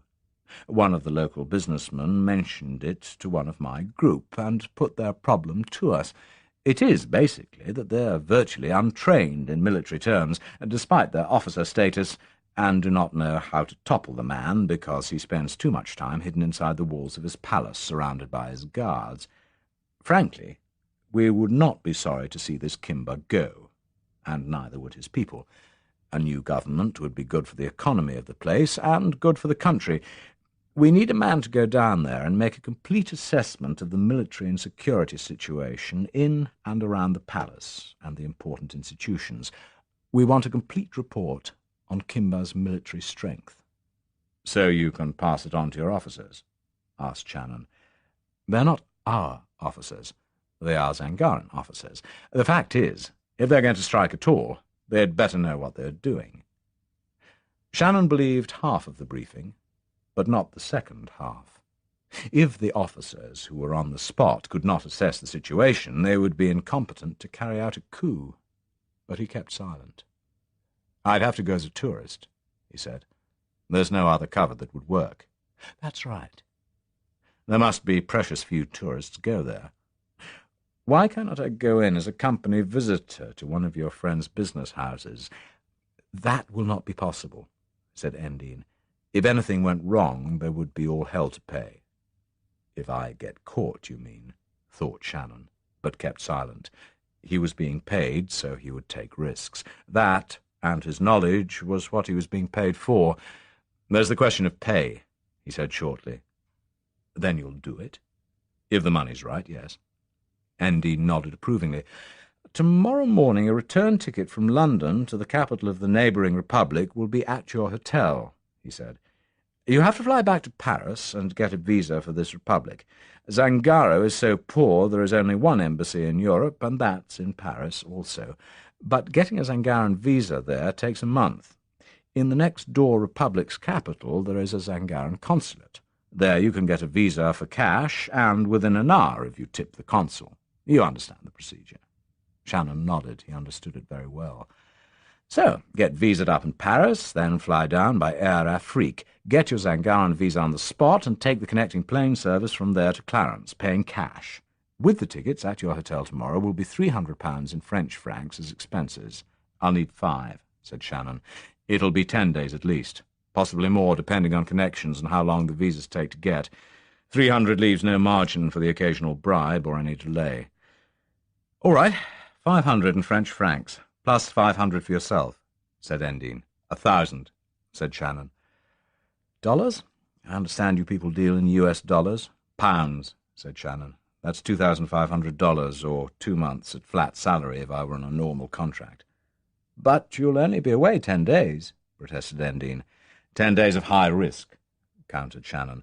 "If this place is half what you say it is, anyone getting caught on this kind of job is going to be very dead, and very painfully. You want me to take the risks rather than go yourself? You pay." "Okay, £1,000, 500 down and 500 when you return." "How do I know you'll contact me when I return?" said Shannon. "How do I know you'll even go there at all?" countered Endine. Shannon considered the point. Then he nodded. "All right, half now, half later." 10 minutes later, Endine was gone, after instructing Shannon to wait 5 minutes before leaving himself. At 3 that afternoon, the head of the detective agency was back from his lunch. Shannon rang at 3:15. "Oh, yes, Mr. Brown," said the voice on the phone. "I have spoken to my man. He waited as you instructed, and when the subject left the building he recognized him and followed. The subject hailed a taxi from the curbside, and my man followed him to the city. There he dismissed the taxi and entered a building." "What building?" "Mancon House. That's the headquarters of Manson Consolidated Mining." "Do you know if he works there?" asked Shannon. "It would seem he does," said the agency chief. "My man could not follow him into the building, but he noticed the commissionaire touched his cap to the subject and held the door open for him. He did not do that for a stream of secretaries and evidently junior executives who were emerging for lunch." "He's brighter than he looks," conceded Shannon. The youth had done a good job. Shannon gave several further instructions, and that afternoon mailed £50 by registered post to the detective agency. He also opened a bank account and put down £10 deposit in it. The following morning he banked a further £500, and that evening flew to Paris. Dr. Gordon Chalmers was not a drinking man. He seldom touched anything stronger than beer, and when he did, he became talkative, as his employer, Sir James Manson, had found out for himself over their luncheon at Wilton's. The evening that Cat Shannon was changing planes at Le Bourget to catch the Air Afrique DC-8 to West Africa, Dr. Chalmers was having dinner with an old college friend, now also a scientist and working in industrial research. There was nothing special about their meal. He had run into his former classmate in one of those coincidental meetings on the street a few days earlier, and they had agreed to have dinner together. 15 years earlier, they had been young undergraduates, single and working hard on their respective degrees, earnest and concerned, as so many young scientists feel obliged to be. In the mid-50s, the concern had been the bomb and colonialism, and they had joined thousands of others marching for the campaign for nuclear disarmament and the various movements that sought an instant end to empire and world freedom now. Both had been indignant, serious, committed, and both had changed nothing, but in their indignation over the state of the world they had dabbled with the young communist movement. Chalmers had grown out of it, married, started his family, secured a mortgage for his house, and slowly merged into the salaried middle class. The combination of worries that had come his way over the previous fortnight caused him to take more than his usual single glass of wine with dinner, considerably more.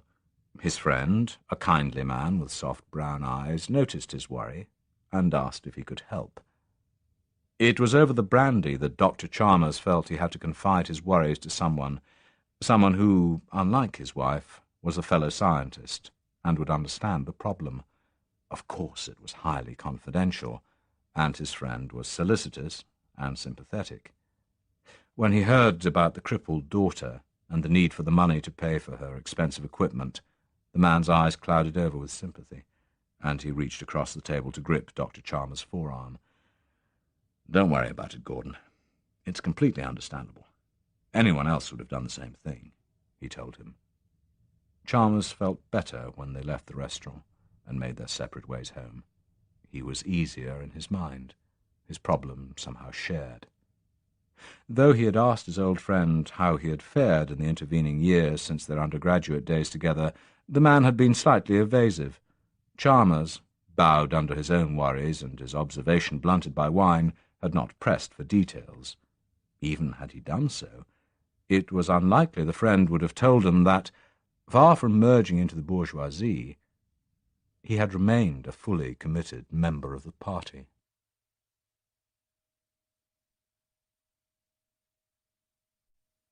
Chapter 6. The Convair 440 that ran the connecting air service into Clarence banked steeply over the bay and began its descent towards the airfield. Being intentionally on the left side of the plane, Shannon could look down towards the town as the aircraft overflew it.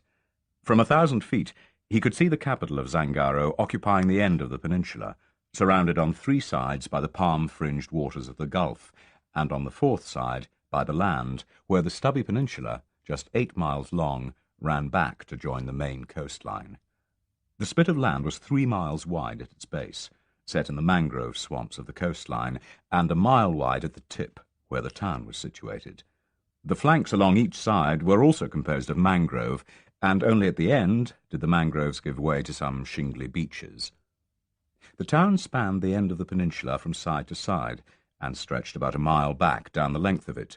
Beyond the fringes of the town at this end, a single road ran between cultivated patches the remaining 7 miles to the main coast. Evidently all the best buildings were set towards the seaward tip of the land, where the breezes would blow, for the aerial view showed the buildings to be set in their own plots of land, 1 to an acre. The landward side of the town was evidently the poorer section, where thousands of tin-roofed shanties intersected with narrow, muddy alleys. He concentrated on the richer section of Clarence, where the colonial masters had once lived, for here would be the important buildings, and he would only ever have a few seconds to see them from this angle. At the very end was a small port, formed where, for no geological reason, 2 long curving spits of shingle ran out into the sea like the antlers of a stag beetle or the pincers of an earwig. The port was set along the landward side of this bay.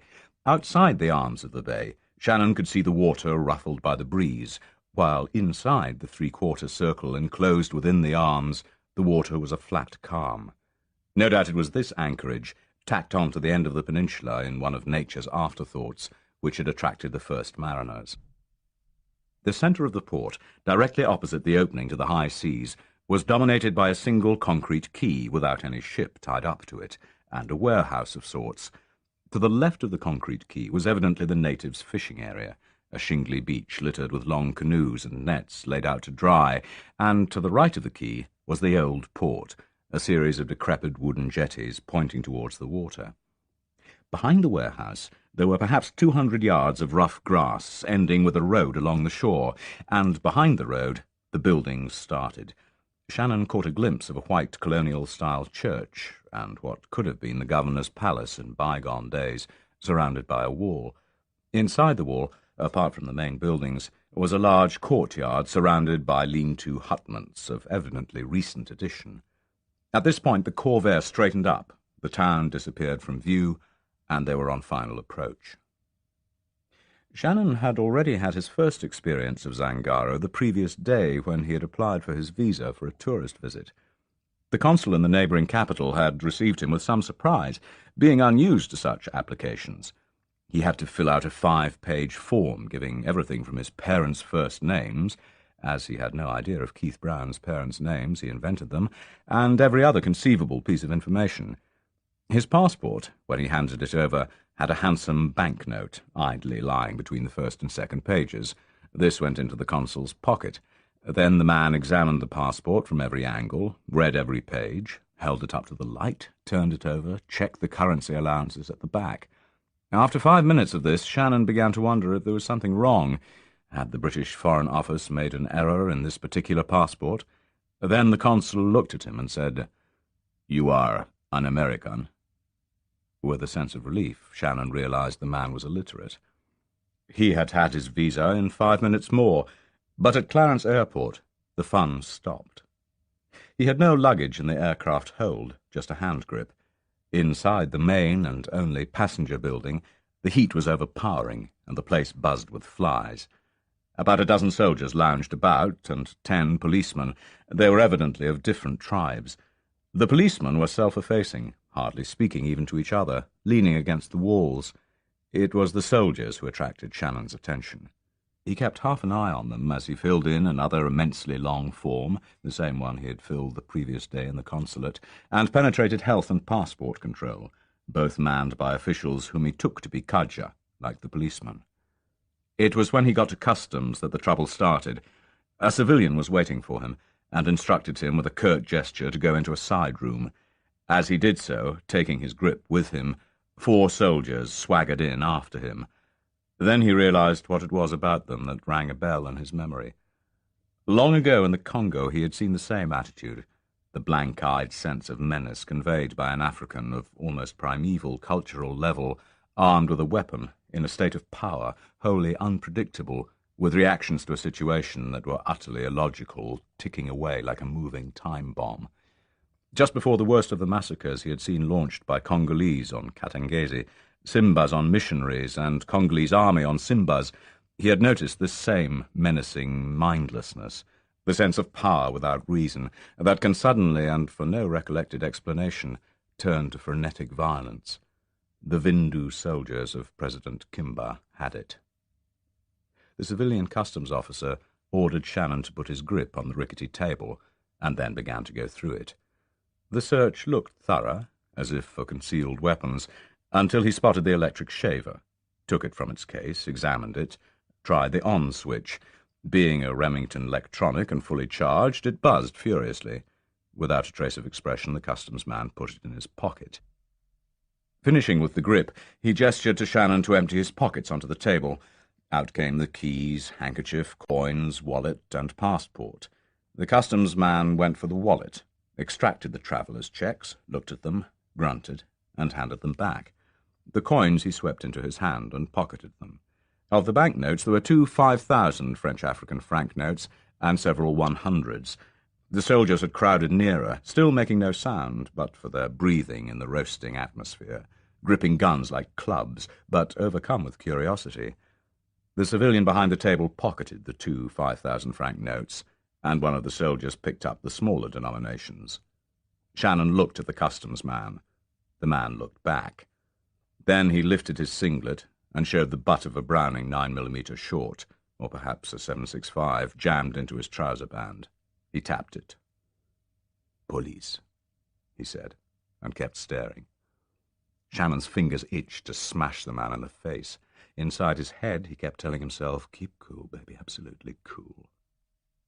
He gestured slowly, very slowly, to what remained of his belongings on the table and raised his eyebrows. The civilian nodded, and Shannon began to pick them up and put them back. Behind him he felt the soldiers back off, though they still gripped their rifles with both hands, able to swing or butt-jab as the mood took them. It seemed an age before the civilian nodded towards the door, and Shannon left. He could feel the sweat running in a stream down the spine towards the waistband of his pants. Outside in the main hall, the only other white tourist on the flight, an American girl, had been met by a Catholic priest who, with his voluble explanations to the soldiers and the coast pigeon, was having less trouble. He looked up and caught Shannon's eye. Shannon raised an eyebrow slightly. The father looked beyond Shannon at the room he had come from, and nodded imperceptibly.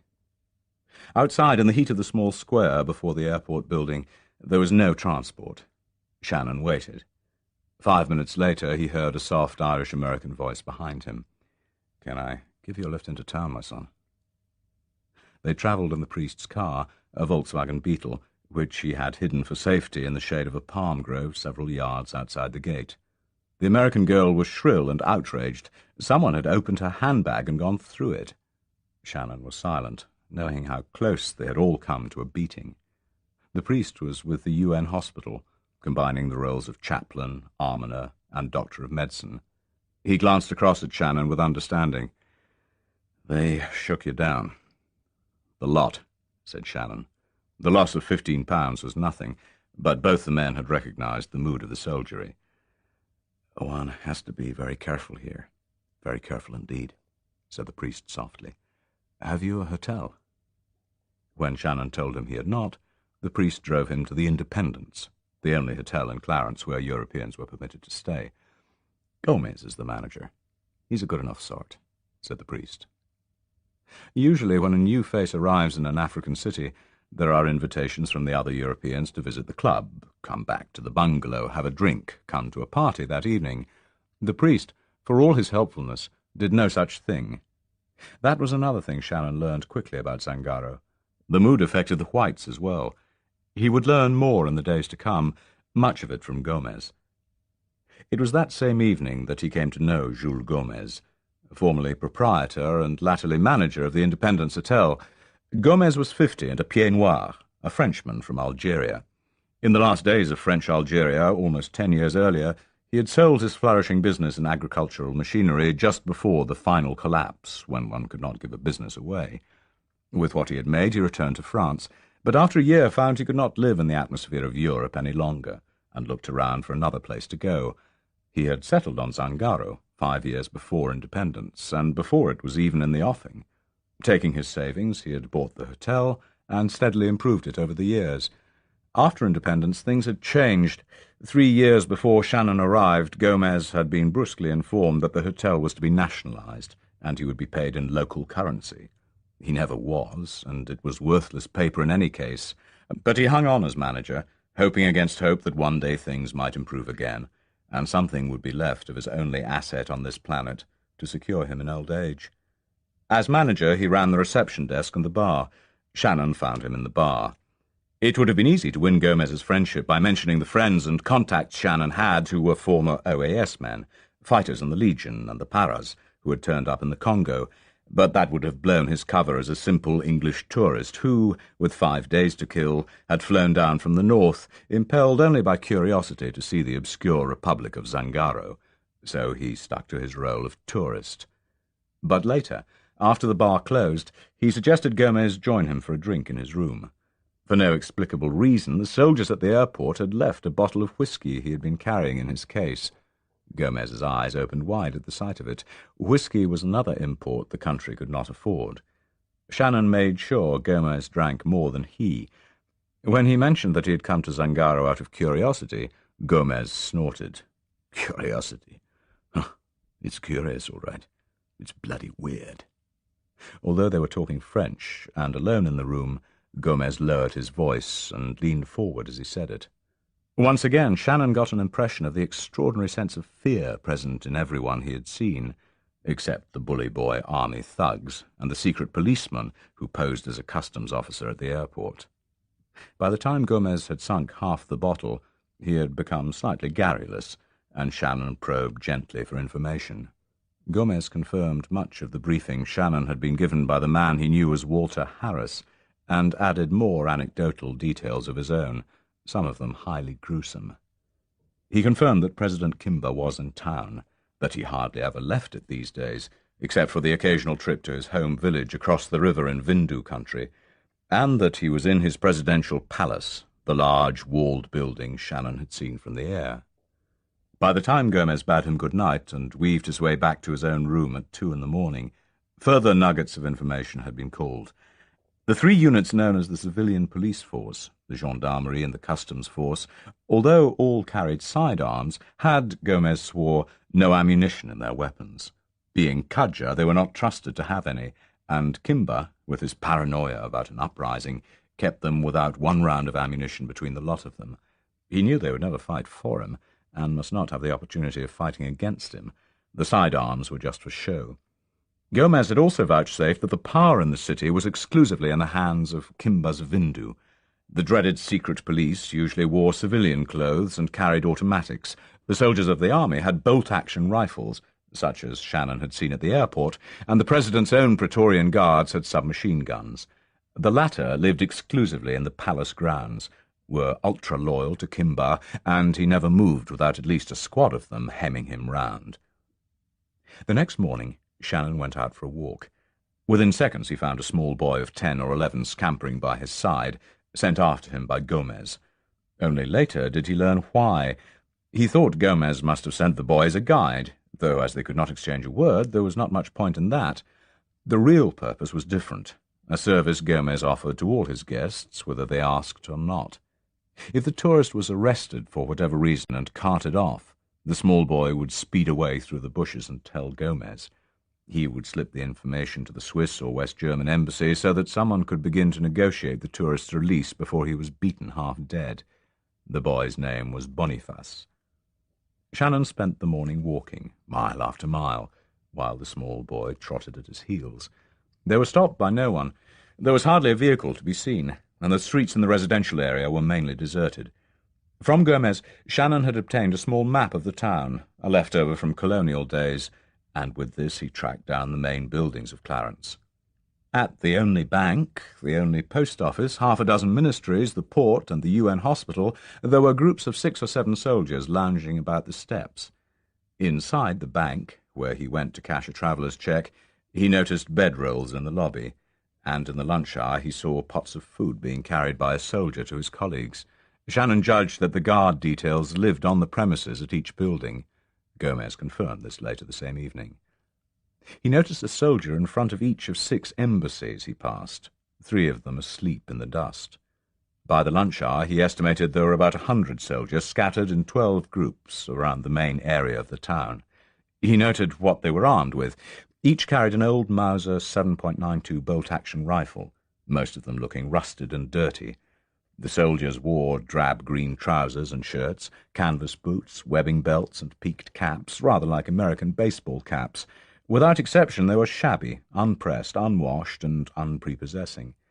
He estimated their level of training, weapons familiarization, leadership, and fighting capacity at nil. They were a rabble, undisciplined thugs who could terrify the timorous Kudja by their arms and their brutishness, but had probably never fired a shot in anger, and certainly had never been fired at by people who knew what they were doing. Their purpose on guard duty seemed to be preventative of civilian riot, but he estimated that in a real firefight they would quit and run. The most interesting thing about them was the state of their ammunition pouches. They were pressed flat, empty of magazines. Each Mauser had its fixed magazine, of course, but Mausers only hold 5 shells. That afternoon, Shannon patrolled the port. Seen from the ground, it looked different. The 2 spits of sand running out across the water and forming the natural harbour were about 20 feet high at the base and 6 feet above the water at the tip. He walked down both until he reached the end. Each one was covered in knee-to-waist-high scrub vegetation, burned brown at the end of the long dry season and invisible from the air. Each spit was about 40 feet wide at the tip, 40 yards wide at the base, where it left the shoreline. From the tip of each, looking back towards the port area, one had a panoramic view of the waterfront. The concreted area was at dead centre, backed by the warehouse. To the north of this stood the old wooden jetties, some long crumbled away, their supports sticking up like broken teeth above or below the water. To the south of the warehouse was the shingly beach where the fishing canoes lay. From the tip of one sand spit, the President's palace was invisible, hidden behind the warehouse, but from the other spit, the uppermost story of the palace was plainly visible. Shannon walked back to the port and examined the fishing beach. It was a good place for a landing, he thought idly, a gentle slope to the water's edge. Behind the warehouse the concrete ended, and a sloping bank of waist-high scrub, dissected by numerous footpaths and one laterite ride for lorries, ran back towards the palace. Shannon took the road. As he breasted the top of the rise, the full facade of the old colonial governor's mansion came into view, 200 yards away. He continued another 100 yards and reached the lateral road running along the seashore. At the junction, a group of soldiers waited, 4 in all, smarter, better dressed than the army, armed with Kalashnikov AK-47 assault rifles. They watched him in silence as he turned right along the road towards his hotel. He nodded, but they just stared back. The palace guards. He glanced to his left as he walked, and took in the details of the palace. 30 yards wide, its ground-floor windows now bricked up and painted over the same off-white wash as the rest of the building was dominated at ground level by a tall, wide, bolt-studded timber door, almost certainly another new addition. In front of the bricked-up windows ran a terrace, now useless because there was no access from the building to it. On the first floor, a row of 7 windows ran from side to side of the facade, 3 left, 3 right, and 1 above the main entrance. The topmost floor had 10 windows, all much smaller. Above these was the gutter and the red-tiled roof sloping away towards the apex. He noticed more guards lounging around the front door, and that the first-floor windows had shutters which might have been of steel, he was too far away to tell, and were drawn down. Evidently no closer access to the front of the building than the road junction was permitted, except on official business. He completed the afternoon just before the sun went down, by making a tour of the palace from afar. At each side he saw that a new wall, 8 feet high, ran from the main mansion towards the land for a distance of 80 yards, and the 4th wall joined them together at the rear. Interestingly, there were no other gates to the entire compound.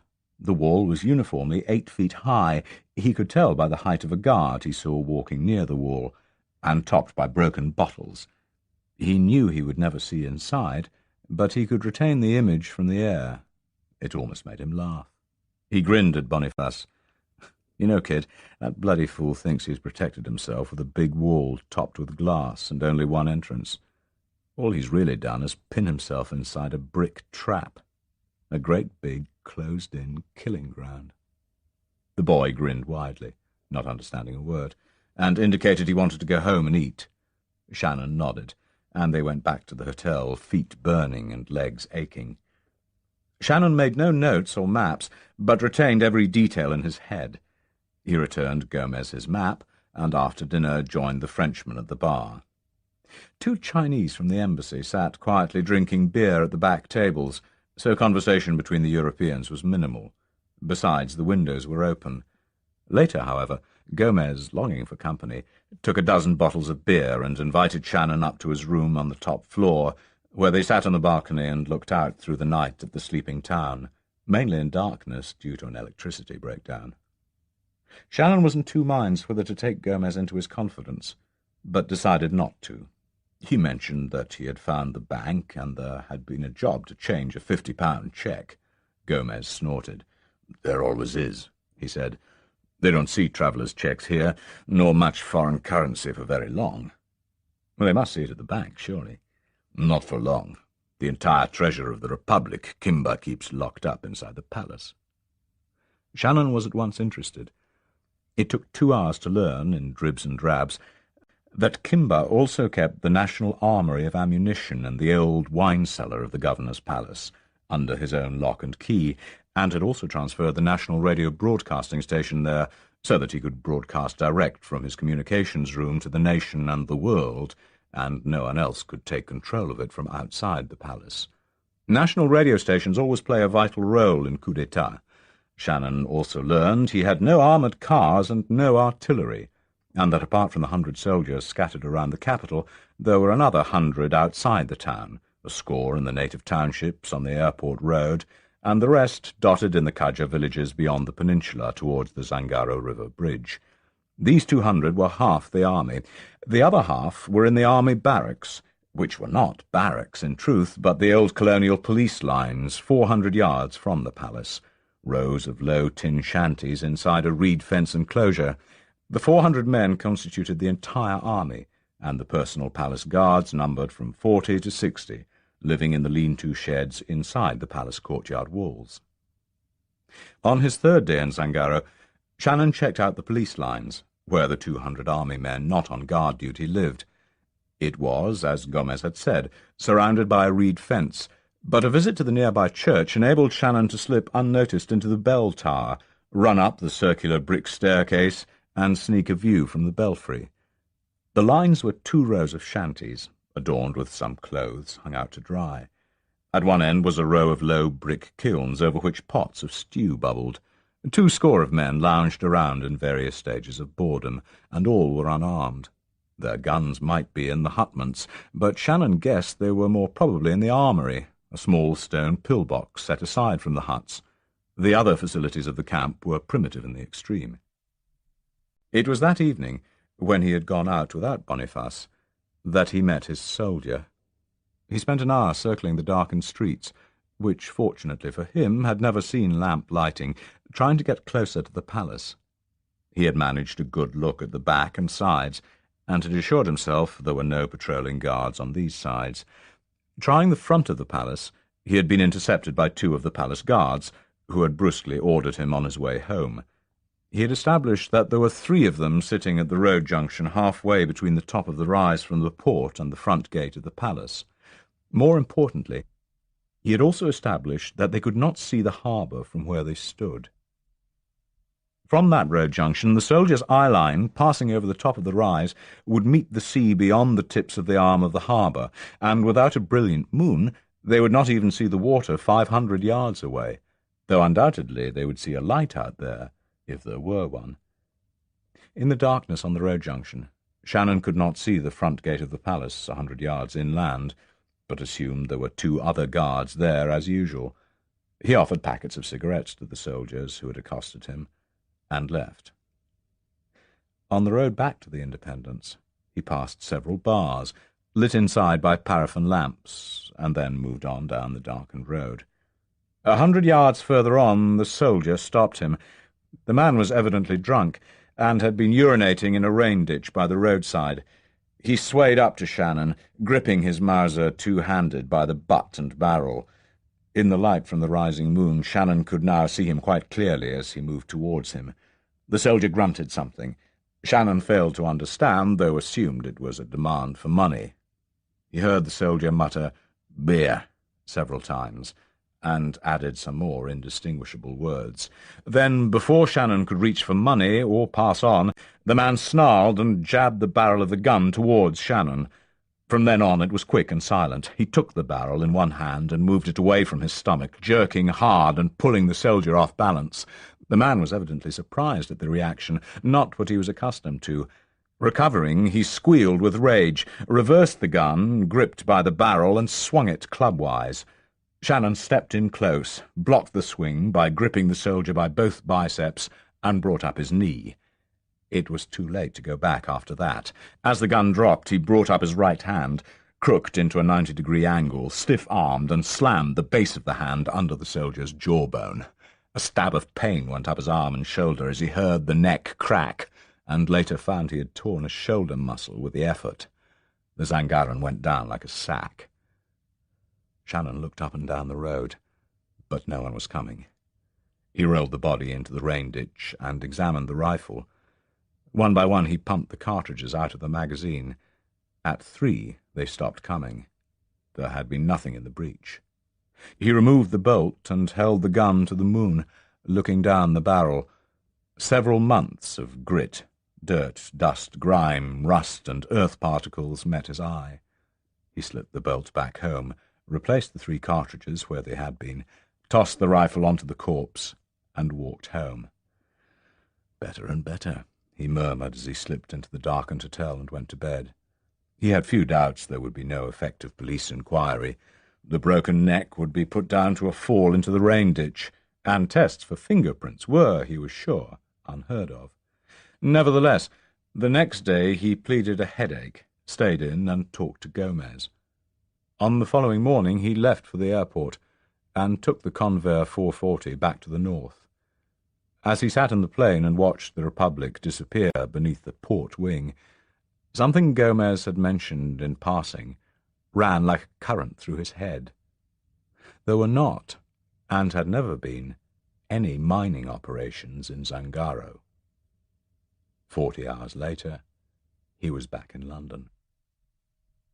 Ambassador Leonid Dobrovolsky always felt slightly uneasy when he had his weekly interview with President Kimber. Like others who had met the dictator, he had few doubts about the man's insanity. Unlike most of the others, Leonid Dobrovolsky had orders from his superiors in Moscow to make his utmost efforts to establish a working relationship with the unpredictable African. He stood in front of the broad mahogany desk in the president's study on the first floor of the palace and waited for Kimber to show some sort of reaction. Seen close to, President Kimber was neither as large nor as handsome as his official portraits indicated. Behind the enormous desk he seemed almost dwarfish, the more so as he held himself hunched in his chair in a state of total immobility. Dobrovolsky waited for the period of immobility to end. He knew it could end one of 2 ways. Either the man who ruled Zangaro would speak carefully and lucidly, in every sense like a perfectly sane man, or the almost catatonic stillness would give way to a screaming rage, during which the man would rant like someone possessed, which was in any case what he believed himself to be. Kimber nodded slowly. "Please, proceed," he said. Dobrovolsky breathed a sigh of relief.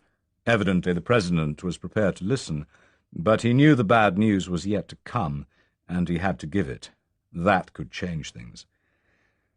"I am informed by my government, Mr. President, that they have received information that the mining survey reports recently sent to Zangaro by a British company may not be accurate.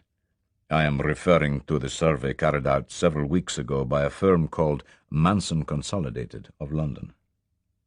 The president's eyes, slightly bulging, still stared at the Russian ambassador without a flicker of expression. Nor was there any word from Kimber to indicate that he recalled the subject that had brought Dobrovolsky to his palace. The ambassador continued to describe the mining survey that had been carried out by Mancon and the survey report that had been delivered by a certain Mr. Bryant into the hands of the Minister for Natural Resources. "In essence, then, Your Excellency, I am instructed to inform you that my government believes the report was not a true representation of what was really discovered in the area that was then under survey, specifically the Crystal Mountain Range." He waited, aware that he could say little more. When Kimber finally spoke, it was calmly and cogently, and Dobrovolsky breathed again. "In what way was this survey report inaccurate?" whispered Kimber. "We are not sure of the details, Your Excellency, but it is fair to assume that since the British company has apparently not made any effort to secure from you a mining concession, the report they submitted must have indicated there were no mineral deposits worth exploiting in that region. If the report was inaccurate, then it was probably in this respect. In other words, whatever the mining engineer's samples contained, it would appear there was more than the British were prepared to inform you." There was another long silence, during which the ambassador waited for the explosion of rage. It did not come. "They cheated me," whispered Kimber. "Of course, Your Excellency. cut in Dobrovolsky hurriedly. "The only way of being completely sure is for another survey party to examine the same area and take further samples of the rocks and the soil. To this end, I am instructed by my government, most humbly, to ask Your Excellency to grant permission for a survey team from the Institute of Mining in Sverdlovsk to come to Zangaro and examine the same area as that covered by the British engineer." Kimber took a long time digesting the proposal. Finally he nodded. "Granted," he said. Dobrovolsky bowed. By his side, Volkov, ostensibly second secretary at the embassy, but more pertinently the resident of the KGB detachment, shot him a glance. "The second matter is that of your personal security," said Dobrovolsky. At last he secured some reaction from the dictator. It was a subject that Kimber took extremely seriously. His head jerked up, and he shot suspicious glances round the room. 3 Zangaran aides standing behind the 2 Russians quaked. "My security," said Kimber in his usual whisper. "We would respectfully seek once again to reiterate the Soviet government's view of the paramount importance of Your Excellency's being able to continue to lead Zangaro on the path of peace and progress that Your Excellency has already so magnificently established," said the Russian. The ocean of flattery caused no incongruous note. It was Kimber's habitual due, and a regular part of any words addressed to him. "To guarantee the continued security of the invaluable person of Your Excellency, and in view of the recent and most dangerous treason by one of your army officers, we would respectfully once again propose that a member of my embassy staff be permitted to reside inside the palace and lend his assistance to Your Excellency's own personal security corps." The reference to the treason of Colonel Bobby brought Kimber out of his trance. He trembled violently, though whether from fear or rage the Russians could not make out. Then he began to talk, slowly at first, in his usual whisper, then faster, his voice rising as he glared at the Zangarans across the room. After a few sentences he lapsed back into the Vindu dialect, which only the Zangarans understood, but the Russians already knew the gist, the ever-present danger of treason and treachery that Kimber knew himself to be in, the warnings he had received from the spirits telling him of plots in all corners, his complete awareness of the identity of all those who were not loyal and who harboured evil thoughts in their minds, his intention to root them out, all of them, and what would happen to them when he did. He went on for half an hour in this vein, before finally calming down and reverting to a European language the Russians could understand. When they emerged into the sunlight and climbed into the embassy car, both men were sweating, partly from the heat, for the air conditioning in the palace was broken yet again, partly because that was the effect Kimber usually had on them. "I'm glad that's over," muttered Volkov to his colleagues as they drove back towards the embassy. "Anyway, we got permission. I'll install my man tomorrow." "And I'll get the mining engineer sent in as soon as possible," said Dobrovolsky.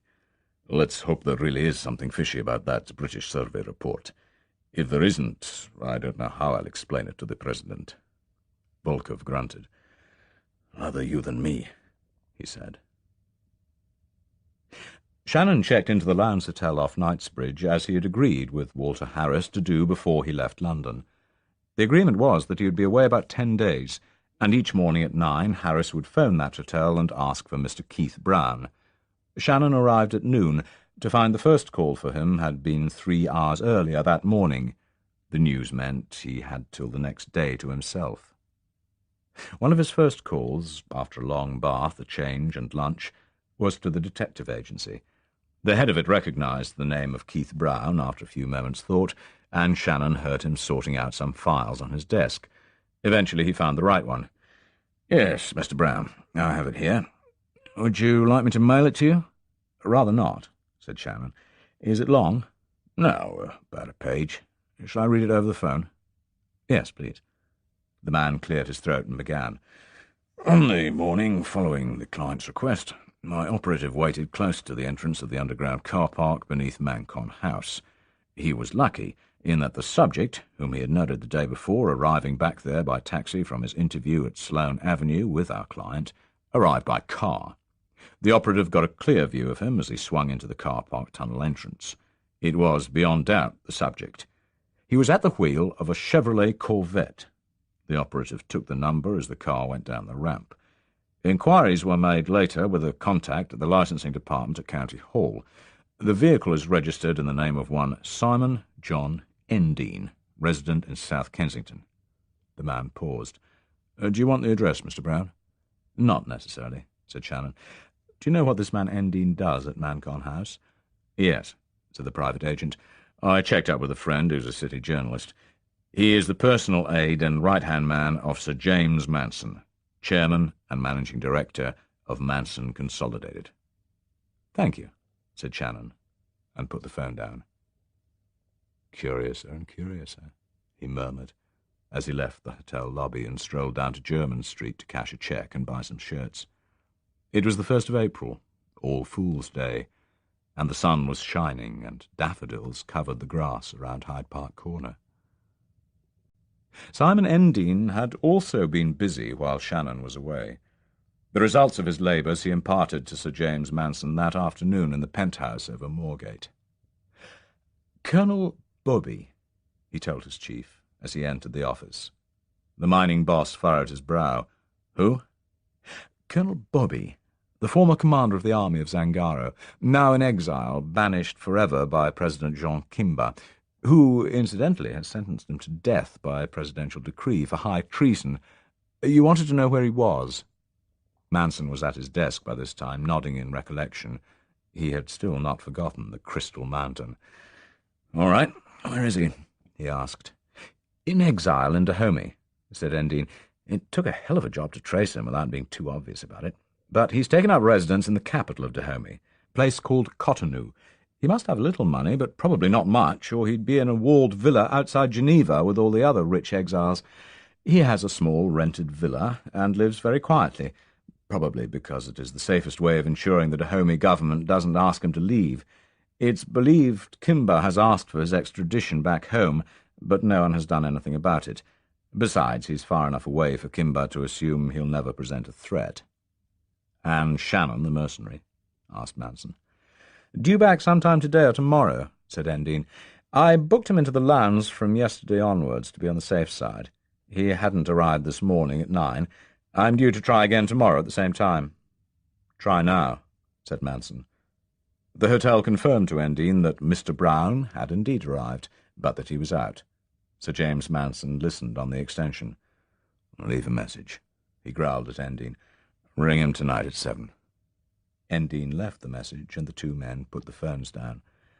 I want his report as soon as possible, said Manson. He should finish it at noon tomorrow. You meet him first and read the report.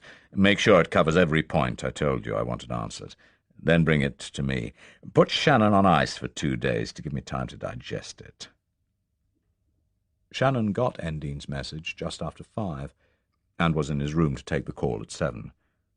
He spent the rest of the evening, between supper and bed, making up his notes and the memorabilia he had brought back from Zangaro, a series of sketches done freehand on a pad of cartridge paper he had bought in the airport in Paris to while away the time, some scale drawings done from measurements between fixed points in Clarence that he had paced out stride by stride, a local guidebook showing points of interest, of which the only interesting one was titled The Residence of His Excellency the Governor of the Colony and dated from 1959, and an official and highly flattering portrait of Kimba, one of the few items not in short supply in the Republic. The next day he strolled down Knightsbridge just as the shops opened, bought himself a typewriter and a block of paper, and spent the morning writing his report. It covered 3 subjects: a straight narrative of his visit, a detailed description of the capital, building by building, and accompanied by the diagrams, and an equally detailed description of the military situation. He mentioned the fact that he had seen no signs of either an air force or a navy, and Gomez's confirmation that neither existed. He did not mention his stroll down the peninsula to the native shanty towns, where he had seen the clustered shacks of the poorer Khaja, and beyond them the shanties of the thousands of immigrant workers and their families, chattering to each other in their native tongue, brought with them from many miles away. He finished the report with a summary. The essence of the problem of toppling Kimba has been simplified by the man himself. In all respects, the majority of the Republic's land area, The Vindu country beyond the river is of nil political or economic value. If Kimba should ever lose control of the coastal plain, producing the bulk of the nation's few resources, he must lose the country. To go one step further, he and his men could not hold this plain in the face of the hostility and hatred of the entire Kaja population, which, although muted by fear, exists beneath the surface, if he had once lost the peninsula. Again, the peninsula is untenable by Vindu forces if once the town of Clarence is lost. And lastly, he has no strength within the town of Clarence if he and his forces have lost the palace.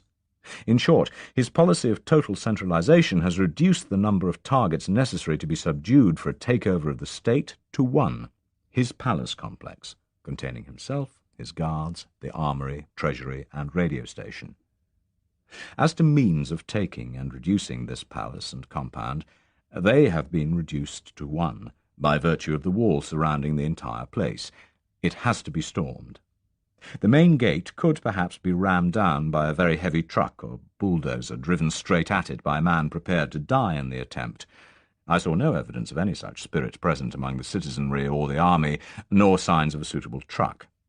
Alternatively, self-sacrificing courage by hundreds of men with scaling ladders could overwhelm the palace walls and take the place. I saw no signs of such spirit either. More realistically, the palace and grounds could be taken with little life loss after being first pulverized with mortar fire.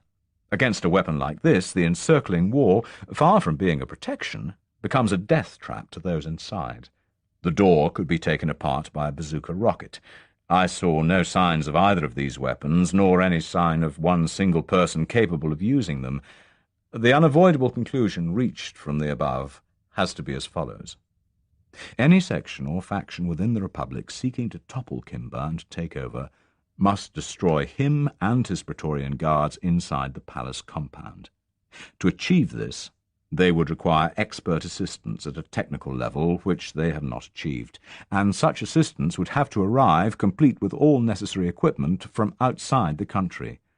With these conditions fulfilled, Kimba could be destroyed and toppled in a firefight lasting no longer than 1 hour. Is Shannon aware that there is no faction inside Zangaro that has indicated it wants to topple Kimba? Asked Sir James Manson the following morning when he had read the report. I haven't told him so, said Endine. I briefed him as you told me. Just said there was an army faction inside, and that the group I represented, as interested businessmen, were prepared to pay for a military assessment of their chances of success. But he's no fool. He must have seen for himself there's no one there capable of doing the job anyway. I like the sound of this, Shannon, said Manson, closing the military report. He's obviously got nerve, to judge by the way he dealt with the soldier. He writes quite well. He's short and to the point. Question is, could he do the whole of this job himself? He did mention something significant, interjected Endine. He said when I was questioning him that the caliber of the Zangaran army was so low that any assisting force of technicians would have to do practically the whole job anyway, then hand over to the new men when it was done. Did he now? Did he? Mused Manson. Then he suspects already the reason for his going down there was not the stated one. He was still musing when Endine asked, May I put a question, Sir James? What is it? Asked Manson. Just this. What did he go down there for? Why do you need a military report on how Kimba could be toppled and killed? Sir James Manson stared out of the window for some time. Finally he said, Get Martin Thorpe up here. While Thorpe was being summoned, Manson walked to the window and gazed down, as he usually did when he wanted to think hard. He knew he had personally taken Endine and Thorpe as young men and promoted them to salaries and positions beyond their years. It was not simply because of their intelligence, although they had plenty of it. It was because he realized an unscrupulousness in each of them that matched his own, a preparedness to ignore so-called moral principles in pursuit of the goal, success. Like Shannon, like himself, they too were mercenaries. Only the degree of success and the question of public respectability separated the four of them. He had made them his team, his hatchet men, paid by the company, but serving him personally in all things. The problem was, could he trust them with this one, the big one? As Thorpe entered the office, he decided he had to. He thought he knew how to guarantee their loyalty. He bade them sit down, and remaining standing with his back to the window, he told them, "I want you two to think this one over very carefully, then give me your reply. How far would you be prepared to go to be assured of a personal fortune in a Swiss bank of £5 million each?" The hum of the traffic 10 floors down was like a buzzing bee, accentuating the silence in the room. Dean stared back at his chief and nodded slowly. "A very, very long way," he said softly. Thorpe made no reply. He knew this was what he had come to the city for, joined Manson for, absorbed his encyclopedic knowledge of company business for, the big one, the once-in-a-decade grand slam. He nodded assent. "How?" breathed Dean. For answer, Manson walked to his wall safe and extracted 2 reports. The third, Shannon's, lay on his desk as he seated himself behind it. Manson talked steadily for an hour. He started at the beginning, and soon read the final 6 paragraphs of Dr. Chalmers' report on the samples from the Crystal Mountain. Thorpe whistled softly and muttered, "Jesus." Dean required a 10-minute lecture on platinum to catch the point. Then he, too, breathed a long sigh. Manson went on to relate the exiling of Mulrooney to northern Kenya, the suborning of Chalmers, the second visit of Bryant to Clarence, the acceptance of the dummy report by Kimber's minister. He stressed the Russian influence on Kimber and the recent exiling of Colonel Bobby, who, given the right circumstances, could return as a plausible alternative in the seat of power. For Thorpe's benefit, he read much of Dean's general report of Zangaro and finished with the conclusion of Shannon's report. "If it is to work at all, it must be a question of mounting 2 parallel, highly secret operations," Manson said finally. "In one, Shannon, staged-managed throughout by Simon, mounts a project to take and destroy that palace and all its contents, and for Bobby, accompanied by Simon, to take over the powers of state the following morning and become the new president. In the other, Martin would have to buy a shell company without revealing who had gained control or why." Dean furrowed his brow. "I can see the first operation, but why the second?" he asked. "Tell him, Martin," said Manson. Thorpe was grinning, for his astute mind had caught Manson's drift. "A shell company, Simon, is a company, usually very old and without assets worth talking about, which has virtually ceased trading and whose shares are very cheap, say £1 each." "So why buy one?" asked Dean, still puzzled. "Say Sir James has control of a company, bought secretly through unnamed nominees, hiding behind a Swiss bank, all nice and legal, and the company has 1 million shares valued at £1 each. Unknown to the other shareholders, or the board of directors, or the stock exchange, Sir James, via the Swiss bank, owns 600,000 of these 1 million shares. Then President Bobby sells that company an exclusive 10-year mining franchise for an area of land in the hinterland of Zangaro. A new mining survey team from a highly reputable company specializing in mining goes out and discovers the Crystal Mountain. What happens to the shares of Company X when the news hits the stock market?" Dean got the message. "They go up," he said with a grin. "Right up," said Thorpe. "With a bit of help, they go from £1 to well over £100 a share. Now, do your arithmetic. 600,000 shares at £1 each cost £30,000 to buy. Sell 600,000 shares at £100 each, and that's the minimum you'd get. And what do you bring home? A cool £60 million in a Swiss bank. Right, Sir James?" "That's right," nodded Manson grimly. "Of course, if you sold half the shares in small packets to a wide variety of people, the control of the company owning the concession would stay in the same hands as before, but a bigger company might put in a bid for the whole block of 600,000 shares in one flat deal." Thorpe nodded thoughtfully. Yes, control of such a company bought at 60 million would be a good market deal. But whose bid would you accept? "My own," said Manson. Thorpe's mouth opened. Your own? Mancon's bid would be the only acceptable one. That way the concession would remain firmly British, and Mancon would have gained a fine asset. But, queried Endine, surely you would be paying yourself 60 million quid. No, said Thorpe quietly. Mancon's shareholders would be paying Sir James 60 million quid, without knowing it. What's that called? In financial terms, of course, asked Endine. There is a word for it on the stock exchange, Thorpe admitted. Sir James Manson tendered them each a glass of whisky. He reached round and took his own. Are you on, gentlemen? He asked softly. Both younger men looked at each other and nodded. Then here's to the Crystal Mountain. They drank. Report to me here tomorrow morning at 9 sharp, Manson told them, and they rose to go. At the door to the back stairs, Thorpe turned. You know, Sir James, it's going to be bloody dangerous. If one word gets out. Sir James Manson stood again with his back to the window, the westering sun slanting onto the carpet by his side. His legs were astride, his fists on his hips. Knocking off a bank or an armoured truck, he said, is merely crude. Knocking off an entire republic has, I feel, a certain style. Chapter 7. What you're saying, in effect, is that there is no dissatisfied faction within the army that, so far as you know, has ever thought of toppling President Kimber. Cat Shannon and Simon Endine were sitting in Shannon's room at the hotel taking mid-morning coffee. Endine had phoned Shannon by agreement at 9 and told him to wait for a second call. He had been briefed by Sir James Manson and had called Shannon back to make the 11 o'clock appointment.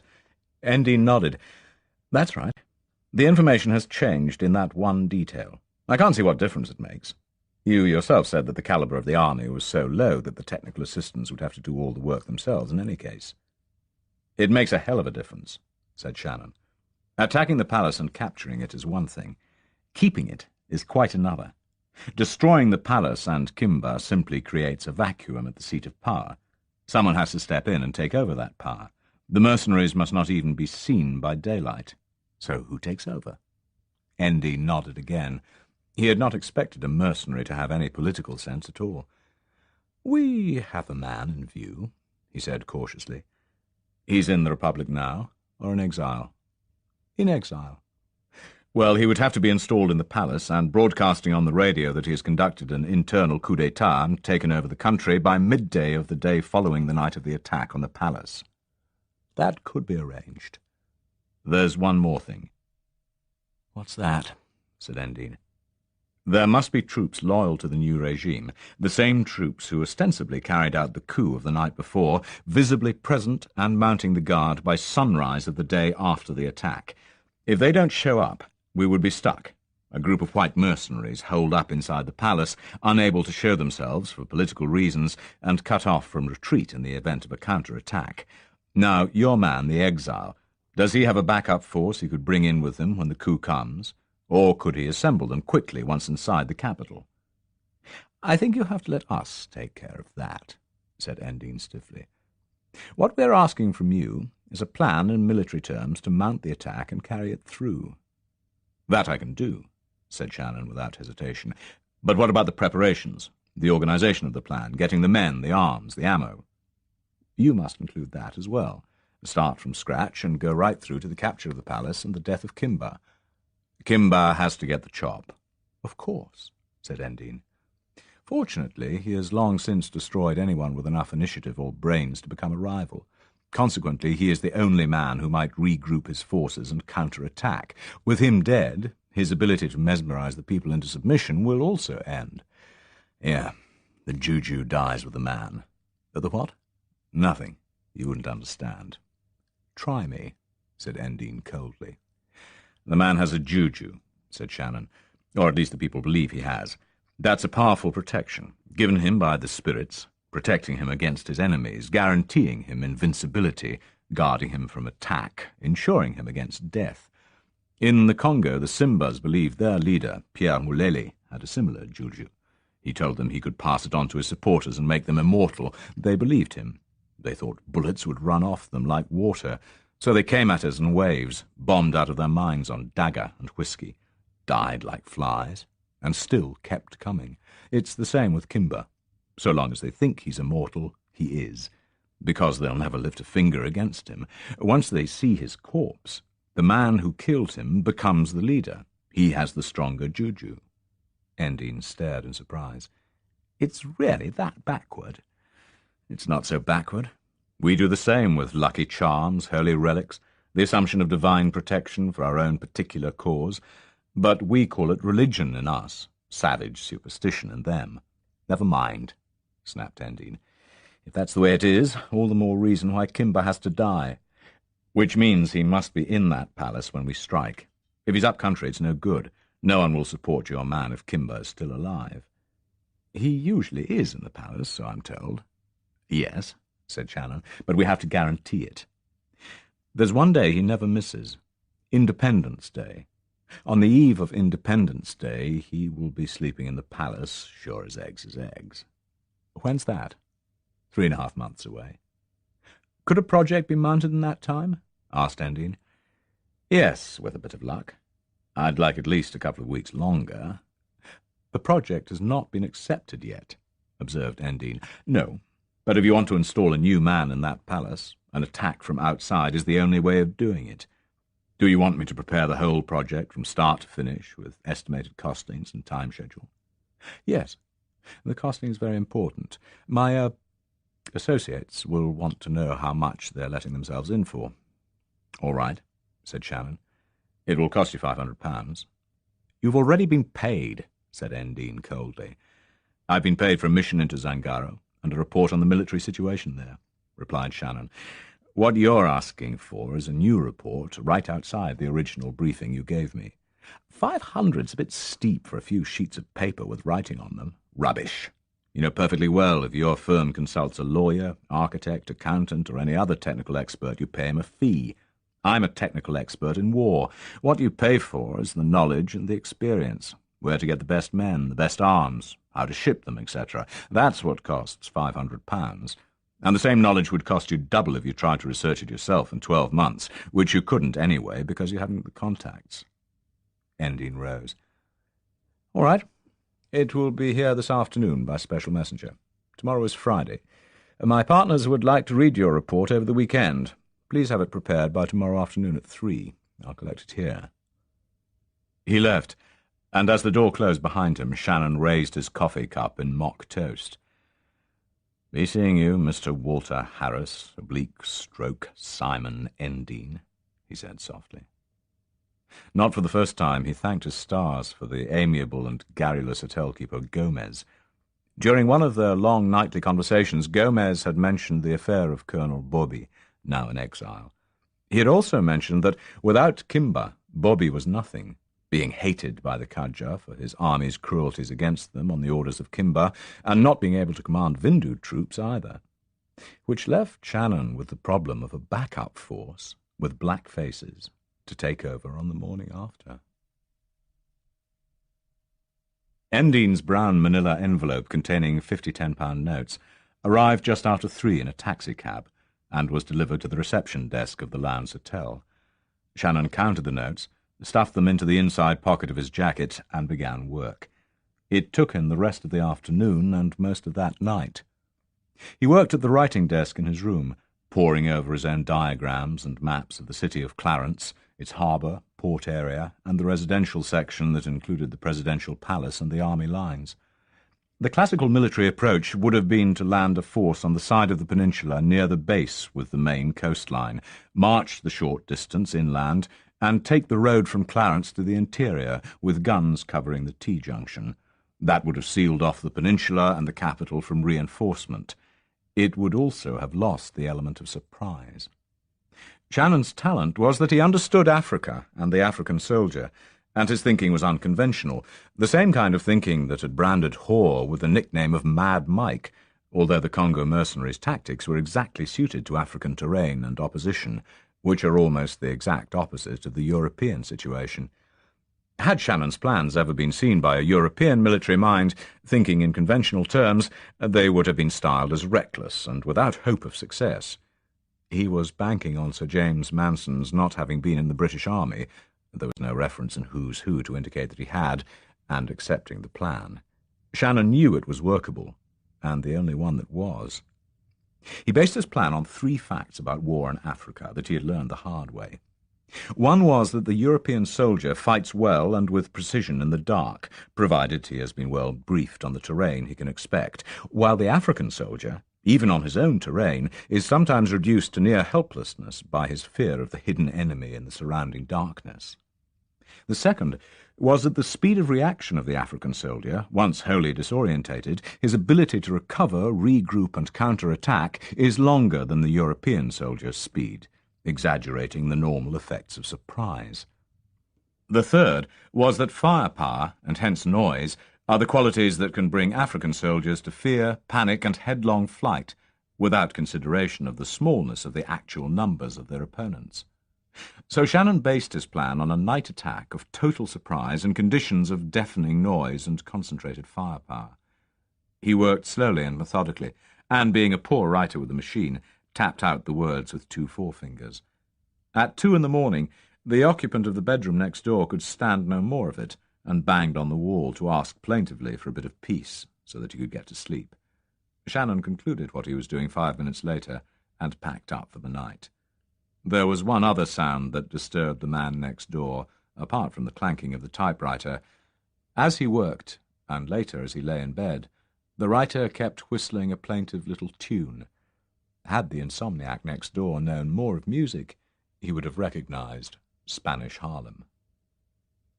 Martin Thorpe was also lying awake that night. He knew he had a long weekend ahead, 2.5 days of monotonous and time-consuming poring over cards, each bearing the basic details of one of the 4,500 public companies registered at Companies House in the City of London. There are 2 agencies in London who provide their subscribers with such an information service about British companies. These are Moody's and the Exchange Telegraph, known as Extel.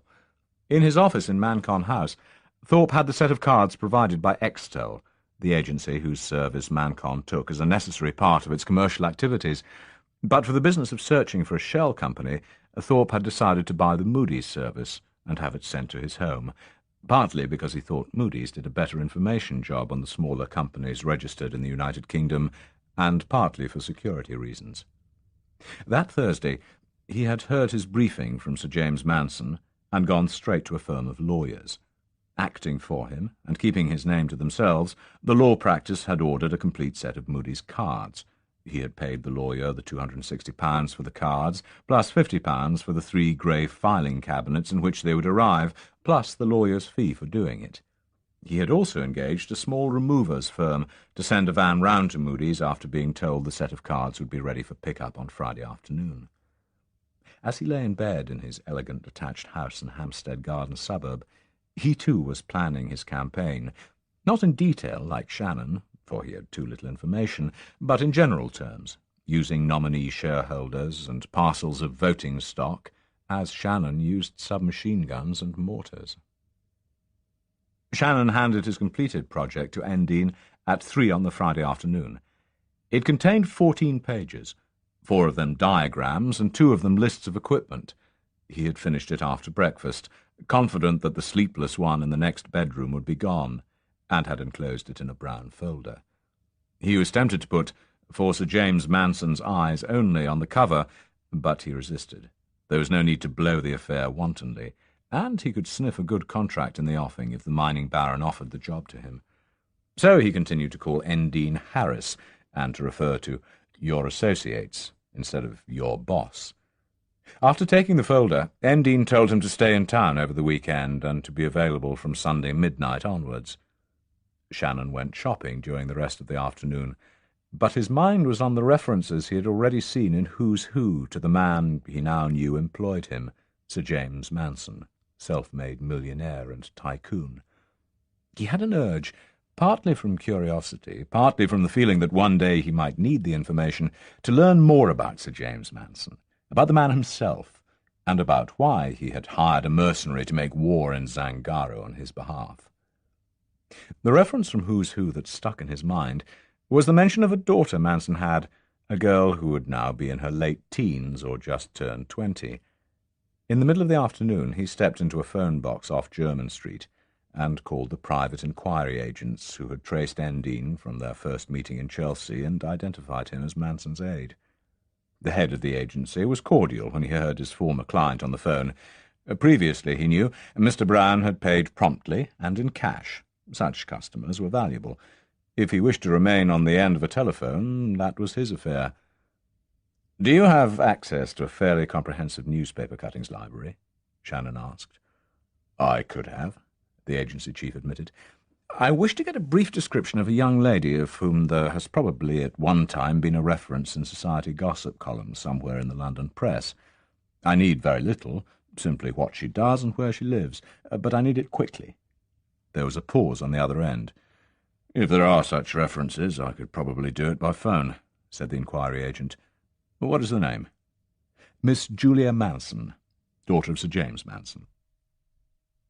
The inquiry agent thought it over. He recalled that this client's previous assignment had concerned a man who turned out to be Sir James Manson's aide. He also knew he could find out what Mr. Brown wanted to know within an hour. The two men agreed the fee, a modest one, and Shannon promised to mail it in cash by registered post within the hour. The inquiry agent decided to accept the promise and asked his client to call him back just before 5. Shannon completed his shopping and called back on the dot of 5. Within a few seconds, Shannon had what he wanted. He was deep in thought as he walked back to his hotel and phoned the writer who had originally introduced him to Mr. Harris. "Hi," he said gruffly down the phone. "It's me, Cat Shannon." "Oh, hello, Cat," came the surprised reply. "Where have you been?" "Around," said Shannon. "I just wanted to say thanks for recommending me to that fellow Harris." "Not at all. Did he offer you a job?" Shannon was cautious. "Yeah, a few days' worth. It's over now, but I'm in funds. How about a spot of dinner?" "Why not?" said the writer. "Tell me," said Shannon, "are you still going out with that girl you used to be with when we met last?" "Yeah, the same one. Why?" "She's a model, isn't she?" "Yes." "Look," said Shannon, "you may think this is crazy, but I very much want to meet a girl who's also a model, but I can't get an introduction to. Name of Julie Manson. Could you ask your girl if she ever met her in the modelling world?" The writer thought it over. "Sure. I'll call Carrie and ask her. Where are you now?" "In a call box. I'll call you back in half an hour." Shannon was lucky. His friend told him the two girls knew each other and had been at model school together. They were also handled by the same agency. It took another hour before Shannon, by then speaking directly to the writer's girlfriend, learned that Julie Manson had agreed to a dinner date, provided it was a foursome with Carrie and her boyfriend. They agreed to meet at Carrie's flat just after 8, and that she would have Julie Manson there. Shannon and the writer turned up within a few minutes of each other at Carrie's flat off Maida Vale, and the four of them went off to dinner. The writer had booked a table at a small restaurant called the Baker and Oven in Marylebone, and the meal was the kind Shannon liked, enormous portions of English roast meats and vegetables, washed down with 2 bottles of Pierre de Beaujolais. He liked the food, and he liked Julie. She was quite short, a little over 5 feet, and to give herself the impression of more height she wore high heels and carried herself well. She said she was 19, and she had a pert, round face that could be innocently angelic when she wanted, or extremely sexy when she thought no one else was looking. She was evidently spoiled, and too accustomed to getting things her own way, probably, Shannon estimated, the result of an over-indulgent upbringing. But she was amusing and pretty, and Shannon had never asked more of a girl. She wore her dark brown hair loose, so that it fell to her waist, and beneath her dress she evidently had a very curved figure. She also seemed to be intrigued by her blind date. Although Shannon had asked his friend not to mention what he did for a living, Carrie had nevertheless let it slip that he was a mercenary. But the conversation managed to avoid the question during dinner. As usual, Shannon did less talking than anyone, which was not difficult, because Julie and the tall, auburn-haired Carrie did enough for 4 between them. As they left the restaurant, climbed back into the cool night air of the streets, the writer mentioned that he and his girlfriend were taking the car back to his flat. He hailed a taxi for Shannon, asking him if he would take Julie home before going on to his hotel. As the mercenary climbed in, the writer gave him a slow wink. "I think you're on," he whispered. Shannon grunted. Outside her Mayfair flat, Julie suggested he might like to come in for a coffee, so he paid off the taxi and accompanied her up to the evidently expensive apartment. Only when they were seated on the settee drinking the appalling coffee Julie had prepared did she refer to the way he earned his living. He was leaning back in the corner of the settee. She was perched on the edge of the seat, turned towards him. "Have you killed people?" she asked. "Yes." "In battle?" "Sometimes. Mostly." "How many?" "I don't know. I never counted." She savoured the information and swallowed several times. "I've never known a man who had killed people." "You don't know that," countered Shannon. "Anyone who's been in a war has probably killed people." "Have you got any scars from wounds?" It was another of the usual questions. In fact, Shannon carried over a score of marks on his back and chest, legacies of bullets, fragments of mortar, and shards of grenade. He nodded. "Some." "Show me," she said. "No." "Go on, show me. Prove it." She stood up.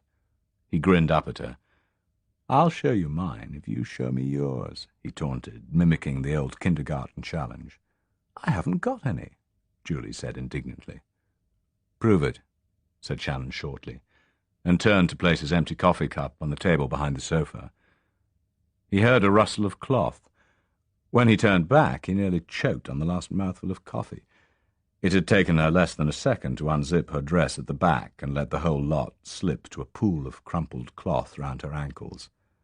Beneath it she wore a pair of grip-top stockings and a thin gold waist chain.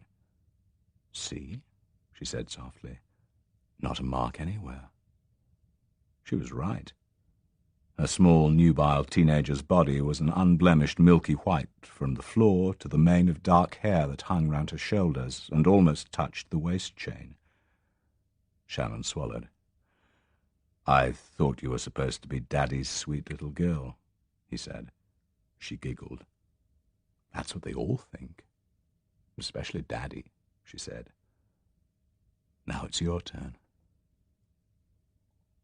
Sir James Manson sat at the same hour in the library of his country mansion, not far from the village of Notgrove in the rolling Gloucestershire countryside, Shannon's file on his knee and a brandy and soda at his elbow. It was close to midnight, and Lady Manson had long since gone to bed. He had saved the Shannon project to read alone in his library, resisting the temptation to open it in the car on the way down, or to slip away early from dinner. When he wanted to concentrate hard, he preferred the night hours, and on this document he wanted to concentrate hard. He flicked the cover open and set on one side the maps and sketches. Then he started on the narrative. It read, Preamble. The following plan has been prepared on the basis of the report on the Republic of Zangaro, written by Mr. Walter Harris, my own visit to Zangaro, and my own report on that visit, and the briefing given by Mr. Harris on what is desired to achieve. It cannot take into account elements known to Mr. Harris but undisclosed by him to me. Notable among these must be the aftermath of the attack and the installation of the successor government. Nevertheless, this aftermath may well require preparations built into the planning of the attack, and these I have obviously not been able to make. Object of the exercise: to prepare, launch, and carry out an attack on the presidential palace at Clarence, capital of Zangaro, to storm and capture that palace, and to liquidate the president and his personal guards living inside. Also to take possession of the bulk of the weapons and armoury of the Republic, its national treasury and broadcasting radio station, also inside the palace. Lastly, to create such conditions that any armed survivors of the guard unit or the army are scattered outside the town and in no position to mount a viable counterattack. Method of attack.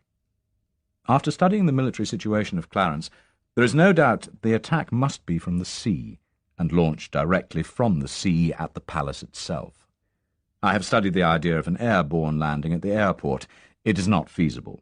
Firstly, the authorities at the airport of takeoff would not permit the necessary quantity of arms and men to board a charter aircraft without suspecting the nature of the flight. Such authorities, even if a set could be found to permit such takeoff, would constitute a serious risk of arrest or a breach of security. Secondly, a land attack offers no extra advantages and many disadvantages. To arrive in an armed column over the northern border would only mean the men and arms would have to be smuggled into the neighbouring republic, which has an efficient police and security system. The risk of premature discovery and arrest would be extremely high, unacceptably so. To land elsewhere on the coast of Zangaro and march to Clarence would be no more realistic. For one thing, most of the coast is of tangled mangrove swamp, impenetrable by boats, and such tiny coves as there would be unfindable in darkness. For another, being without motor transport, the attacking force would have a long march to the capital, and the defenders would be forewarned.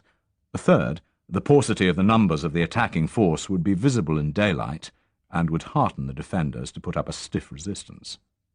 Lastly, the idea was examined to smuggle the arms and the men into the Republic clandestinely, and hide them out until the night of the attack.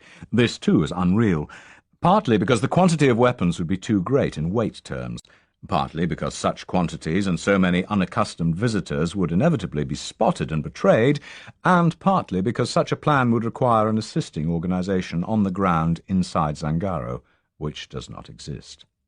In consequence, it is felt the only realistic plan must be for an attack by light boats departing from a larger vessel moored out at sea, straight into the harbour of Clarence, and an attack on the palace immediately on landing. Requirements for the attack. The force should be not less than 12 men, armed with mortars, bazookas, and grenades, and all carrying as well submachine carbines for close quarters use. The men should come off the sea between 2 and 3 in the morning, giving ample time for all in Clarence to be asleep, but sufficiently before dawn for no visible traces of white mercenaries to be available by sunrise at the same day. The report continued for 6 more pages, to describe exactly how Shannon proposed to plan the project, engage the necessary personnel, the arms and ammunition he would need, the ancillary equipment of radio sets, assault craft, outboard engines, flares, uniforms, webbing, food and victuals, how each item could be costed, and how he would destroy the palace and scatter the army. On the question of the ship to carry the attacking force, he said, "Apart from the arms, the acquisition of the ship will prove the most difficult part. On reflection, I would be against chartering a vessel, since this involves crew who may turn out to be unreliable, a captain who could at any time change his mind, and the security hazard that vessels of a kind likely to undertake such a charter are probably notorious to the authorities of the countries bordering on the Mediterranean. I advocate spending more money to buy outright a small freighter, crew it with men paid by and loyal to the patrons, and with a legal reputation in shipping circles. Such a boat would in any case be a returnable asset, and might work out cheaper in the long run." Shannon also stressed the necessity of security at all times. He pointed out, "Since I am unaware of the identity of the patrons, with the exception of Mr. Harris, it is recommended that in the event of the project being accepted, Mr. Harris remain the sole link between the patrons and me. Payment of the necessary money should be made to me by Mr. Harris, and my accounting of expenditure returned the same way. Similarly, although I would need 4 subordinate operatives, none would know the nature of the project, and certainly not the destination, until all are well out to sea. Even the coastal charts should only be handed over to the captain after sailing. The above plan takes in the security angle, since, wherever possible, the purchases may be made legally on the open market, and only the arms an illegal purchase. At each stage there is a cutout at which any investigator comes up against a blank wall, and also at each stage the equipment is being bought separately in different countries by different operatives. Only myself, Mr. Harris, and the patrons would know the whole plan, and in the worst event I could not identify the patrons, nor, probably, Mr. Harris." Sir James Manson nodded and grunted in approval several times as he read. At 1 a.m. he poured himself another brandy and turned to the costings and timings, which were on separate sheets. These read: "Reconnaissance visit to Zangaro. 2 reports. Completed £2,500. Project commander's fee, £10,000. Engagement all other personnel and their salaries, £10,000. Total administrative costs, travelling, hotels, etc., for CO and all subordinates, £10,000. Purchase of arms, £25,000. Purchase of vessel, £30,000. Purchase of ancillary equipment, £5,000. Reserve, £7,500. Total, £100,000. The second sheet bore the estimated timings. Preparatory stage, recruitment and assembly of personnel, setting up of bank account, purchase of foreign-based company, 20 days. Purchasing stage, period to cover purchase of all items and sections, 40 days. Assembly stage, assembly of equipment and personnel onto the vessel, culminating in sailing day, 20 days. Shipment stage, transporting entire project by sea from embarkation port to point off coast of Clarence, 20 days. Sir James Manson read the report twice, and spent a long hour steadily smoking one of his Upman Coronas, while he stared at the rich panelling and Moroccan-bound books that lined his walls. Finally, he locked the project file in his wall safe and went upstairs to bed. Cat Shannon lay on his back in the darkened bedroom and ran his hand idly over the girl's body that lay half across his own. It was a small but highly erotic body, as he had discovered during the previous hour, and whatever Julie had spent her time learning in the 2 years since she left school, it had not had much to do with shorthand typing. Her appetite and taste for sexual variety were equalled only by her energy and almost constant stream of chatter between meals. As he stroked her, she stirred and began to play with him. "Funny," he said reflectively. "It must be a sign of the times. We've been screwing half the night, and I don't know a thing about you." She paused for a second and said, "Like what?" and resumed. "Where your home is," he said, "apart from this pad." "Gloucestershire," she mumbled. "What does your old man do?" he asked softly. There was no answer. He took a handful of her hair and pulled her face round to him. "Oh, you're hurting. He's in the city. Why?" "Stockbroker?" "No, he runs some company to do with mining. That's his speciality, and this is mine. Now watch." Half an hour later she rolled off him and asked, "Did you like that, darling?" Shannon laughed, and she caught a flash of teeth in the darkness as he grinned. "Oh, yes," he said softly. "I enjoyed that enormously. Tell me about your old man." "Daddy? Oh, he's a boring old businessman. Spends all his day in a stuffy office in the city. Some businessmen interest me. So tell me what he's like." Sir James Manson was enjoying his mid-morning coffee in the sun lounge on the south side of his country mansion that Saturday morning when the call came through from Adrian Goole. The Foreign Office official was speaking from his own home in Kent. "I hope you won't mind my calling you over the weekend," he said. "Not at all, my dear fellow," said Manson quite untruthfully. "Any time. I would have called at the office last night, but I got held up at a meeting. Recalling our conversation some time ago about the results of your mining survey down in that African place, remember?" Manson supposed Goole felt obliged to go through the security rigmarole on an open line. "Yes, indeed," he said. "I took up your suggestion made at that dinner. The figures concerned were slightly changed, so that the quantities revealed were quite unviable from a business standpoint. The report went off, was received, and I've heard no more about it." Goule's next words jerked Sir James Manson out of his weekend relaxation. "Actually, we have," said the voice down the line. "Nothing really disturbing, but odd all the same.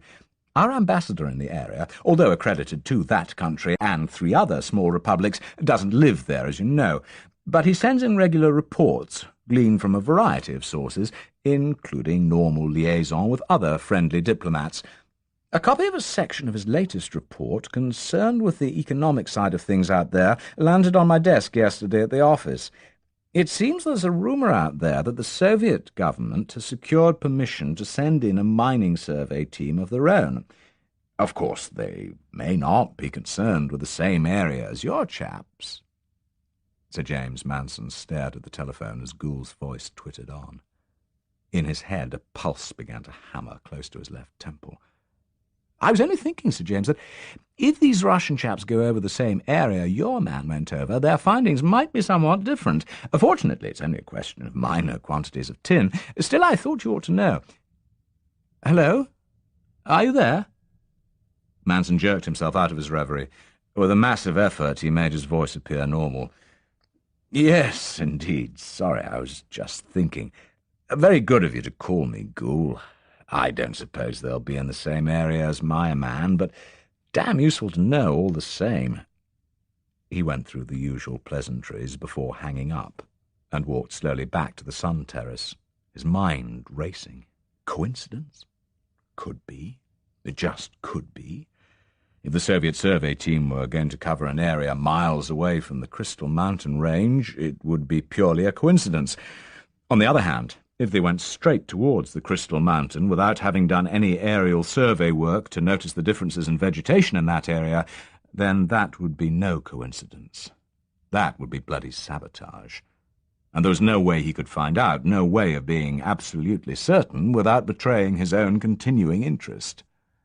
And that would be fatal.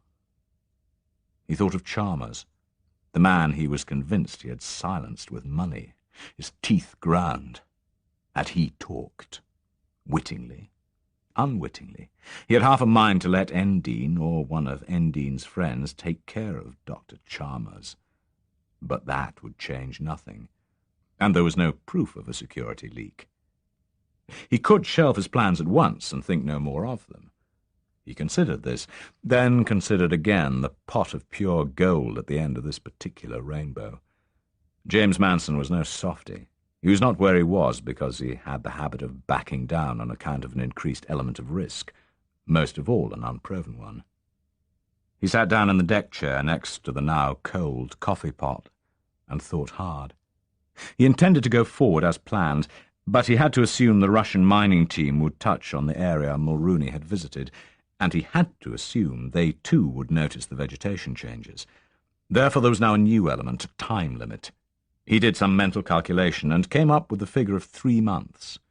If the Russians learned the content of the Crystal Mountain, there would be a technical aid team in there like a dose of salts, and a big one at that. Over half the members, he knew, would be hard men from the KGB. Shannon's shortest schedule had been 100 days, but he had originally told Endine that another fortnight added to the timetable would make the whole project that much more feasible. Now they did not have that fortnight. In fact, if the Russians moved faster than usual, they might not even have 100 days.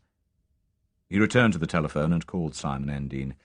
His own weekend had been disturbed. There was no reason why Endine should not start doing a bit of work. Endine called Shannon at the hotel on Monday morning and set up a rendezvous for 2 p.m. at a small block of flats in St. John's Wood. He had hired the flat on the instructions of Sir James Manson that morning, after having had a long briefing at the country mansion on the Sunday afternoon. He had taken the flat for a month in the name of Harris, paying cash and giving a fictitious reference which no one checked. The reason for the hiring was simple. The flat had a telephone that did not go through a switchboard. Shannon was there on time and found the man he still called Harris already installed. The telephone was hung in a desk microphone set that would enable a telephone conference between 2 or more people in the room and the person on the other end of the line to be held. "The chief of the consortium has read your report," he told Shannon, "and wants to have a word with you." At 2:30 the phone rang. Endine threw the speak switch on the machine, and Sir James Manson's voice came on the line. Shannon already knew who it would be, but gave no sign. "Are you there, Mr. Shannon?" asked the voice. "Yes, sir." "Now, I've read your report, and I approve your judgment and conclusions. If offered this contract, would you be prepared to go through with it?" "Yes, sir, I would," said Shannon. "There are a couple of points I want to discuss. I notice in the budget you award yourself the sum of £10,000. "Yes, sir. Frankly, I don't think anyone would do the job for less, and most would ask more. Even if a budget were prepared by another person which quoted a lower sum, I think that person would still pass a minimum of 10% to himself, simply by hiding the sum and the prices of purchases that could not be checked out. There was a pause. Then the voice said, "All right, I accept it. What does this salary buy me?" "It buys you my knowledge, my contacts, my acquaintanceship with a world of arms dealers, smugglers, gun runners, and mercenaries. It also buys my silence in the event of anything going wrong. It pays me for 3 months' damned hard work and the constant risk of arrest and imprisonment. Lastly, it buys the risk of my getting killed in the attack." There was a grunt. "Fair enough. Now, as regards financing, the sum of £100,000 will be transferred into a Swiss account, which Mr. Harris will open this week. He will pay you the necessary money in slices, as and when you need it, over the forthcoming 2 months. For that purpose, you will have to set up your own communications system with him. When the money is spent, he will either have to be present or to receive receipts." "That is not always possible, sir. There are no receipts in the arms business, least of all in black market deals, and most of the men I shall be dealing with would not have Mr. Harris present. He is not in their world. I would suggest the extensive use of travellers' cheques and credit transfers by banks. At the same time, if Mr. Harris has to be present to countersign every banker's draft or cheque for £1,000, he must either follow me around everywhere, which I would not accept on grounds of my own security, or we could never do it all inside 100 days. There was another long pause. "What do you mean by your own security?" asked the voice. "I mean, sir, that I don't know Mr. Harris. I could not accept that he be in a position to know enough to get me arrested in a European city. You have taken your security precautions, I have to take mine. These are that I travel and work alone and unsupervised." "You're a cautious man, Mr. Shannon." "I have to be. I'm still alive." There was a grim chuckle. "And how do I know you can be trusted with large sums of money to handle on your own?" "You don't, sir. Up to a point, Mr. Harris can keep the sums low at each stage, but the payments for the arms have to be made in cash and by the buyer alone. The only alternatives are to ask Mr. Harris to mount the operation personally, or hire another professional, and you would not know if you could trust him either." "Fair enough, Mr. Shannon. Mr. Harris." "Sir," answered Endine immediately, "please return to see me at once after leaving where you are now. Mr. Shannon, you have the job. You have 100 days, Mr. Shannon, to steal a republic." 100 days.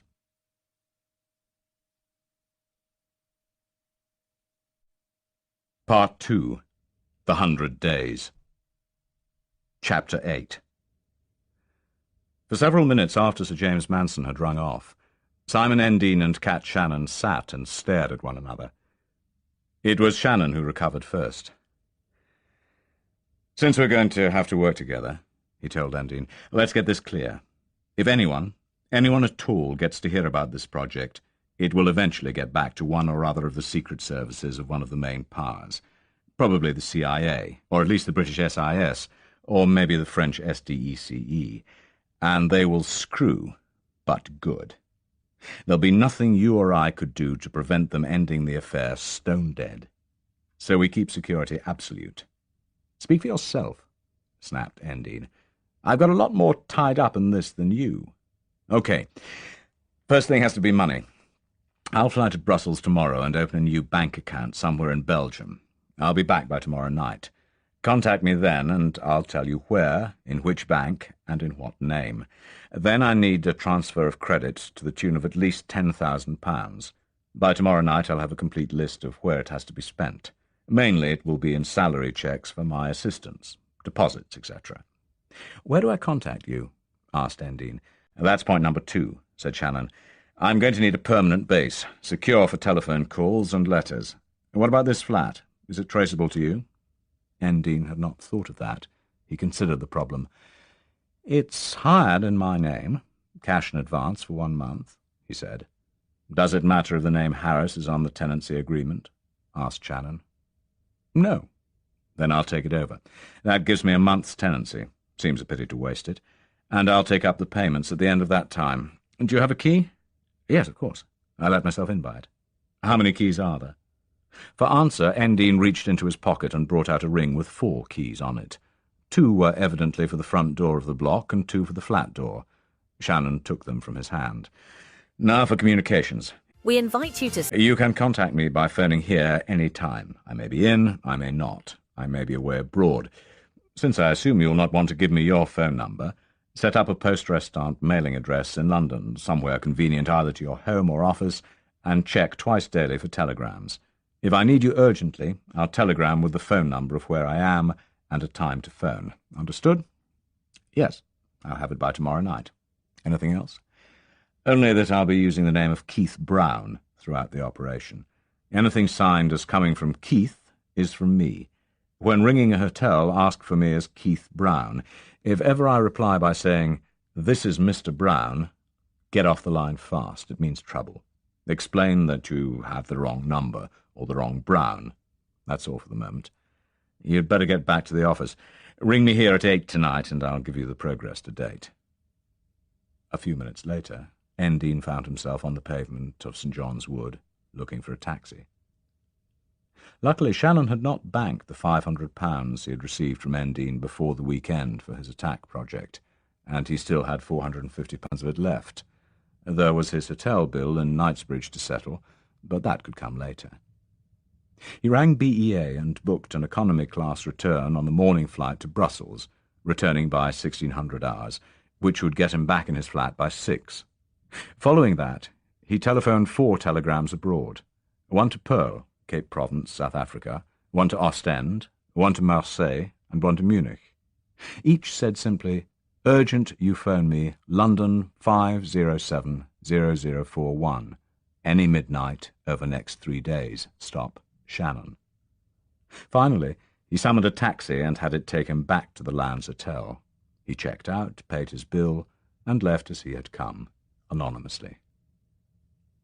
At 8, Endine rang him as agreed, and he told Manson's aide what he had done so far. They agreed Endine would ring again at 10 the following evening. Shannon spent a couple of hours exploring the block he was now living in, and the surrounding area. He spotted several small restaurants, including a couple not far away in St. John's Wood High Street, and ate a leisurely supper at one of them.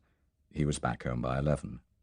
He counted the money. There was over £400 left, put £300 on one side for the airfare and expenses the following day, and checked over his effects.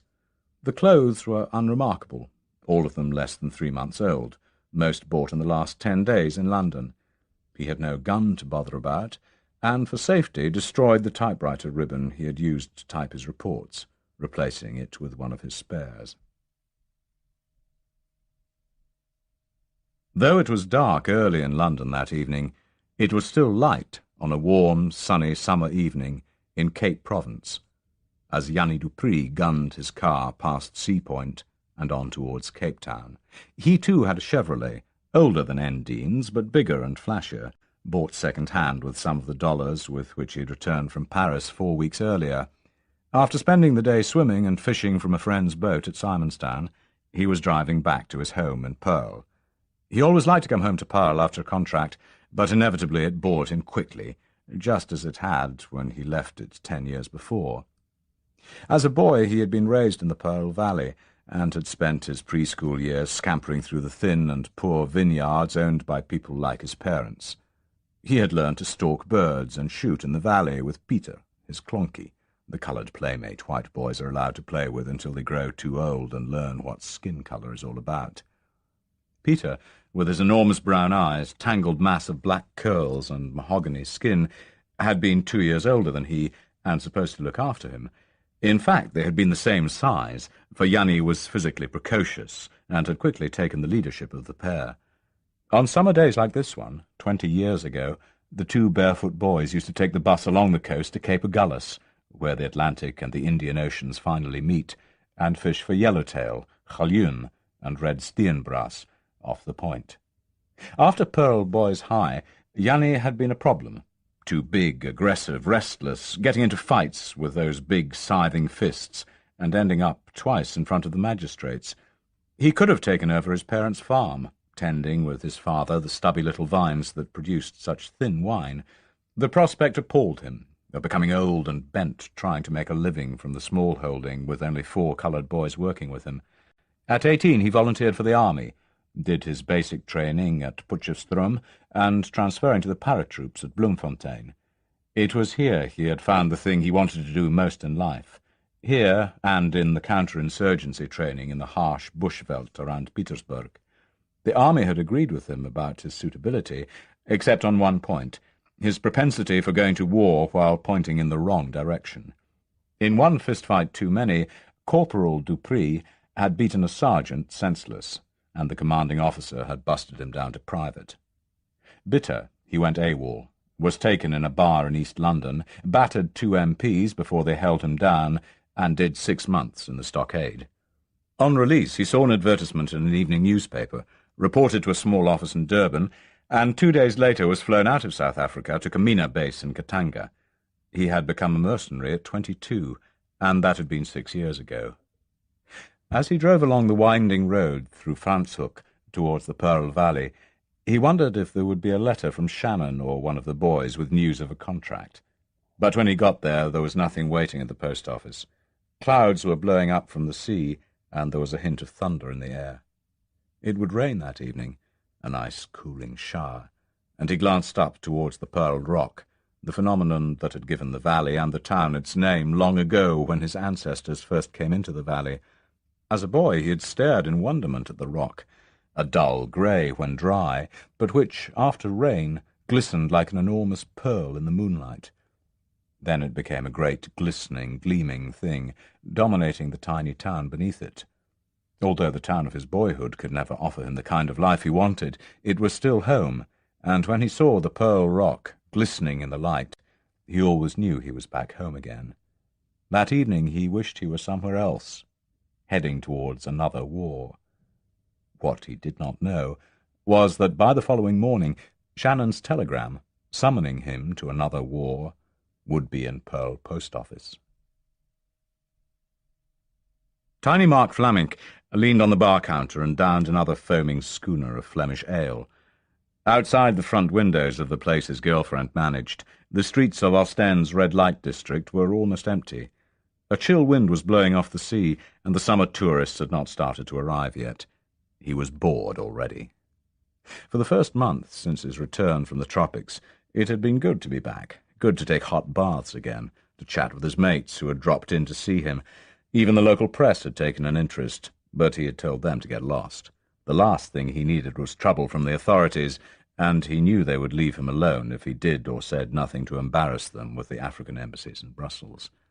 But after weeks the inactivity had palled. A few nights back it had been enlivened when he thumped a seaman who had tried to fondle Anna's bottom, an area he regarded as entirely his own preserve. The memory had started a thought running through his mind.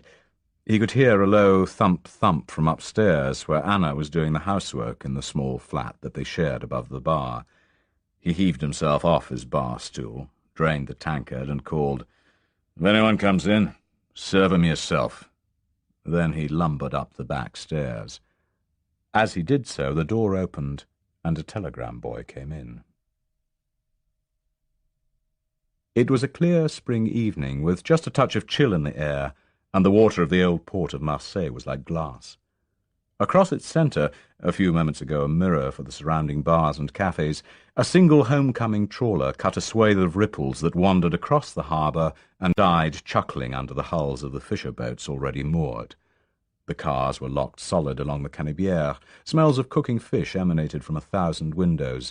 The old men sipped their anisette, and the heroin sellers scuttled through the alleys on their lucrative missions. It was an ordinary evening. In the multinational, multilingual cauldron of seething humanity that called itself Le Panier, where only a policeman is illegal, Jean-Baptiste Langarotti sat at a corner table in a small bar and sipped a long, cool Ricard. He was not as bored as Yanni Dupree or Mark Flamink.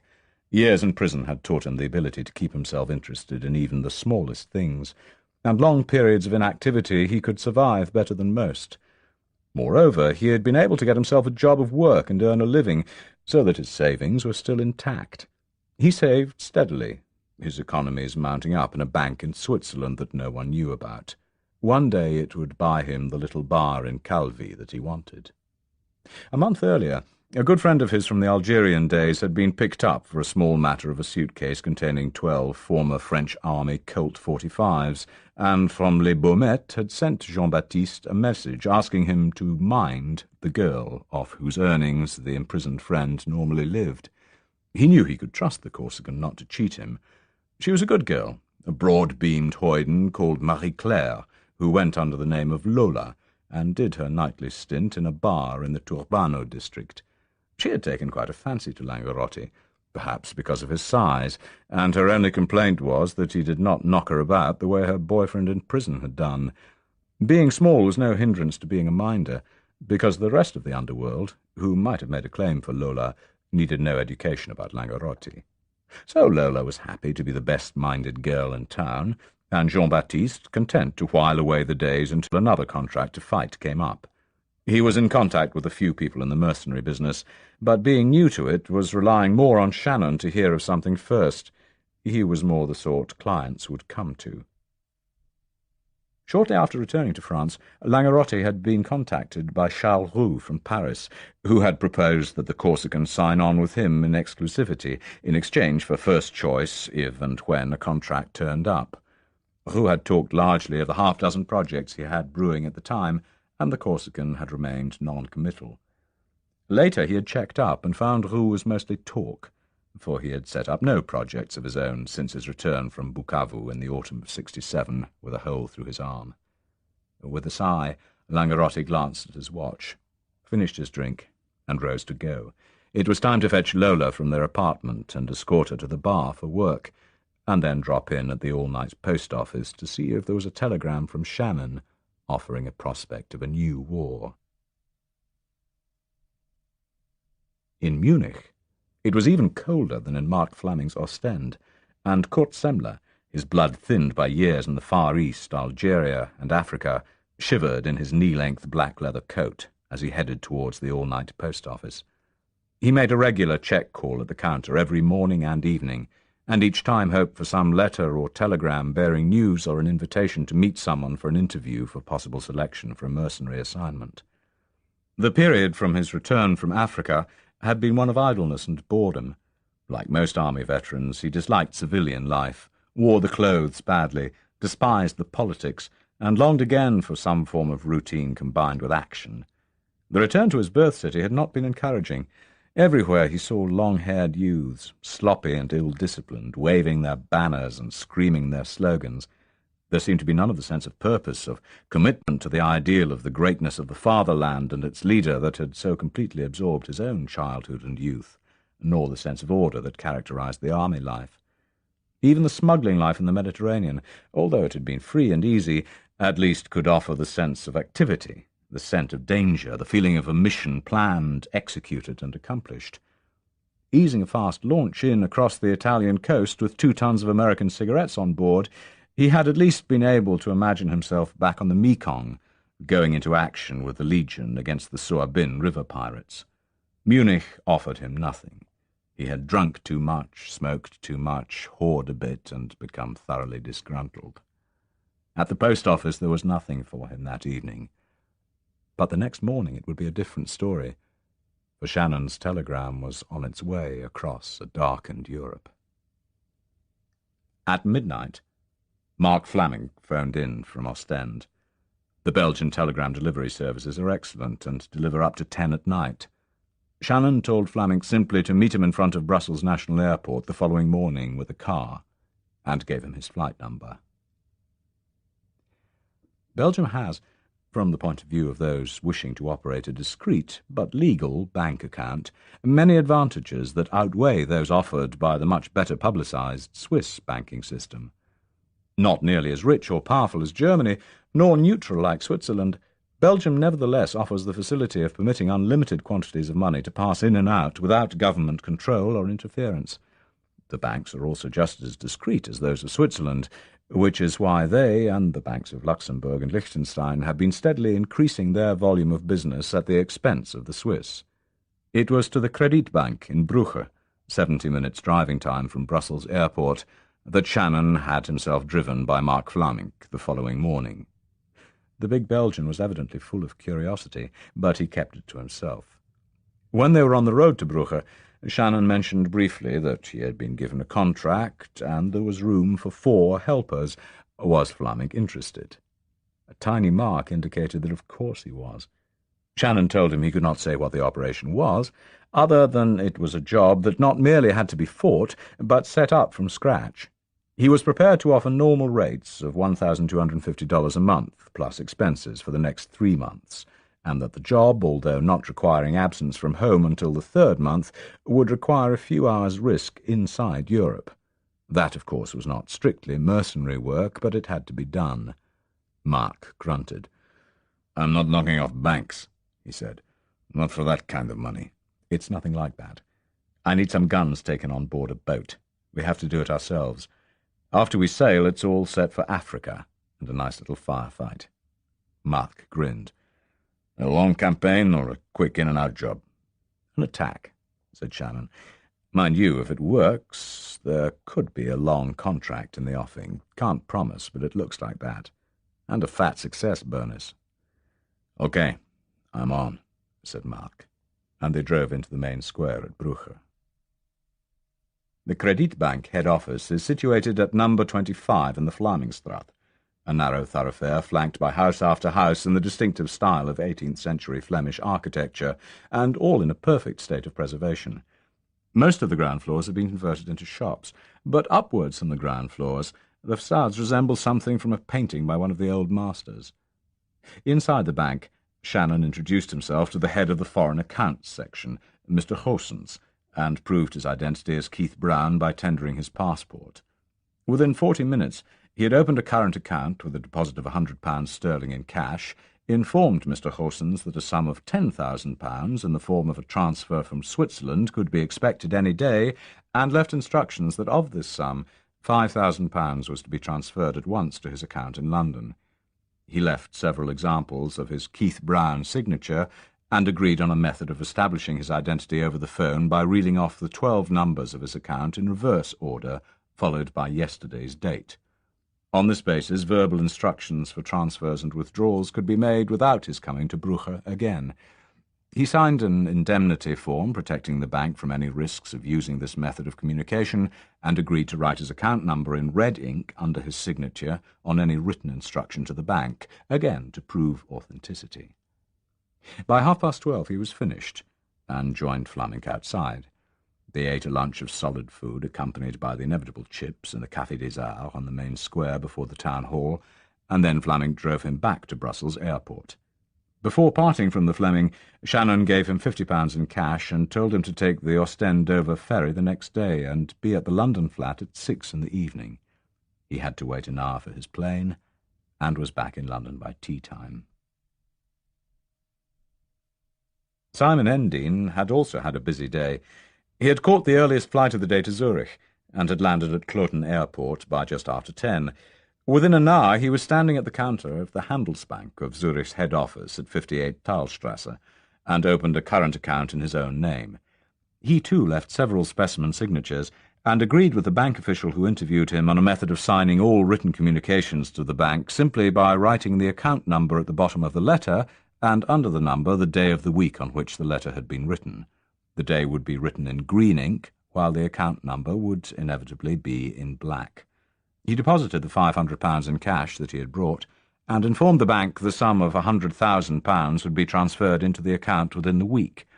Lastly, he instructed the Union Bank that as soon as the credit had been received, they were to remit £10,000 to an account in Belgium, which he would give them later by letter. He signed a long contract which exonerated the bank from anything and everything, including culpable negligence, and left him no protection whatever in law. Not that there was any point in contesting a Swiss bank before a Swiss court, as he well knew. Taking a taxi from Thalstrasse, he dropped a wax-sealed letter through the door of the Zwingli Bank and headed back to the airport. The letter, which Dr. Martin Steinhofer had in his hand within 30 minutes, was from Sir James Manson. It was signed in the approved manner by which Manson signed all his correspondence with his Zurich bank.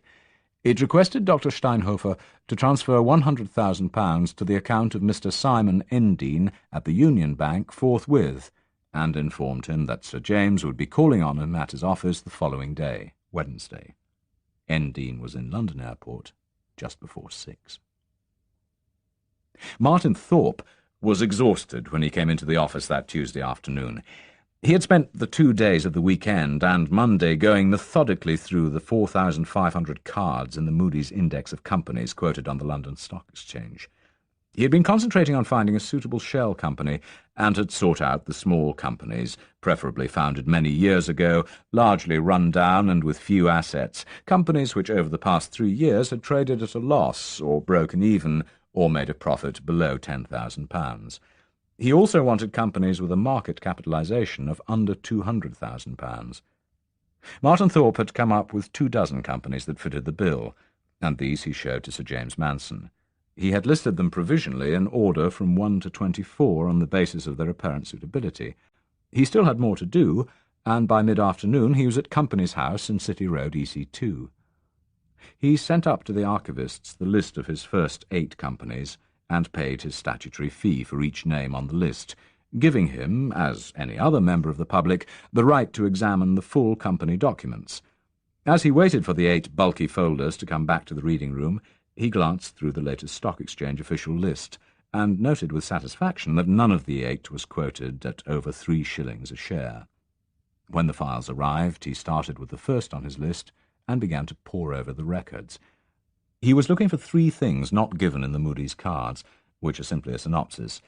He wanted to study the distribution of the ownership of the shares, to ensure that the company he sought was not controlled by the combined board of directors, and to be certain there had not been a recent build-up of shareholdings by another person or associated group, which would have indicated that another city predator was looking for a meal. By the time Company's House closed for the evening, he had been through 7 of the 8 files. He would cover the remaining 17 the following day, but already he was intrigued by the 3rd on his list, and mildly excited. On paper it looked great from his point of view, even too good, and that was the rub. It looked so good he was surprised no one had snapped it up ages ago. There had to be a flaw somewhere, but with Martin Thorpe's ingenuity there might even be a way of overcoming it. If there was such a way, it was perfect. Simon Endine phoned Cat Shannon at the latter's flat at 10 that evening. Shannon reported what he had done, and Endine gave a resume of his own day. He told Shannon the necessary £100,000 should have been transferred to his new Swiss account before closing time that afternoon, and Shannon told Endine to have the first £10,000 sent to him under the name of Keith Brown at the Credit Bank in Brugge, Belgium. Within a few minutes of hanging up, Endine had written his letter of instruction to the Handelsbank, stressing that the transferred sum should be sent at once, but that under no condition was the name of the Swiss account holder to become known to the Belgian bank. The account number alone should be quoted on the transfer, which should be by telex. He mailed the letter express rate from the all-night post office in Trafalgar Square just before midnight. At 11:45 the phone rang again in Shannon's flat. It was Semler on the line from Munich.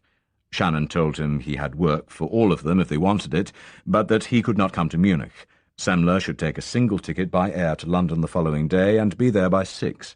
He gave his address and promised to repay the German his expenses in any case, and pay his fare back to Munich if he declined the job. Semler agreed to come, and Shannon hung up. The next on the line was Langerotti from Marseille. He had checked his post-restaurant box and found Shannon's cable waiting for him.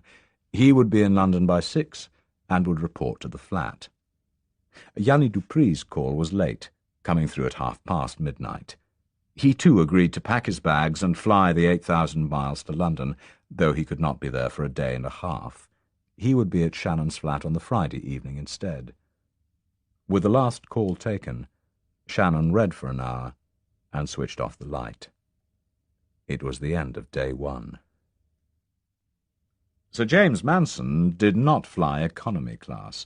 He went first, and on the businessman's Trident 3 to Zurich, ate a hearty breakfast that Wednesday morning.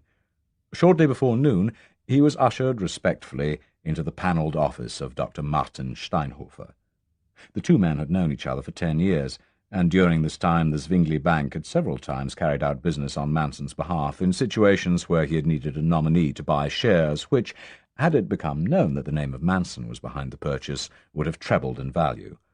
Dr. Steinhofer valued his client, and rose to shake hands and usher the English knight into a comfortable armchair.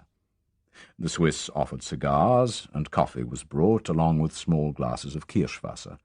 Only when the male secretary had gone did Sir James broach his business. "Over the forthcoming weeks, I shall be seeking to acquire a controlling interest in a small British company, a public company. At the moment I cannot give the name of it, because a suitable vehicle for my particular operation has not yet come to light. I hope to know it fairly soon." Dr. Steinhofer nodded silently and sipped his coffee.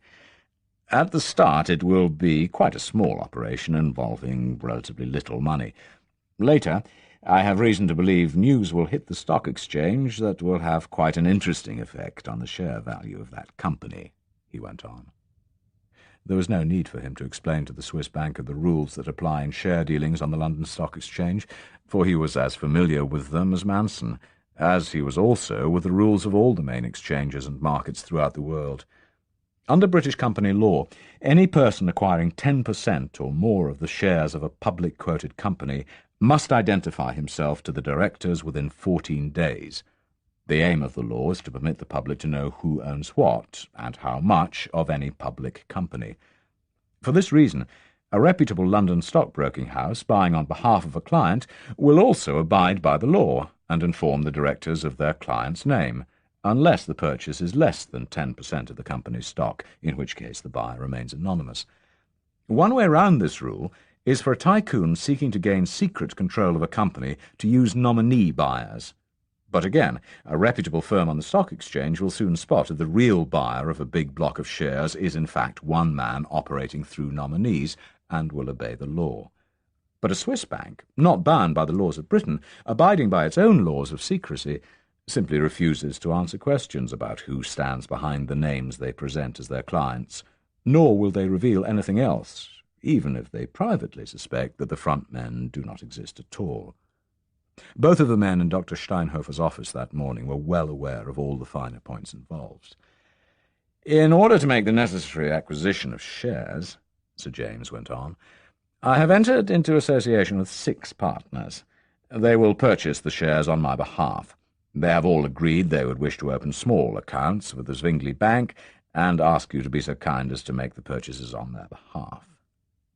Dr. Steinhofer put down his coffee cup and nodded. As a good Swiss, he agreed there was no point in breaking rules where they could be legally bent, with the obvious proviso that they were not Swiss rules, and he could also see the point in not wantonly sending the share price upwards even in a small operation. One started by saving pfennigs, and one became rich after a lifetime of application. "That presents no problem," he said carefully. "These gentlemen will be coming here to open their accounts?" Sir James exhaled a stream of aromatic smoke. "It may well be they will find themselves too busy to come personally. I have myself appointed my financial assistant to stand in for me. To save time and trouble, you understand. It may well be the other 6 partners will wish to avail themselves of the same procedure. You have no objection to that?" "Of course not," murmured Dr. Steinhofer. "Your financial assistant is who, please?" "Mr. Martin Thorpe." Sir James Manson drew a slim envelope from his pocket and handed it to the banker. "This is my power of attorney, duly notarized and witnessed and signed by me. You have my signature for comparison, of course. In it you will find Mr. Thorpe's full name and the number of his passport, by which he will identify himself. He will be visiting Zurich in the next week or 10 days to finalize arrangements. From then on he will act in all matters on my behalf, and his signature will be as good as mine. Is that acceptable?" Dr. Steinhofer scanned the single sheet in the envelope and nodded. "Certainly, Sir James. I see no problems." Manson rose and stubbed out his cigar. "Then I'll bid you goodbye, Dr. Steinhofer, and leave further dealings in the hands of Mr. Thorpe, who, of course, will consult with me on all steps to be taken." They shook hands, and Sir James Manson was ushered down to the street. As the solid oak door clicked quietly shut behind him, he pulled up his coat collar against the still chilly air of the North Swiss town stepped into the waiting hired limousine, and gave instructions for the Beau Lac for lunch. One ate well there, he reflected, but otherwise Zurich was a dreary place. It did not even have a good brothel. Assistant Under-Secretary Sergei Golon was not in a good humour that morning. The mail had brought a letter to his breakfast table to notify him that his son had failed the entrance examination for the Civil Service Academy, and there had been a general family row. In consequence, his perennial problem of acid indigestion had elected to ensure him a day of unrelenting misery, and his secretary was away sick. Beyond the windows of his small office in the West Africa section of the Foreign Ministry, the canyons of Moscow's wind-swept boulevards were still covered with snow slush, a grimy grey in the dim morning light, waiting tiredly for the thaw of spring. "Neither one thing nor the other," the attendant had remarked as he had berthed his Moscovitch in the car park beneath the ministry building. Golon had grunted agreement as he took the lift to his 8th floor to begin the morning's work. Devoid of a secretary, he had taken the pile of files brought for his attention from various parts of the building and started to go through them, an antacid tablet revolving slowly in his mouth. The 3rd file had been marked for his attention by the office of the Under-Secretary, and the same clerkish hand had written on the cover sheet, "Assess and instigate necessary action." Golon perused it gloomily. He noted that the file had been started on the basis of an interdepartmental memorandum from Foreign Intelligence, and that his ministry had, on reflection, given Ambassador Dobrovolsky certain instructions which, according to the latest cable from Dobrovolsky, had been carried out. The request had been granted, the ambassador reported, and he urged prompt action. Golon snorted. Passed over for an ambassadorship, he held firmly to the view that men in diplomatic posts abroad were far too prone to believe their own parishes were of consummate importance. "As if we have nothing else to bother about," he grunted. Already his eye had caught the folder beneath the one he was reading. He knew it concerned the Republic of Guinea, where a constant stream of telegrams from the Soviet ambassador reported the growth of Chinese influence in Conakry. Now that, he mused, was something of concern. Compared to this, he could not see the importance of whether there was or was not tin in commercial quantities in the hinterland of Zangaro. Besides, the Soviet Union had enough tin. Nevertheless, action had been authorized from above, and as a good civil servant, he took it. To a secretary borrowed from the typing pool, he dictated a letter to the director of the Sverdlovsk Institute of Mining, requiring him to select a small team of survey geologists and engineers to carry out an examination of a suspected mineral deposit in West Africa, and to inform him in due course that the team and its equipment were ready to depart. Privately, he thought he would have to tackle the question of their transportation to West Africa through the appropriate directorate, but pushed the thought to the back of his mind. The painful burning in the back of his throat subsided, and he observed that the scribbling stenographer had rather pretty knees. Cat Shannon had a quiet day. He rose late and went into the West End to his bank, where he withdrew most of the £1,000 his account contained. He was confident the money would be replaced, and more, when the transfer came through from Belgium. After lunch he rang his friend the writer, who seemed surprised to hear from him. "I thought you'd left town," said the scribe.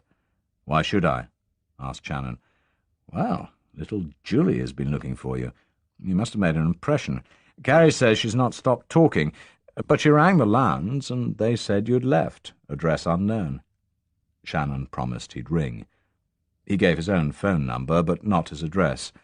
With the small talk over, he requested the information he wanted. "I suppose I could," said the friend dubiously, "but honestly, I ought to ring him first and see if it's okay." "Well, do that," said Shannon. "Tell him it's me, that I need to see him, and am prepared to go down there for a few hours with him. Tell him I wouldn't trouble him if it wasn't important, in my opinion." The writer agreed to put through the call and ring Shannon back with the telephone number and address of the man Shannon wished to talk to, if the man agreed to speak to Shannon. In the afternoon he wrote a letter to Mr. Goossens at the Credit Bank to tell him that he would, in the future, give 2 or 3 business partners the Credit Bank as his mailing address, and would keep in contact by phone with the bank to check whether any mail was waiting for collection. He would also be sending some letters to business associates via the Credit Bank, in which case he would mail an envelope to Mr. Goossens from wherever he happened to be. He requested Mr. Goossens to take the enclosed envelope, which would be inside, addressed but not stamped, and forward it from Brugge to its destination. Lastly, he bade Mr. Goossens deduct all postal and bank charges from his account. At 5 p.m., Endine rang him at the flat, and Shannon gave him a progress report, omitting to mention his contact with his writer friend, whom he had never mentioned to Endine. He told him, however, that he expected 3 of his 4 chosen associates to be in London for their separate briefings that evening, and the 4th to arrive on Friday evening at the latest. Martin Thorpe had his 5th tiring day, but at least his search was over. He had perused the documents of another 17 companies in the City Road, and had drawn up a second shortlist, this time of 5 companies. Top of the list was the company that had caught his eye the previous day. He finished his reading by the mid-afternoon, and as Sir James Manson had not returned from Zurich, Thorpe decided to take the rest of the day off. He could brief his chief in the morning, and later begin his private inquiries into the set-up of his chosen company, a series of inquiries to determine why such a prize was still available. By the late afternoon, he was back in Hampstead Garden suburb and mowing the lawn.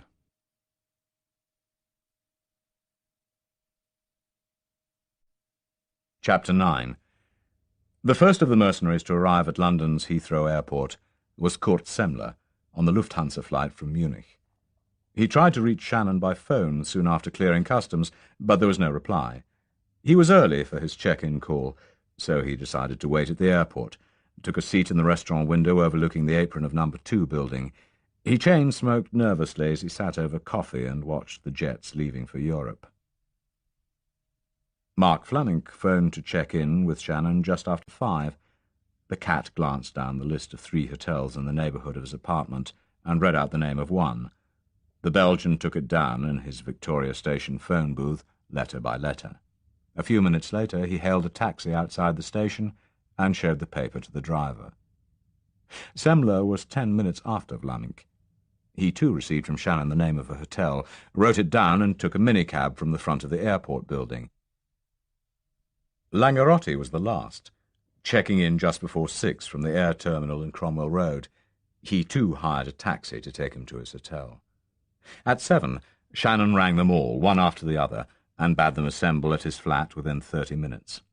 When they greeted each other, it was the first indication any of them had that the others had been invited. The broad grins with which they learned the others were also present came partly from the pleasure of meeting friends, partly from the knowledge that Shannon's investment in bringing them all to London with a guarantee of a reimbursed airfare could only mean he had money. If they wondered who the patron might be, they knew better than to ask. Their first impression was strengthened when Shannon told them that he had instructed Dupree to fly in from South Africa on the same terms. A £500 air ticket meant Shannon was not playing games. They settled down to listen. "The job I've been given," he told them, "is a project that has to be organised from scratch. It has not been laid on, and the only way to set it up is to do it ourselves. The object is to mount an attack, a short, sharp attack, commando style, on a town on the coast of Africa. We have to shoot the shits out of one building, storm it, capture it, knock off everyone in it, and pull back out again." The reaction was what he had confidently expected. The men exchanged glances of approval. Fleming gave a wide grin and scratched his chest. Semmler muttered "Klasse," and lit a fresh cigarette from the stub of the old one. He offered one to Shannon, who regretfully shook his head. Langerotti remained deadpan, his eyes on Shannon, the knife blade slipping smoothly across the black leather round his left fist. Shannon spread a map out on the floor in the centre of the circle, and the men eyed it keenly. It was a hand-drawn map, depicting a section of seashore and a series of buildings on the landward side. It was not even accurate, for it excluded the 2 curving spits of shingle that were the identifying marks of the harbour of Clarence, but it sufficed to indicate the kind of operation required.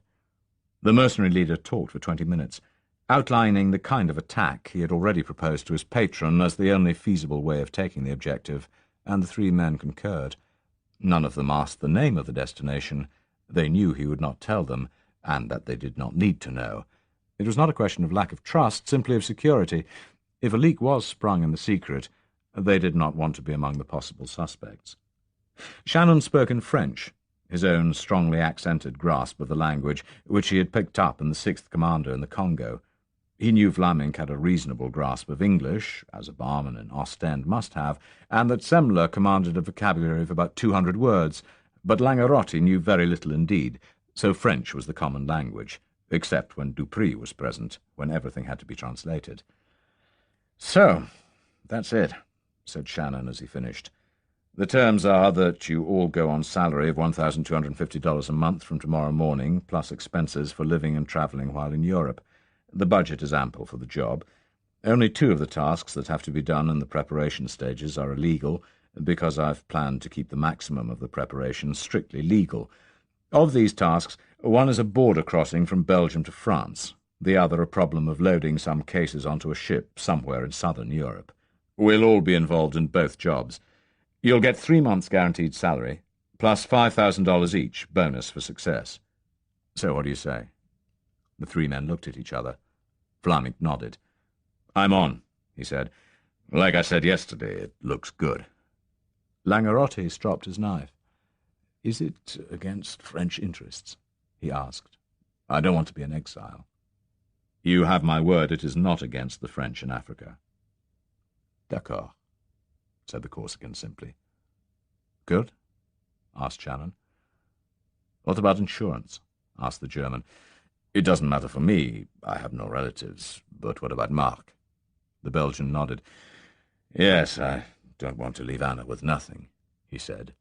Mercenaries on contract are usually insured by the contractor for $20,000 for loss of life and $6,000 for loss of a major limb.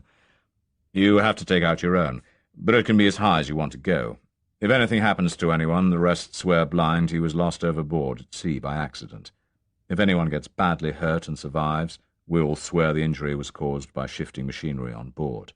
You all take out insurance for a sea trip from Europe to South Africa as passengers on a small freighter. Okay?" The 3 men nodded. "I'm on," said Semler. They shook on it, and that was enough. Then Shannon went into the jobs he wanted each man to do. "Kurt, you'll get your first salary check and £1,000 expenses on Friday.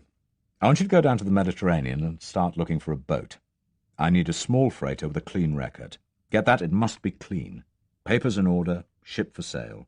100 to 200 tons, coaster or converted trawler, possibly converted Navy vessel if needs be, but not looking like an MTB. I don't want speed, but reliability. The sort that can pick up a cargo in a Mediterranean port without exciting attention, even an arms cargo. Registered as a general freighter, owned by a small company or its own skipper. Price not over £25,000, including the cost of any work that needs doing on it. Absolute latest sailing date, fully fuelled and victualled for a trip to Cape Town not later than 60 days from now. Got it?" Semler nodded, and began to think at once of his contacts in the shipping world. "Jean-Baptiste, which city do you know best in the Mediterranean?"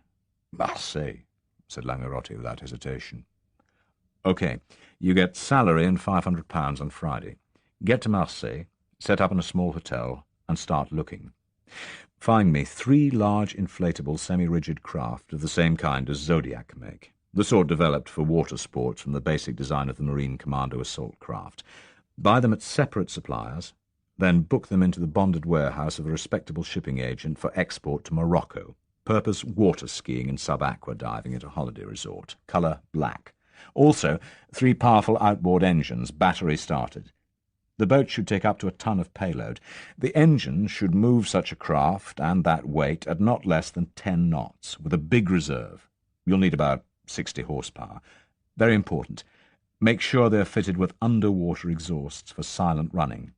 If they can't be got in that condition, get a mechanic to make you 3 exhaust pipe extensions with the necessary outlet valves to fit the engines. Store them at the same export agent's bonded warehouse for the same purpose as the dinghies. Water sports in Morocco. You won't have enough money in the £500. Open a bank account and send me the name and number by mail to this address.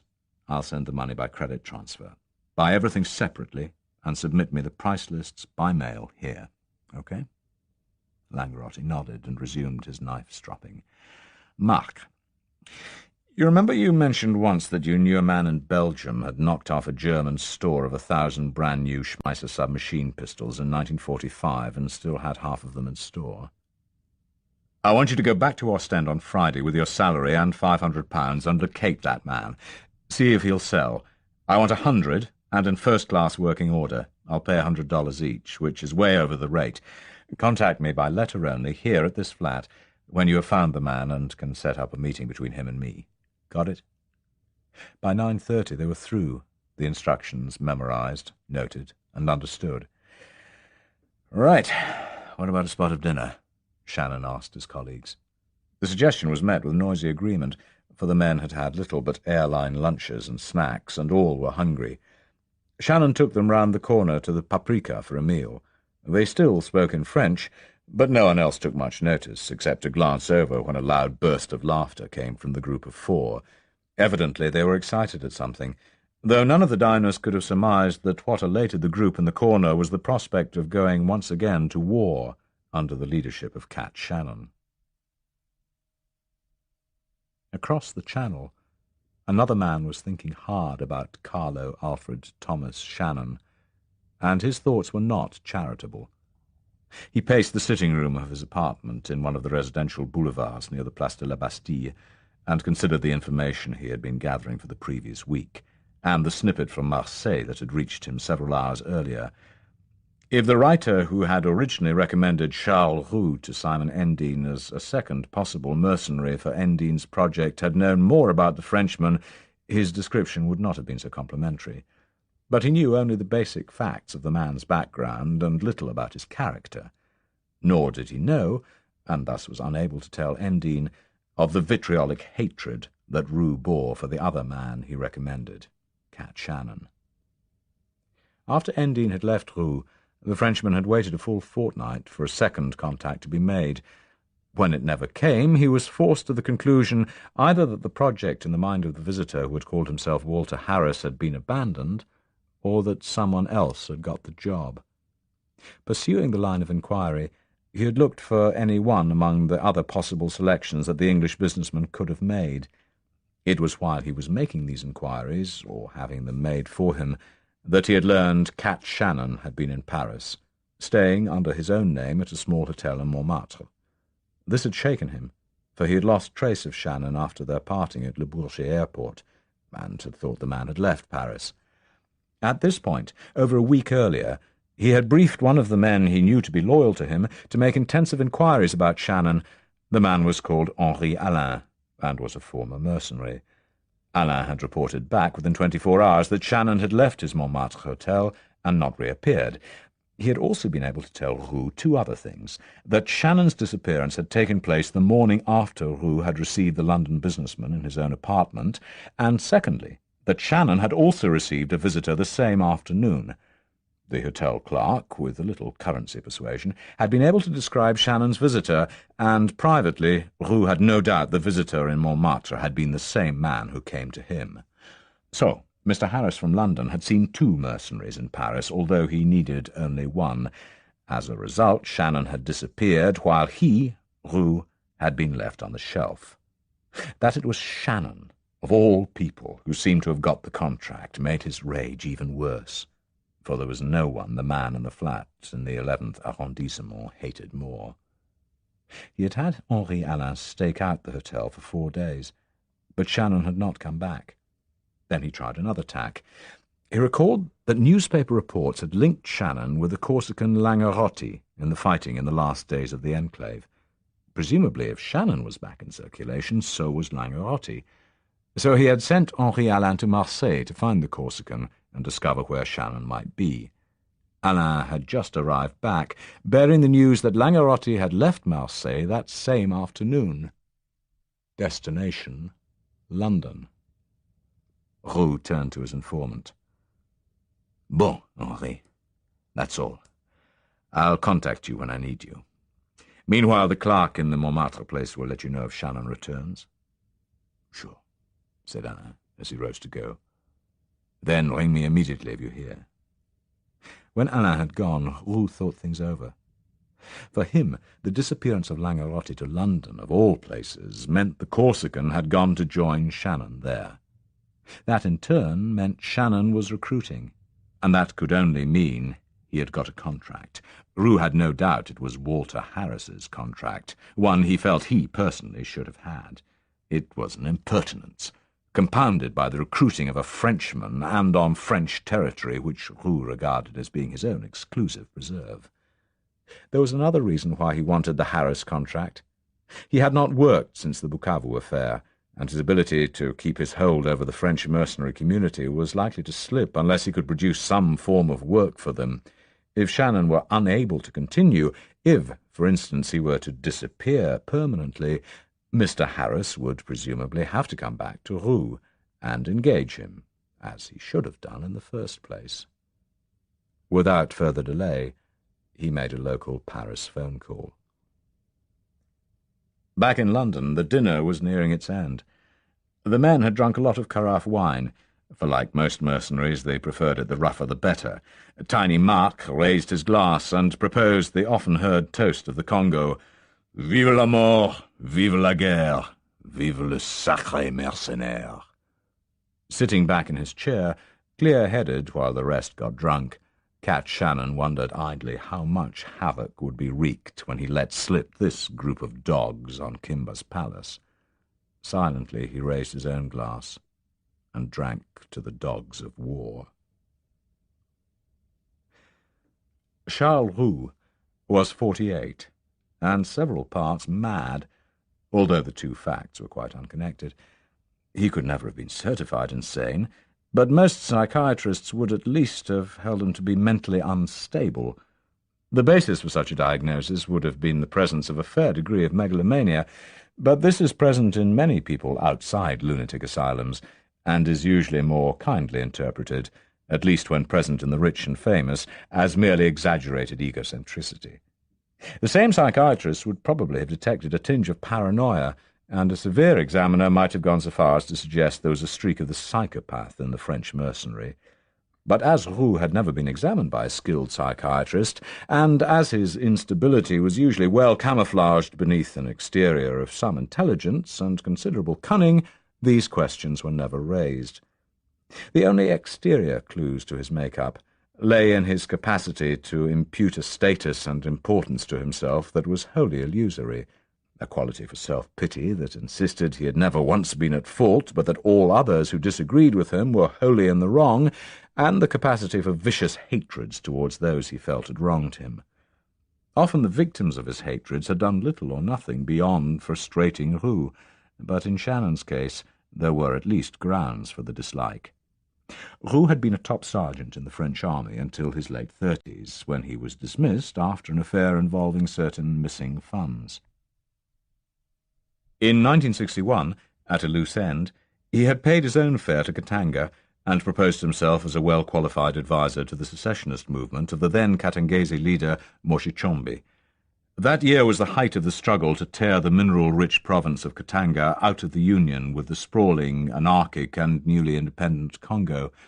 Several of the men who later became mercenary chieftains began their freelance careers in the imbroglio in Katanga. Hoare, Denard, and Schrammer were among them. Despite his claims to greater things, Roux was permitted only a small role in the Katangese events, and when the mighty United Nations finally managed to vanquish the small bands of freebooting pistoleros, which had to be done politically since it could not be done militarily, Roux was among those who got out. That was in 1962. 2 years later, with the Congo falling like a set of skittles to the communist-backed Simbas, Chombe was recalled from exile to take over not Katanga, but the whole Congo. He, in turn, sent for Hoare, and Roux was among those who flew back to enter service under Hoare. As a Frenchman, his natural unit would have been the French-speaking 6th Commando, but as he had been in South Africa at the time, it was to the 5th that he went. Here he was put in charge of a company, and one of his section commanders 6 months later was a young Anglo-Irishman called Shannon. Roux's break with Hoare came 3 months later. Already being convinced of his own superiority as a military commander, Roux was entrusted with the job of knocking out a Simba roadblock. He devised his own plan of attack, and it was a total disaster. 4 white mercenaries were killed, and over a score of his Katangese levies. Part of the reason was the plan of attack, part of the fact that Roux had been blind drunk. Behind the drunkenness was the secret certainty that, for all his bombast, Roux did not like combat. Colonel Hoare called for a report from Roux, and got it. Part of it did not tally with the known facts. Hoare sent for the only surviving section commander, Carlo Shannon, and questioned him closely. From what emerged, he sent for Roux and dismissed him on the spot. Roux went north and joined the 6th Commando under Dinard at Police, explaining his defection from the 5th as being due to racial dislike of a superb French commander by the inferior British, a reason Dinard found little difficulty in believing. He posted Roux as second in command of a smaller commando, nominally dependent on the 6th, but in fact almost independent. This was the 14th Commando at Wotza, ruled by Commandant Tavernier. By 1966, Hoare had retired and gone home, and Tavernier had left. The 14th was commanded by Commandant Wautier, like Tavernier, a Belgian. Roux was still second in command and hated Wautier. Not that the Belgian had done anything. The reason for the loathing was that Roux had expected the command after Tavernier's departure. He had not got it, so he hated Wautier. The 14th, heavily staffed by Katangese levies, was the spear point of the 1966 mutiny against the Congolese government. It had been planned, and well so, by Wautier, and would probably have succeeded. Black Jack Schrammer was holding his own predominantly Katangese 10th Commando in check only to see how things went. Had Wautier led the revolt, it might have succeeded. Black Jack would probably have brought his 10th into the affair had it been successful, and the Congolese government might well have fallen. To launch the revolt, Wautier had brought his 14th to Stanleyville, where, on the left bank of the Congo River, the vast arsenal stood, containing enough munitions to enable anyone holding it to rule the central and eastern Congo for years. 2 hours before the attack, Commandant Wautier was shot dead. His death was never fully proved, but in fact it was Roux who murdered him with a shot in the back of the head. A wiser man might have called off the attack. Roux insisted on taking command, and the mutiny was a disaster. His forces never got across the river to the left bank. The Congolese army rallied on learning the armory was still theirs, and Roux's unit was wiped out to the last man. Schrammer thanked his stars he had kept his own men out of the fiasco. On the run and terrified, Roux sought refuge with John Peters, now commander of the English-speaking 5th, who were also not involved. Peters smuggled the desperate Roux out of the country, swathed in bandages and masquerading as an Englishman. The only plane out was heading for South Africa, and that was where Roux went. 10 months later, Roux flew back to the Congo, this time accompanied by 5 South Africans. He had heard wind of the coming July 1967 revolt, and came to join Schrammer at the headquarters of the 10th Commando near Kindu.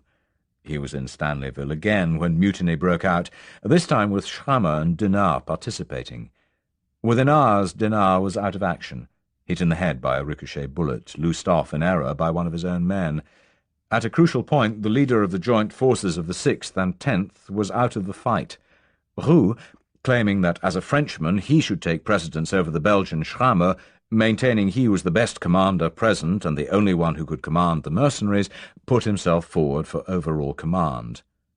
The choice fell on Schrammer, not because he was the best man to command the whites, but because he was the only man who could command the Katangese, and without these levies the small band of Europeans would have been too badly outnumbered. Roux's claim failed on 2 fronts. The Katangese loathed and distrusted him, remembering the unit of their own people he had led to annihilation the previous year, and at the Mercenaries' Council, held the night Dinard was flown out in a stretcher to Rhodesia, one of those who spoke against Roux's nomination was one of Dinard's company commanders, Shannon, who had left the 5th 18 months earlier and joined the 6th, rather than serve under Peters.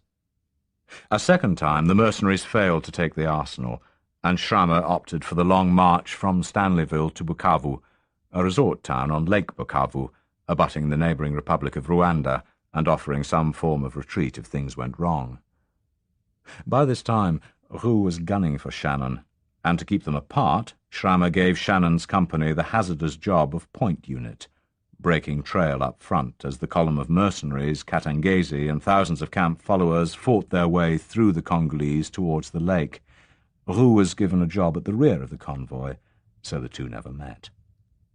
They finally met at Bukavu town after the mercenaries had settled in, and the Congolese had surrounded them on all sides except the lake behind the town. It was September 1967, and Roux was drunk. Over a game of cards he lost through lack of concentration, he accused Shannon of cheating.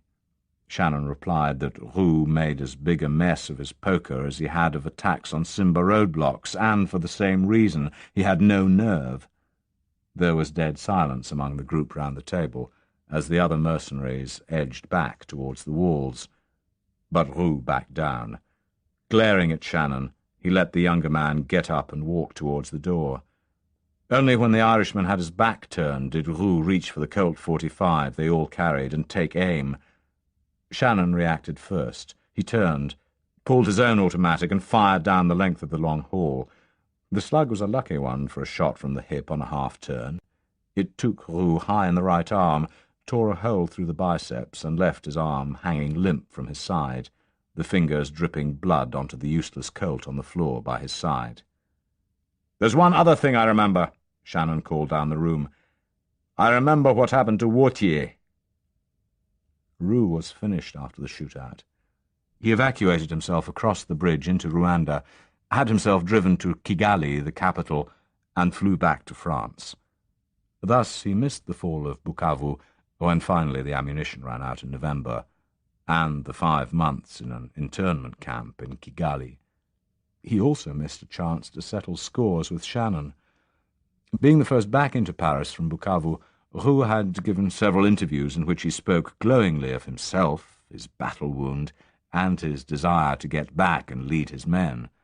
The fiasco at Dilolo, when a recuperated Dinard tried a badly planned invasion of the Congo from Angola in the south, as a diversion to take the strain off his men in Bukavu, and the virtual retirement of the former leader of the 6th, gave Roux the impression he had every right to claim leadership over the French mercenaries.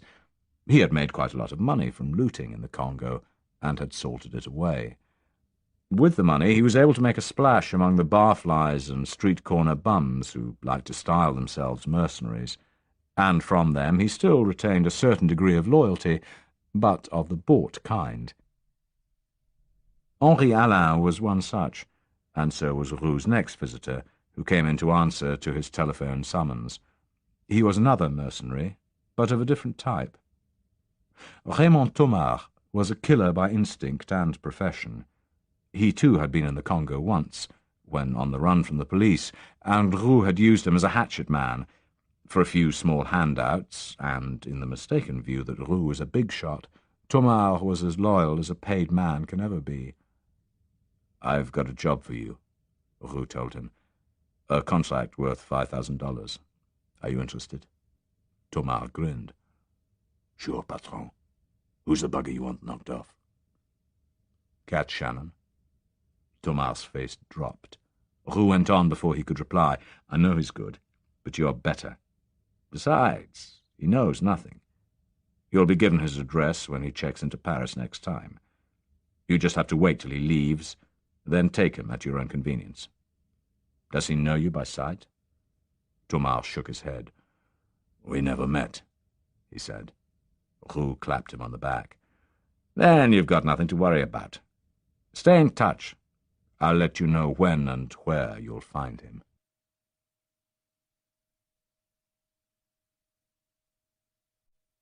Chapter 10. Simon Endine's letter, sent on the Tuesday night, arrived at 10 on Thursday morning at the Handelsbank in Zurich. According to the instructions in it, they telex £10,000 to the account of Mr. Keith Brown at the Kreditbank in Brugge. By noon, Mr. Hussens had seen the telex and wired £5,000 to Mr. Brown's account in the West End of London.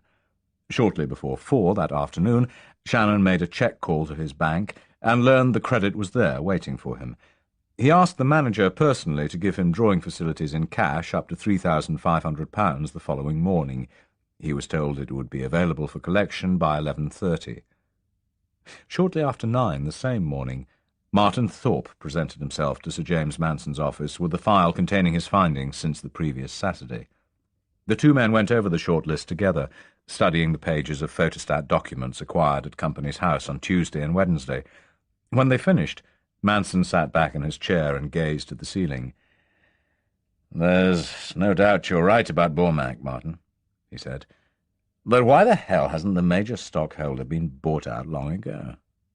It was the question Martin Thorpe had been asking himself all the previous night and day. The Bormack Trading Company Limited had been founded in 1904 to exploit the output of a series of vast rubber plantations that had been created during the last years of the previous century on the basis of slave labour by Chinese coolies.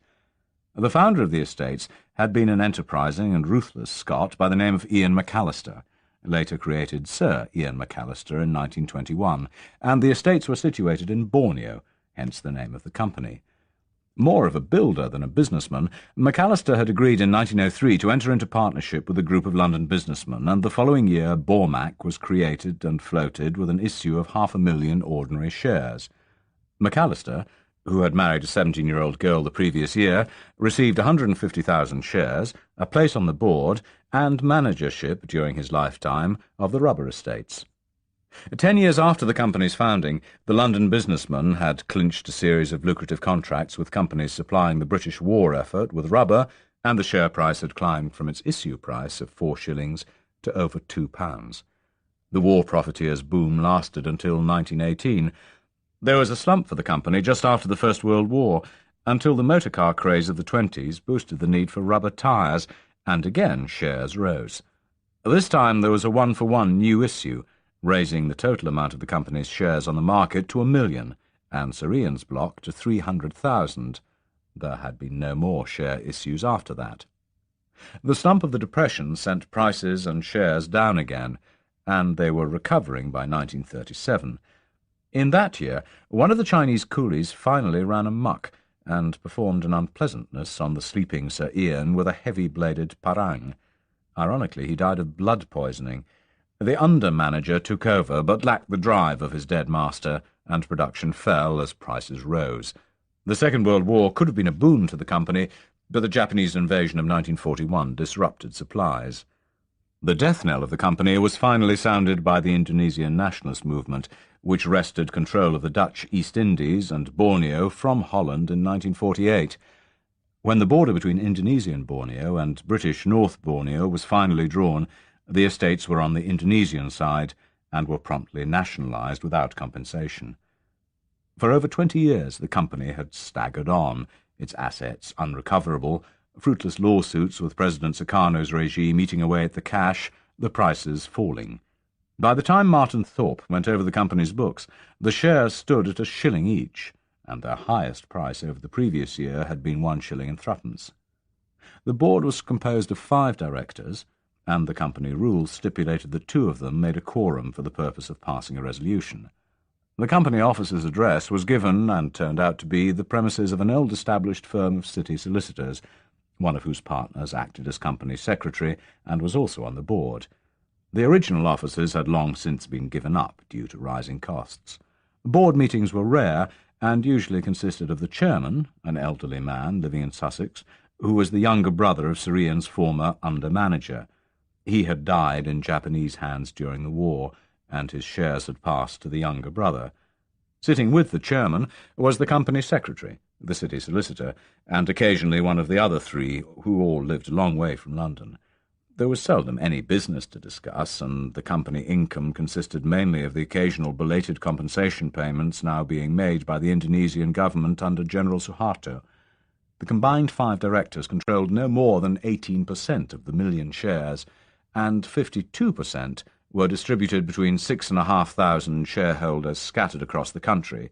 There seemed to be a fair proportion of married women and widows. No doubt portfolios of long-forgotten shares sat in deed boxes in banks and solicitors' offices up and down the land, and had done for years. But that was not what interested Thorpe and Manson. If they had tried to acquire a controlling interest by buying through the market, it would firstly have taken years, and secondly have become quickly plain to other city watchers that someone was at work on Bormac. Their interest was held by the one single block of 300,000 shares held by the widowed Lady McAllister.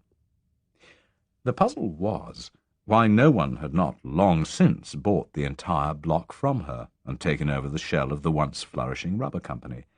In every other sense it was ideal for the purpose, for its memorandum of association was widely drawn, permitting the company to operate in any field of exploitation of any country's natural assets outside the United Kingdom.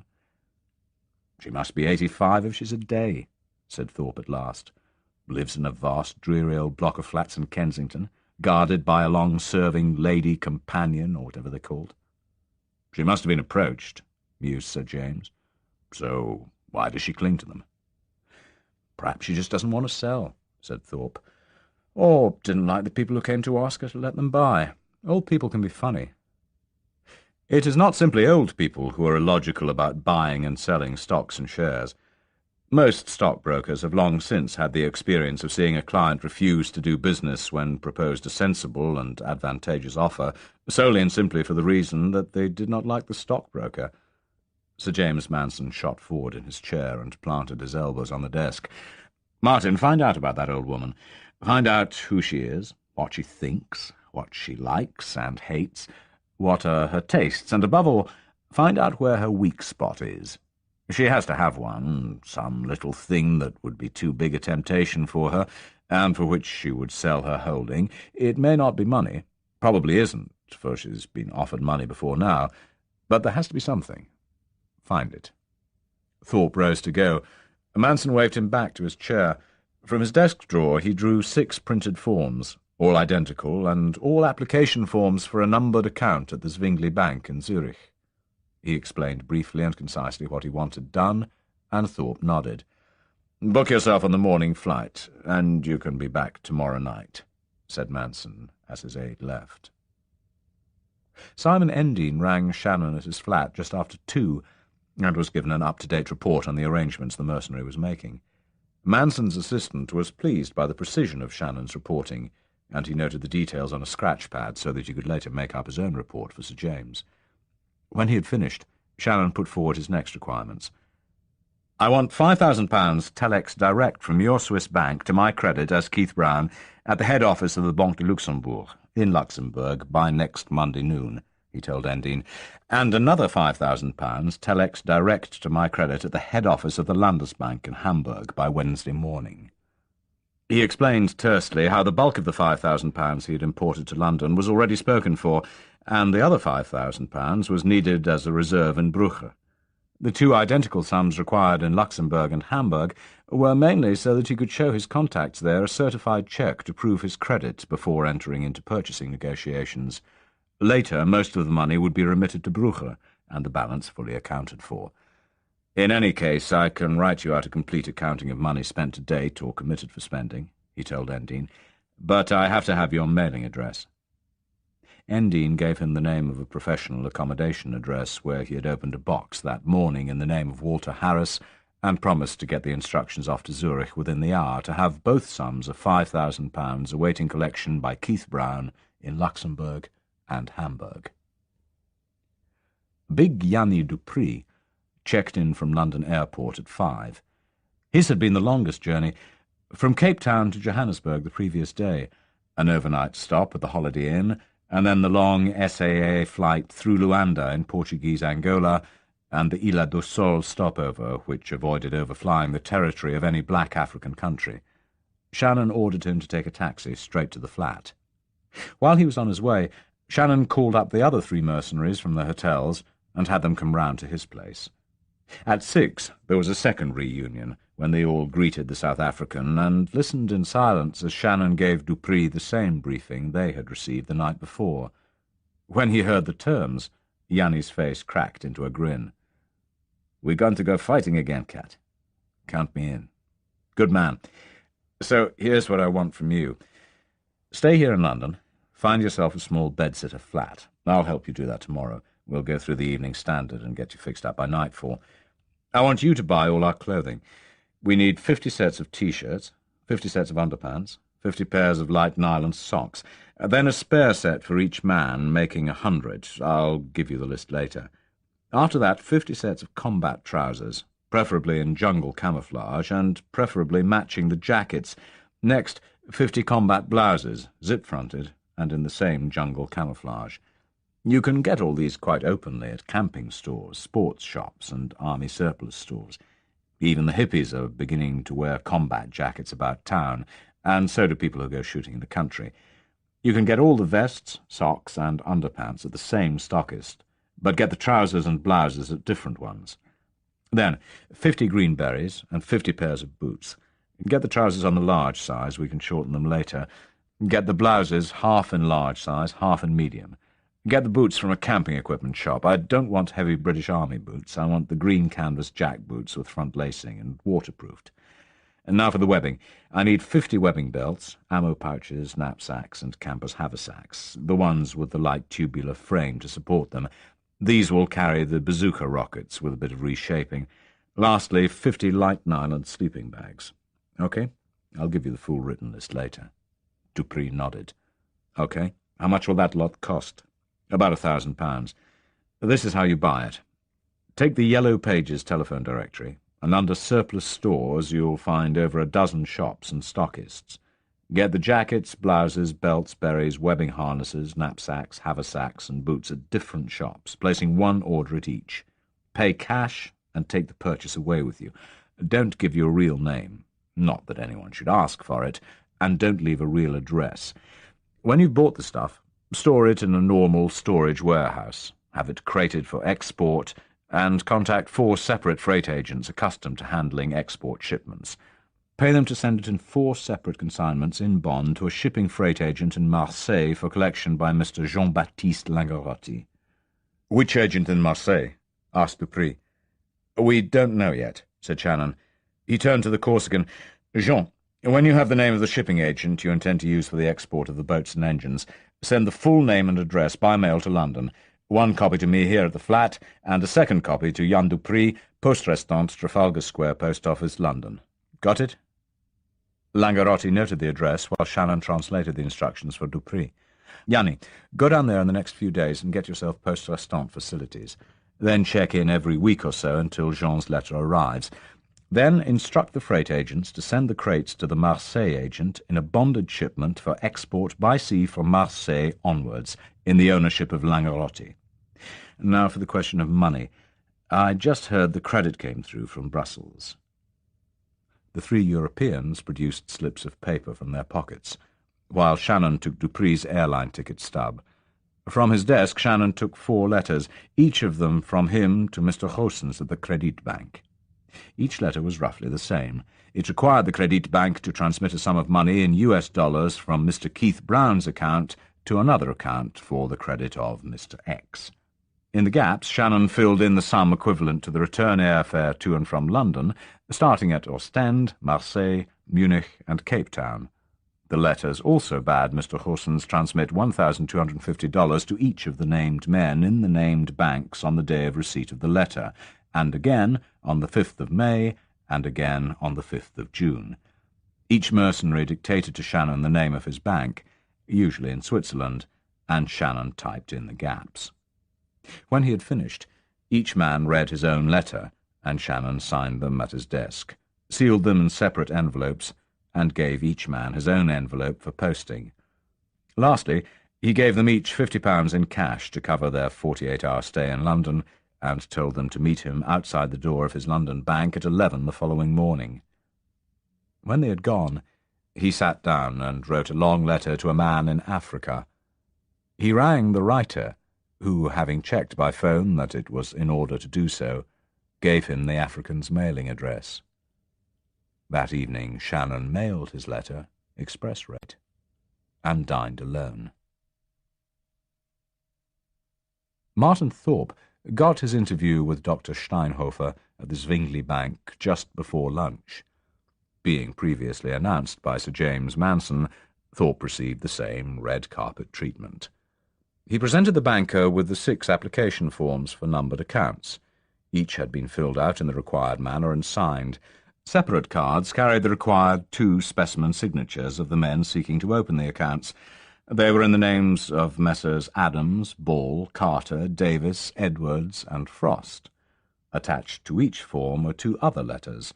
One was a signed power of attorney, in which Messrs. Adams, Ball, Carter, Davis, Edwards, and Frost separately gave power of attorney to Mr. Martin Thorpe to operate the accounts in their names. The other was a letter signed by Sir James Manson, requesting Dr. Steinhofer to transfer to the account of each of his associates the sum of £50,000 from Sir James's account. And Dr. Steinhofer was neither as gullible nor as new to the business of banking as not to suspect that the fact that the names of the 6 business associates all began with the first 6 letters of the alphabet was a remarkable coincidence. But he was quite able to believe that the possible non-existence of the 6 nominees was not his business. If a wealthy British businessman chose to get round the tiresome rules of his own Companies Act, that was his own business. Besides, Dr. Steinhofer knew certain things about quite a number of city businessmen that would have created enough Department of Trade inquiries to keep that London ministry occupied for the rest of the century. There was another good reason why he should stretch out his hand and take the application forms from Thorpe. If the shares of the company Sir James was going to try and buy secretly shot up from their present level to astronomic heights, and Dr. Steinhofer could see no other reason for the operation, there was nothing to prevent the Swiss banker from buying a few of those shares for himself. The company we have our eye on is called Bormack Trading Company, Thorpe told him quietly. He outlined the position of the company and the fact that old Lady McAllister held 300,000 shares, or 30% of the company. We have reason to believe attempts may already have been made to persuade this old lady to sell her holding, he went on. They appear to have been unsuccessful. We are going to have another try. Even should we fail, we will still go ahead and choose another shell company.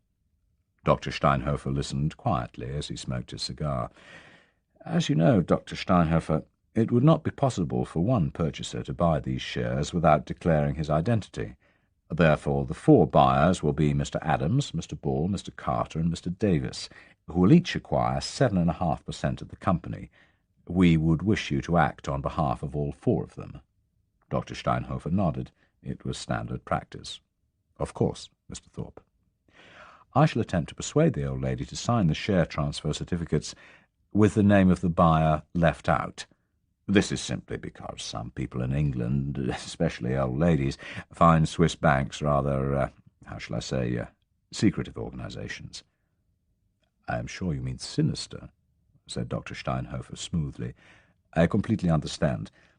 Let us leave it like this, then. When you have had an interview with this lady, you will see how best it can be arranged. But tell Sir James to have no fear. The purchase will be by 4 separate buyers, and the rules of the Companies Act will not be affronted. As Sir James Manson had predicted, Thorpe was back in London by nightfall to begin his weekend. The 4 mercenaries were waiting on the pavement when Shannon came out of his bank just before 12. He had in his hand 4 brown envelopes. Mark, here's yours. There's £500 in it. Since you'll be living at home, your expenses will be the smallest. So within that £500, you have to buy a van and rent a lock-up garage. There are other items to be bought. You'll find the list inside the envelope. Trace the man who has the Schmeissers for sale and set up a meeting between me and him. I'll be in touch with you by phone at your bar in about 10 days. The giant Belgian nodded and hailed a taxi at the curbside to take him to Victoria Station and the boat train back to the Ostend ferry. Kurt, this is your envelope. There's £1,000 inside it, because you'll have to do much more travelling. Find that ship, and inside 40 days. Keep in touch by phone and cable, but be very discreet and brief when using either. You can be frank in written letters to my flat. If my mail is on intercept, we're finished anyway. Jean-Baptiste, here's £500 for you. It has to keep you for 40 days. Stay out of trouble, and avoid your old haunts. Find the boats and engines, and let me know by letter. Open a bank account and tell me where it is. When I approve the type and price of the stuff, I'll transmit you the money. And don't forget the shipping agent. Keep it nice and legal, all down the line. The Frenchman and the German took their money and instructions. and looked for a second taxi to get them to London Airport, Semler bound for Naples and Langerotti for Marseille. Shannon took Dupree's arm, and they strolled down Piccadilly together. Shannon passed Dupree his envelope. "I put 1,500 in there for you, Yanni. The £1,000 should cover all the purchases and the storage, crating and shipping costs to Marseille, with something to spare. The £500 should keep you easily for the next month to 6 weeks. I want you to get straight into the buying first thing Monday morning. Make your list of shops and warehouses with the yellow pages and a map over the weekend. You have to finish the buying in 30 days, because I want the stuff in Marseille in 45. He stopped and bought an evening paper, opened it at the Properties to Let page, and showed Dupree the columns of adverts for flats and flatlets for rent, furnished and unfurnished. "Find yourself a small flat by tonight, and let me know the address tomorrow." They parted just short of Hyde Park Corner. Shannon spent the evening writing out a complete statement of accounts for Endine. He pointed out that the total had eaten up the bulk of the £5,000 transferred from Brugge, and that he would leave the few hundreds left over from that sum in the London account as a reserve. Lastly, he pointed out that he had not taken any part of his own £10,000 fee for the job, and proposed either that Endine transfer it straight from Endine's Swiss account into Shannon's Swiss account, or remit the money to the Belgian bank for credit to Keith Brown. He mailed his letter that Friday evening. The weekend was free, so he called Julie Manson and suggested taking her out to dinner. She had been about to set off for a weekend at her parents' country house, but rang up and told them she was not coming. As it was late by the time she was ready, she came to collect Shannon, looking pert and spoilt at the wheel of her pillar-box red MGB. "Have you booked anywhere?" she asked. "Yes. Why?" "Let's go and eat at one of my places," she suggested. "Then I can introduce you to some of my friends." Shannon shook his head. "Forget it," he said. "That's happened to me before. I'm not spending the whole evening being stared at like a zoo animal and asked damn-fool questions about killing people. It's sick." She pouted. "Please, cat darling, nope. Look, I won't say what you are and what you do. I'll just keep it secret. Come on. No one will know you by your face." Shannon weakened. "One condition," he said. "My name's Keith Brown. Got it? Keith Brown. That's all. Nothing else do you say about me or where I come from, nor about what I do. Understood?" She giggled. "Great," she said. "Great idea. Mystery man himself. Come on, then, Mr. Keith Brown." She took him to Tramp's, where she was evidently well known. Johnny Gold rose from his doorside table as they entered and greeted her effusively with a kiss on both cheeks. He shook hands with Shannon as she introduced him. "Nice to see you, Keith. Have a good time." They dined at the long row of tables running parallel to the bar, and started by ordering the house lobster cocktail from a hollowed-out pineapple. Seated facing the room, Shannon glanced round at the diners. Most, from their long hair and casual dress, could be placed in show business or on its fringes.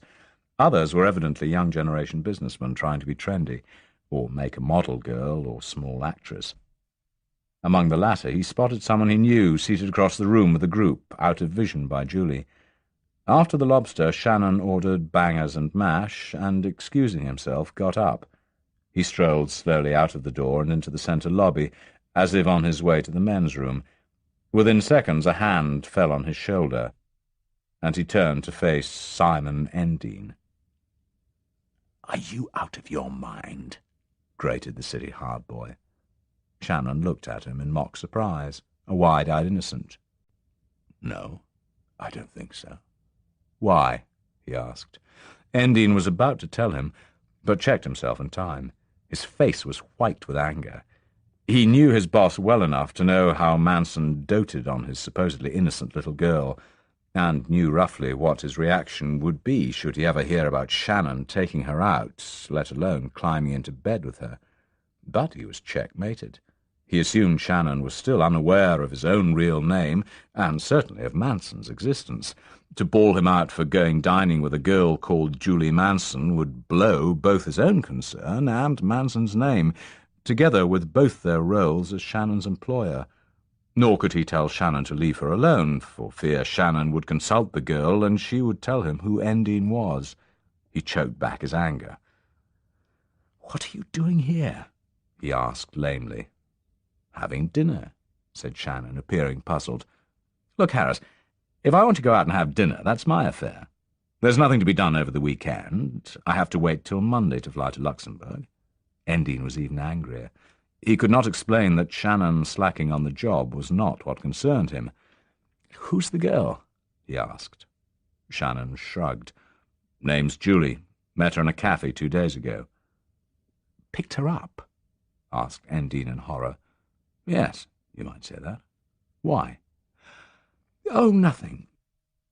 But be careful about girls, all girls. It would be better if you left them alone for a while, that's all. Harris, don't worry about my security. There won't be any indiscretions, in bed or out. Besides, I told him my name was Keith Brown. I'm on leave in London, and I'm in the oil business."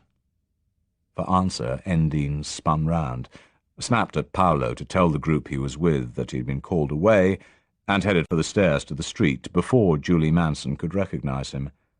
Shannon watched him leave. "Up yours," he said quietly, "with Sir bloody James Manson's biggest drill." On the pavement outside, Endine swore quietly. Apart from that, he could only pray that Shannon had been telling the truth about the Keith Brown business, and that Julie Manson would not tell her father about her new boyfriend.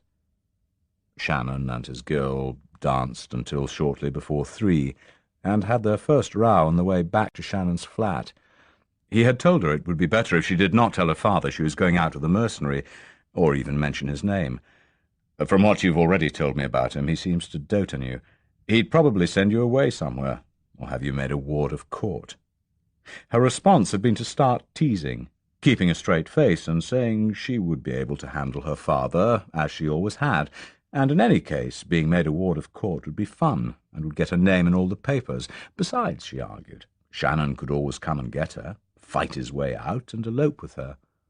Shannon was not sure how serious she was, and thought he might have gone too far in provoking Endine that evening, although he had not planned on meeting him anyway. They were still arguing when they reached the sitting-room of the flat. "Anyway, I'm not being told what I'll do and what I won't do," said the girl as she dropped her coat over the armchair. "You will by me," growled Shannon. "You'll just keep damn silent about me when you're with your father, and that's flat." For answer, the girl stuck her tongue out at him. "I'll do what I damn well like," she insisted, and to emphasize her words, stamped her foot. Shannon got angry. He picked her up, spun her round, marched her to the armchair, sat down, and pulled her over his knee. For 5 minutes there were 2 conflicting sounds in the sitting-room, the girl's protesting squeals and the crack of Shannon's hand. When he let her up, she scuttled into the bedroom, sobbing loudly, and slammed the door. Shannon shrugged. The die was cast one way or the other, and there was nothing he could do about it. He went into the kitchen, made a coffee, and drank it slowly by the window, looking out at the backs of the houses across the gardens, almost all darkened as the respectable folk of St. John's Wood slept. When he entered the bedroom, it was in darkness. In the far corner of the double bed was a small hump, but no sound, as if she were holding her breath. Halfway across the floor, his foot scuffed her fallen dress, and 2 paces further he kicked one of her discarded shoes. He sat on the edge of the bed, and as his eyes grew accustomed to the darkness, he made out her face on the pillow, eyes watching him. "You're rotten," she whispered. He leaned forward and slipped a hand into the angle of her neck and jaw, stroking slowly and firmly. "No one's ever hit me before." "That's why you've turned out the way you have," he murmured. "How is that?" "A spoiled little girl." "I'm not." There was a pause. "Yes, I am." He continued caressing her. "Cat?" "Yes." "Did you really think Daddy might take me away from you if I told him?" "Yes, I still do." "And do you think I'd really tell him?" "I thought you might." "Is that why you got angry?" "Yes." "Then you only smacked me because you love me?" "I suppose so." She turned her head, and he felt her tongue busily licking the inside of his palm. "Get into bed, Cat, darling. I'm so randy I can't wait any more." He was only half out of his clothes when she threw the bedsheets back and knelt on the mattress, running her hands over his chest and muttering, "Hurry, hurry," between kisses. "You're a lying bastard, Shannon," he thought as he lay on his back, feeling this avid and infatuated young girl go to work on him. There was a light grey glow in the east over Camden Town when they lay still 2 hours later, and he wished he had a cigarette. Julie was curled up in the crook of his arm, her varied appetites for the moment satisfied. "Tell me something," she said. "What?" "Why do you live the way you do? Why be a mercenary and go around making wars on people?" "I don't make wars. The world we live in makes wars, led and governed by men who pretend they are creatures of morality and integrity, whereas most of them are self-seeking bastards. They make the wars for increased profits or increased power. I just fight the wars because it's the way I like to live." "But why for money? Mercenaries fight for money, don't they?" "Not only the money. The bums do, but when it comes to a crunch, the bums who style themselves mercenaries usually don't fight. They scarper. Most of the best ones fight for the same reason I do. They enjoy the life, the hard living, the combat." "But why do there have to be wars? Why can't they all live in peace?" He stirred, and in the darkness scowled at the ceiling. "Because there are only two kinds of people in this world, the predators and the grazers. And the predators always get to the top, because they're prepared to fight to get there and consume people and things that get in their way. The others haven't the nerve or the courage or the hunger or the ruthlessness. So the world is governed by the predators, who become the potentates. And the potentates are never satisfied. They must go on, seeking more of the currency they worship. In the communist world, and don't ever kid yourself into thinking the communist leaders are peace-loving, the currency is power. Power, power, and more power, no matter how many people have to die so they can get it. In the capitalist world, the currency is money. More and more money. Oil, gold, stocks and shares, more and more